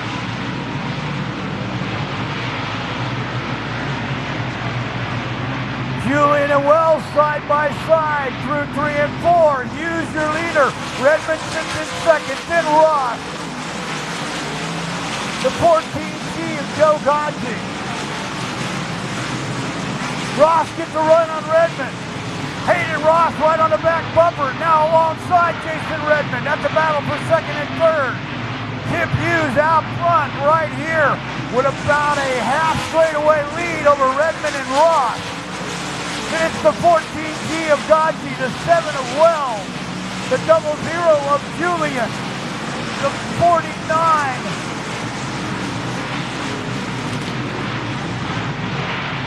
Justin Wells. Hayden Ross on the outside of Jason Redmond. Joe Godzi right there. Ross goes around Redmond. They come off 4. Hughes, about a half straightaway lead. And then the battle between Ross, Redmond, Godzi, Wells right there. Then Julian, the other Wells, McGee, Hawkins, Jolly. Caleb Roach doing battle with the 14R of Jeff Ross.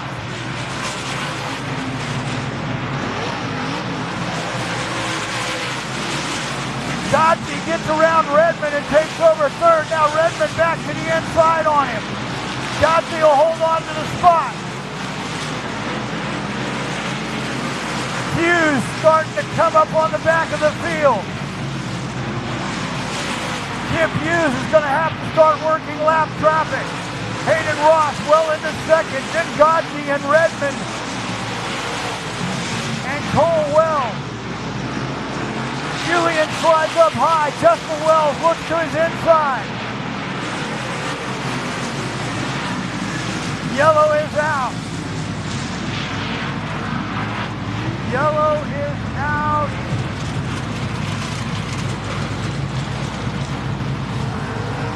I don't see it. Something in the back straightaway. Debris in the back straightaway.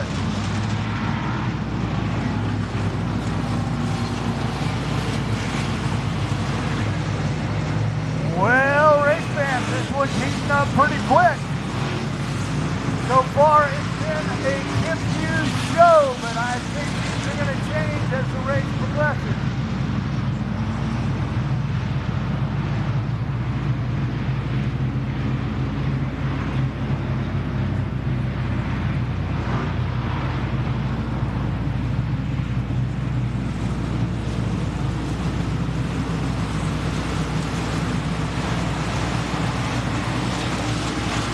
Lineup looks like this. Out front, the 4 of Chip Hughes. On his tail, the 66 of Hayden Ross. Behind him, the 14G of Joe Godsey. And it's the 36 of Redmond, the 7 of Cole Wells, the 00 of Clay Julian, the 49 of Justin Wells.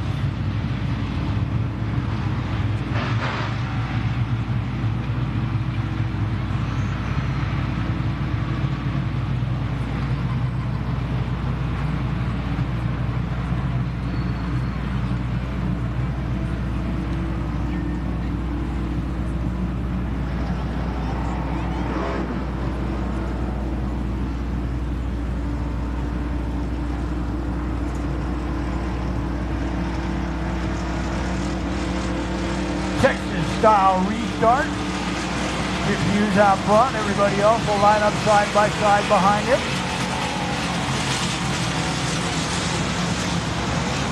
Ross chooses the high side. Godsey goes low.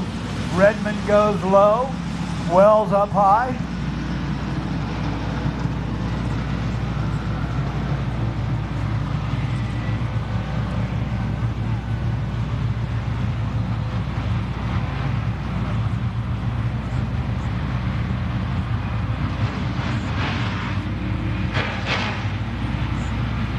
Yellow light is out. We should look for green this time around.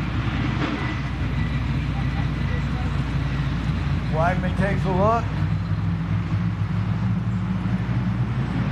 Hughes goes loud pedal. We go green.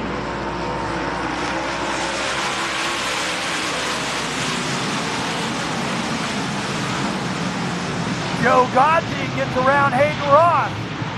Godsey into second. Hughes, Godsey, Ross, Redmond, Wells, and Wells.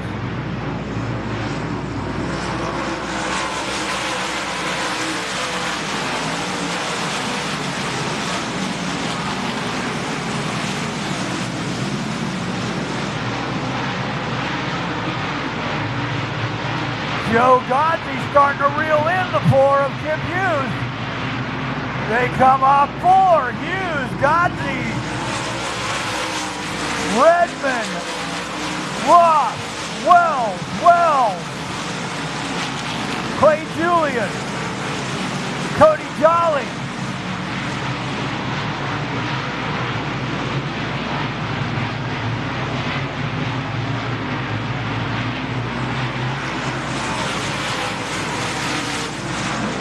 Joseph McGee getting the 10 car up into the top 10. Ross right up on the top. He's up there selling t-shirts, trying to work his way around the outside of Jason Redmond. You got a battle up front between Hughes and Godsey. In a battle between Redmond, Ross, and Wells. Behind them, it's Justin Wells, Clay Julian, and Joe McGee.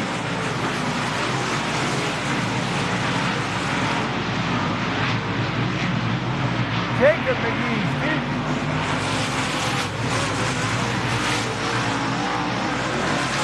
Ross and Redmond side by side going into one. Ross up high, Redmond down low. Redmond will hold him off as they go down the back straightaway. Hughes still your leader, Godsey in second in that battle between Redmond and Ross.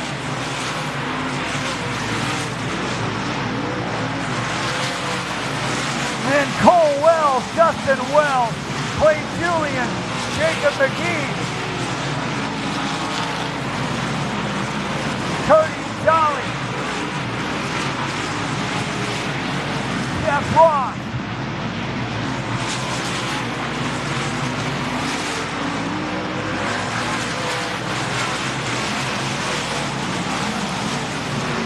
battle continues for third between Redmond and Ross. Ross goes around Redmond in the back straightaway. Hughes still your leader and about to start reeling in slow traffic. Hughes with Coach Joe Godsey on his tail. Then Hayden Ross and Jason Redmond. Justin Wells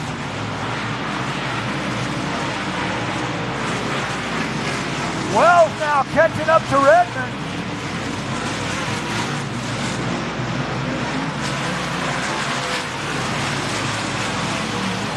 Hughes working traffic. They put Shepler a lap down. Godsey gets around Shepler.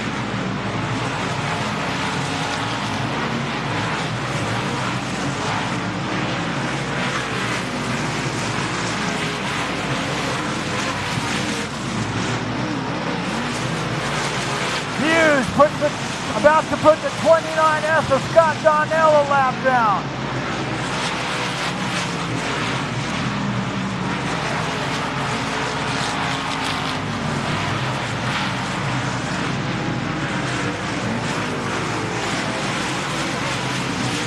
Hughes with Godsey now right up on his back bumper.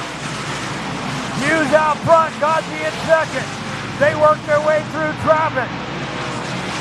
It's about 10 car lengths back to Hayden Ross and Jason Redmond, Justin Wells. Oh, yellow's out. Yellow out.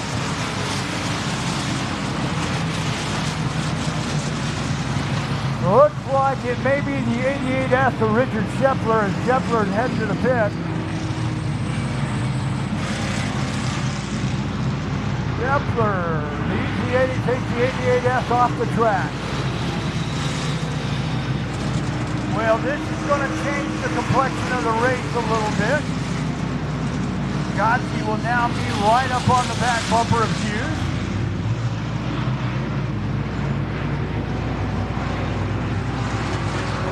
Godsey been chasing it down. And was starting to gain on Hughes. Working his way through traffic, yes, Godsey was.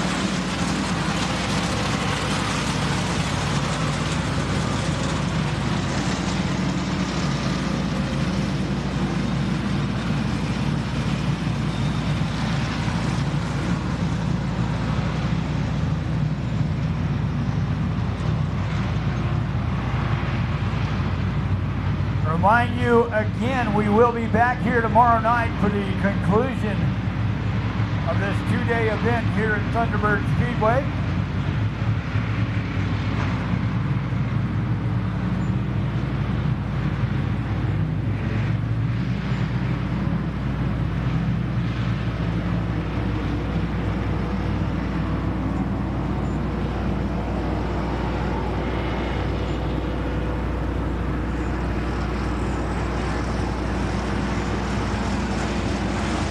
Lineup looks correct. Give Hughes out front. Hayden Ross in second. Ross chooses, take that back to 14.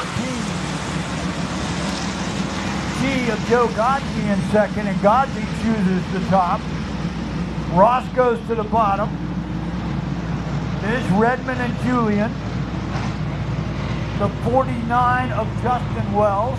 The 10 of Jacob McGee. The 00 of Cody Jolly. The 14 R of Jeff Roth, the 5R of Caleb Roach, pardon me, 28 of Kylan Garner, the 33 of Hawkins,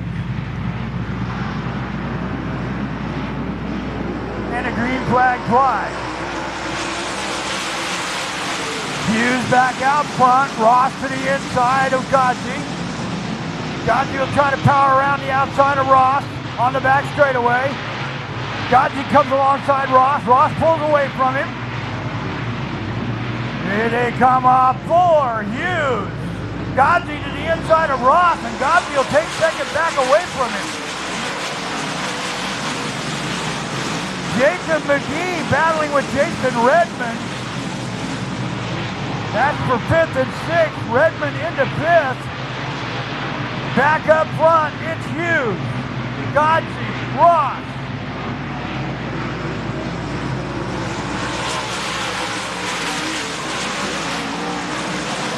The 49 of Justin Wells now all the way up to 4th. Here comes Julian trying to go around the outside of Redmond. Clay Julian has found something in the black 00. Hughes still your leader. Godsey still in 2nd. Ross has dropped back a little ways. Wells now battling with Ross. Justin Wells in the 49 car has found something late in this race. And he's doing battle with Hayden Ross. Ross takes over 3rd as he goes around the outside of Wells.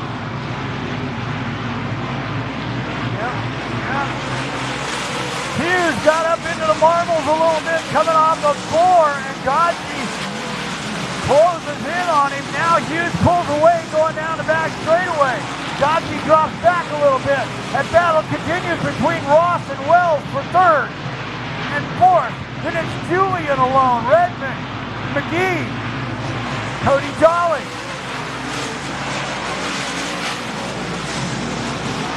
Godsey pulls on Hughes. Now Hughes pulls away. Ross has found something. Hayden Ross on the high side, still doing battle with Justin Wells. Oh, look, here we go from the lead. Godsey makes the slide move. And Hughes now to the inside of Godsey. And he'll slide up in front of him. Godsey has to make a maneuver. Godsey to the lead. Slide job's getting ugly here at Thunderbird Speedway. Godsey your leader. Hughes in 2nd. Hughes looks to the inside of Godsey as they come off 4. Ross into 3rd. Checks her out. Checks her out. I didn't see the white flag, but the checks are out. Your winner is the 14G of Godsey. I was so busy with all the action, I missed the white flag. Godsey is your winner.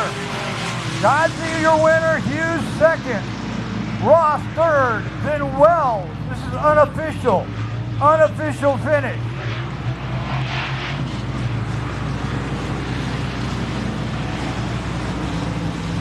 Well, how about that one? Joe Godsey pulls him to Ross. The late stages of that one. It gets around Hughes. They trade slide jobs. It almost got ugly.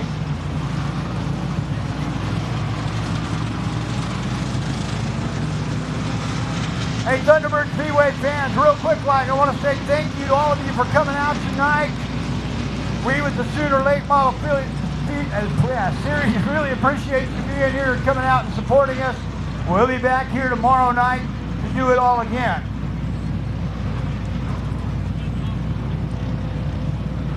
We'll bring our feature winner down here along with the top 5.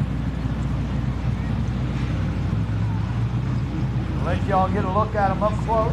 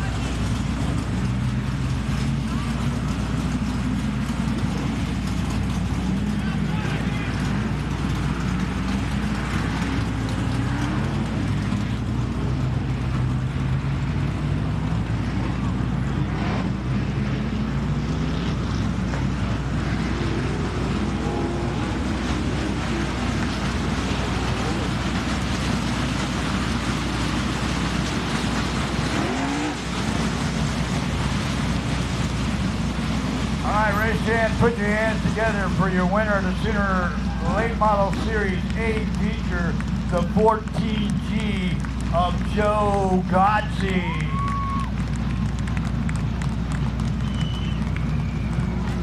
I'm going to turn it back over to the fine folks here at Thunderbird Speedway. Thank you all for coming out. Thank you, Larry. Another big round of applause for the winner tonight, the 14G, Joe Godsey.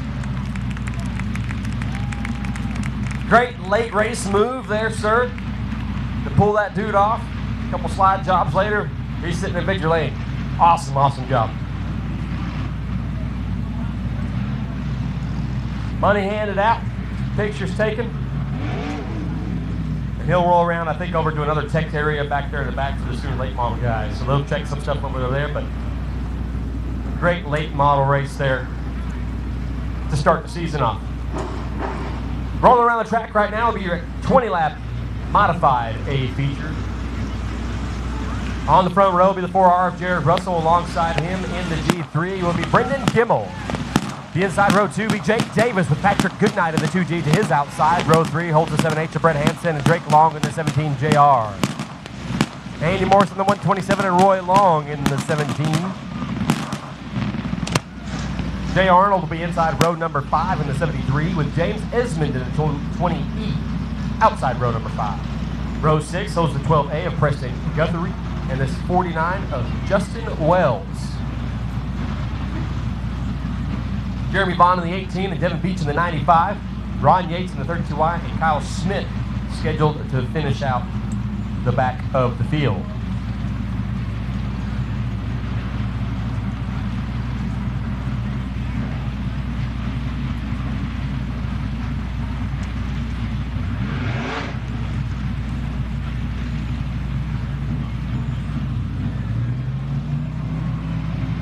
Again, the late models and the modifieds paying $1,000 to win tonight, so congratulations to the 14G down there as he's getting the pictures with the family and friends and all that stuff. Probably all the hard workers and crews and everybody that helps work and lets them do this stuff.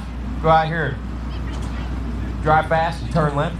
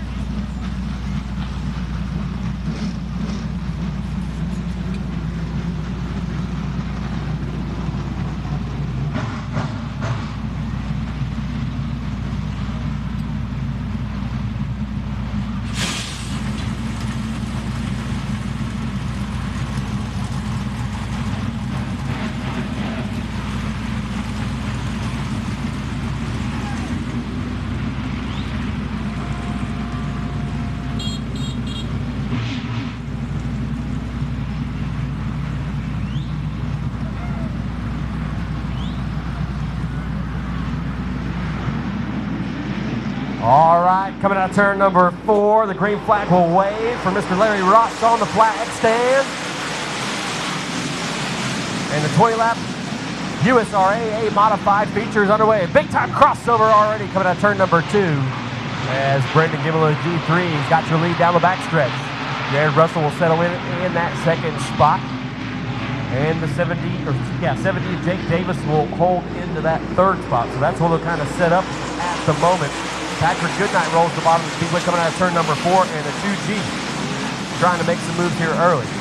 Right now, all Gimmel out front trying to pull away, and he does so out of turn number 2. Shoots out of a cannon, pulls another couple car lengths on that second spot. Jake Davis going to take an inside look. He's wheeling that thing. Tires left, right, left, right. He's on the bottom side. He's got power down. He's throttled up. Guess what? He's got second spot away from the 4R of Jared Russell. Russell's going to try and cross him over, but it's not his time yet. Looks like Davis and Gimmel have the car's feet in the early starting of this one. Patrick Goodnight's falling back a little bit from those top 3. He's in 4th. Then you've got the 7H of Brett Hansen with the 17 JR of Long and Roy Long above him. Drake Long, Roy Long, they're side by side again. I see that all the time with these two. They got equally matched cars and they are always racing each other.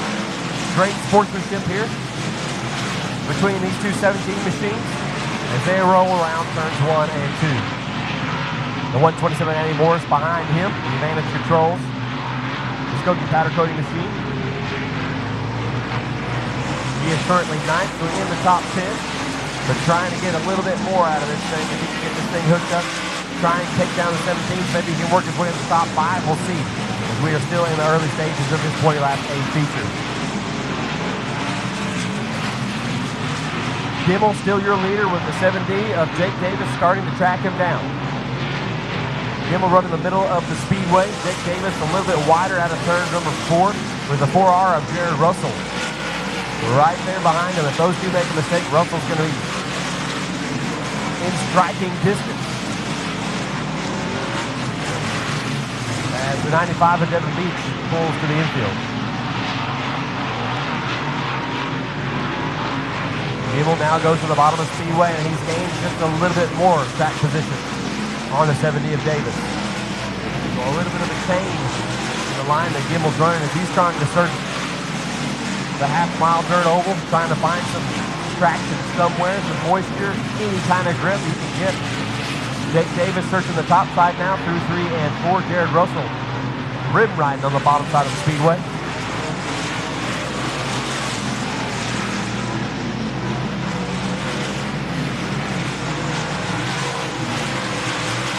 Your top 5 separated by a few car lengths between each of them. Then you got a battle between the 17-127 and the 17JR. 17JR, Drake Long, currently ahead of these two. Roy Long in 17 and the 127 of Andy Morris. That 3-car battle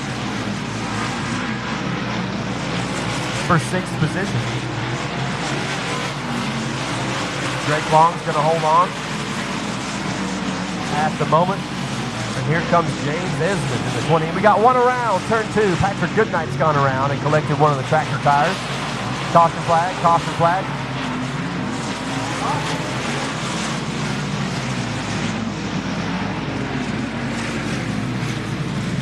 Got the 2G of Patrick Goodnight at the bottom of turn number 2. Spun around one time and touched the tractor tire.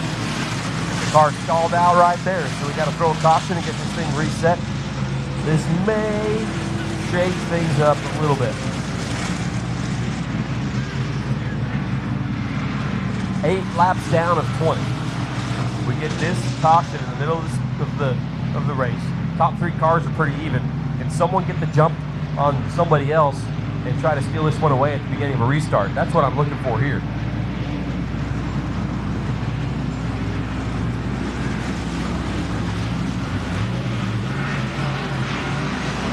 Appreciate Bravado Wireless for jumping on board for this weekend's events, streaming the video of our nights live on their Facebook page.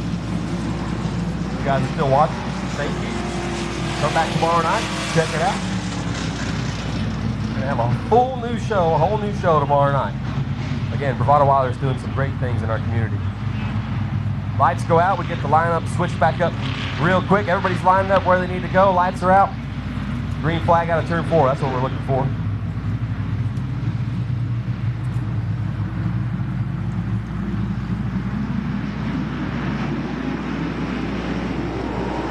Green flag and Gimmel right back to the point on this one. Jake Davis is going to try the bottom side. It's stuck. The 7D got it to stick. He's up into the side of the 3G. Here comes the 4R of Jared Russell as they make contact on the leaders. Jake Davis up into the side of the G3. What's Gimmel going to do now? He's trying to roll the bottom of the speedway and get up there, and Jake Davis, I don't know how he got that thing to stick. He was all over the bottom of the speedway.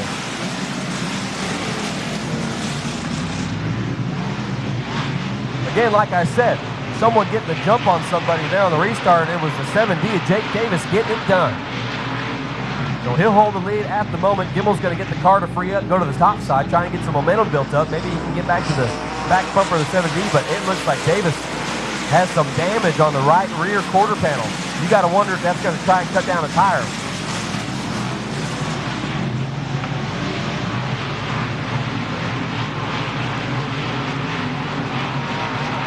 The 7H Brett Hansen now getting closer and closer to the 4R of Jared Russell. Russell trying to get up there and battle for this lead. but Davis, as soon as he got out front, started to stretch the lead just like Gimmel did on the beginning of this one.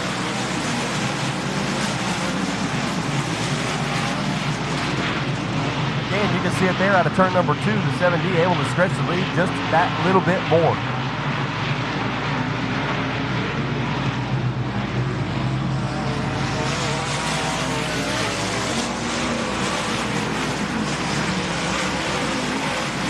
Davis really pushed the bottom side of the speedway through 1 and 2. But able to make it work. Really having to muscle the car around the speedway. 3 and 4 looks a little bit smoother for him.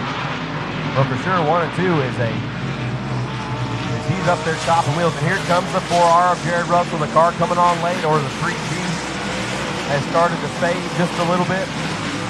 Russell's found the bottom of the speedway as well.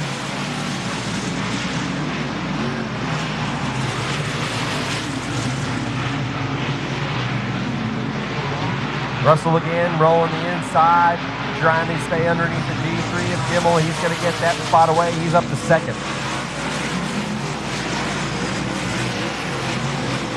14 laps complete. Patrick Goodnight goes to the infield. He's got to get this thing off the track before we throw a caution here. And he will. We'll stay green. Davis still your leader with the 4R of Jared Russell in second, Gimmel in third. Gimmel's trying the high side now. He's trying everything he can do to get back up there and battle for this second spot. He's got to run this time out of turn 2. They're trading places again in that second position. Gimmel up to that second spot. Russell, maybe the car fade now. I'm not sure. These guys going back and forth. Jake Davis leading them around.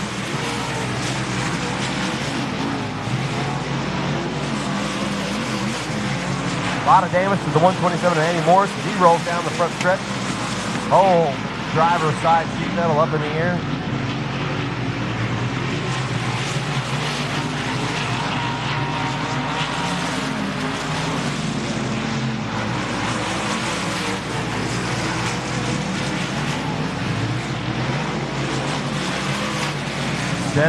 Down, 3 to go.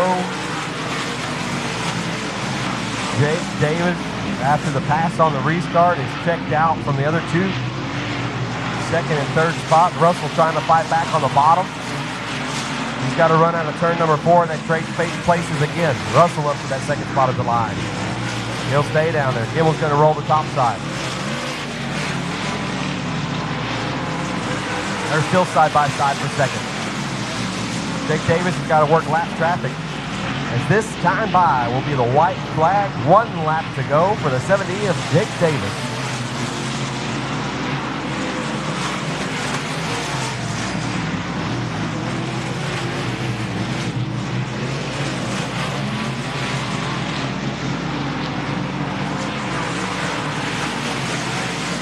At a turn number 4 with a restart, shot in the dark. Move the 7D will bring home the win in the modified. Fist out the window and everything. This guy's super excited. A big time move to take over the lead on the restart. Jared Russell comes home in that second spot, the 4R, and the G3 of Gimmel comes home third.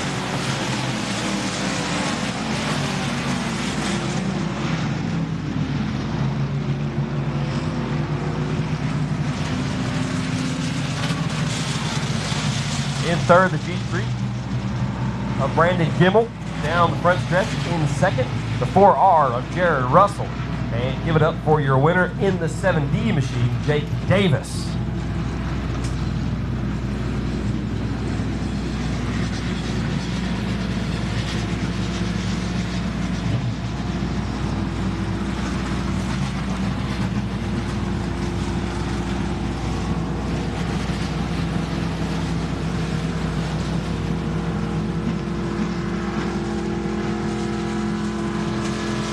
For those of you that are leaving us, thank you for coming out. Please come back out tomorrow night. We'll have another complete show for the Okie Dirt Classic 2021. Again, the annual event here at Thunderbird Speedway.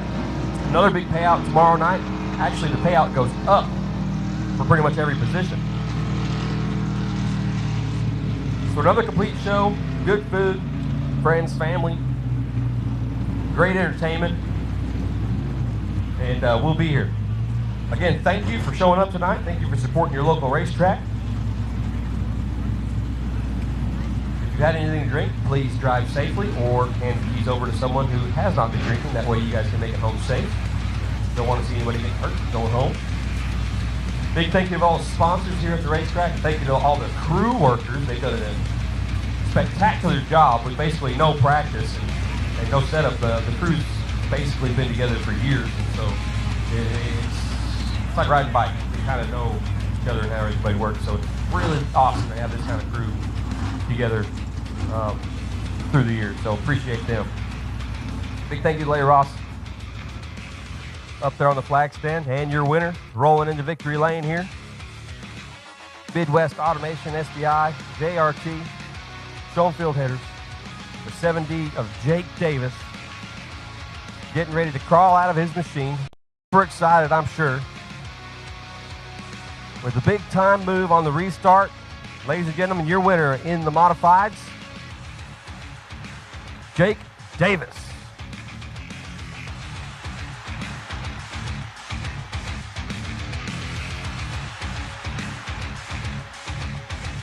Again, thank you to Bravado Wireless for providing the live stream. Doing an excellent job at it, and we look forward to future things and future plans with them. So, for me, my name is Jesse Webb. I'm signing off, and we will see you guys tomorrow night, Thunderbird Speedway, right here for another full show in the Okie Dirt Classic.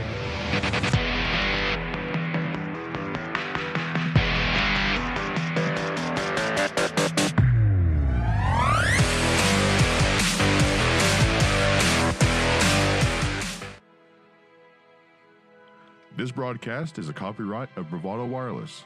This game and broadcast should not be reproduced, rebroadcast, or otherwise distributed without the express written consent of Bravado Wireless and its management. You are called to be bold. You have a right to the best wireless service, high-speed internet, and customer service at a price you can feel good about. At Bravado Wireless, we know this, and that's why we put you and your community first. We are owned and operated right here in Eastern Oklahoma. We live where you live. We proudly connect you to your family, friends, and business partners wherever they are. Dallas, Seattle, Taipei, Toronto, and anywhere else in the world. We are Bravado Wireless. We believe in the power of connection.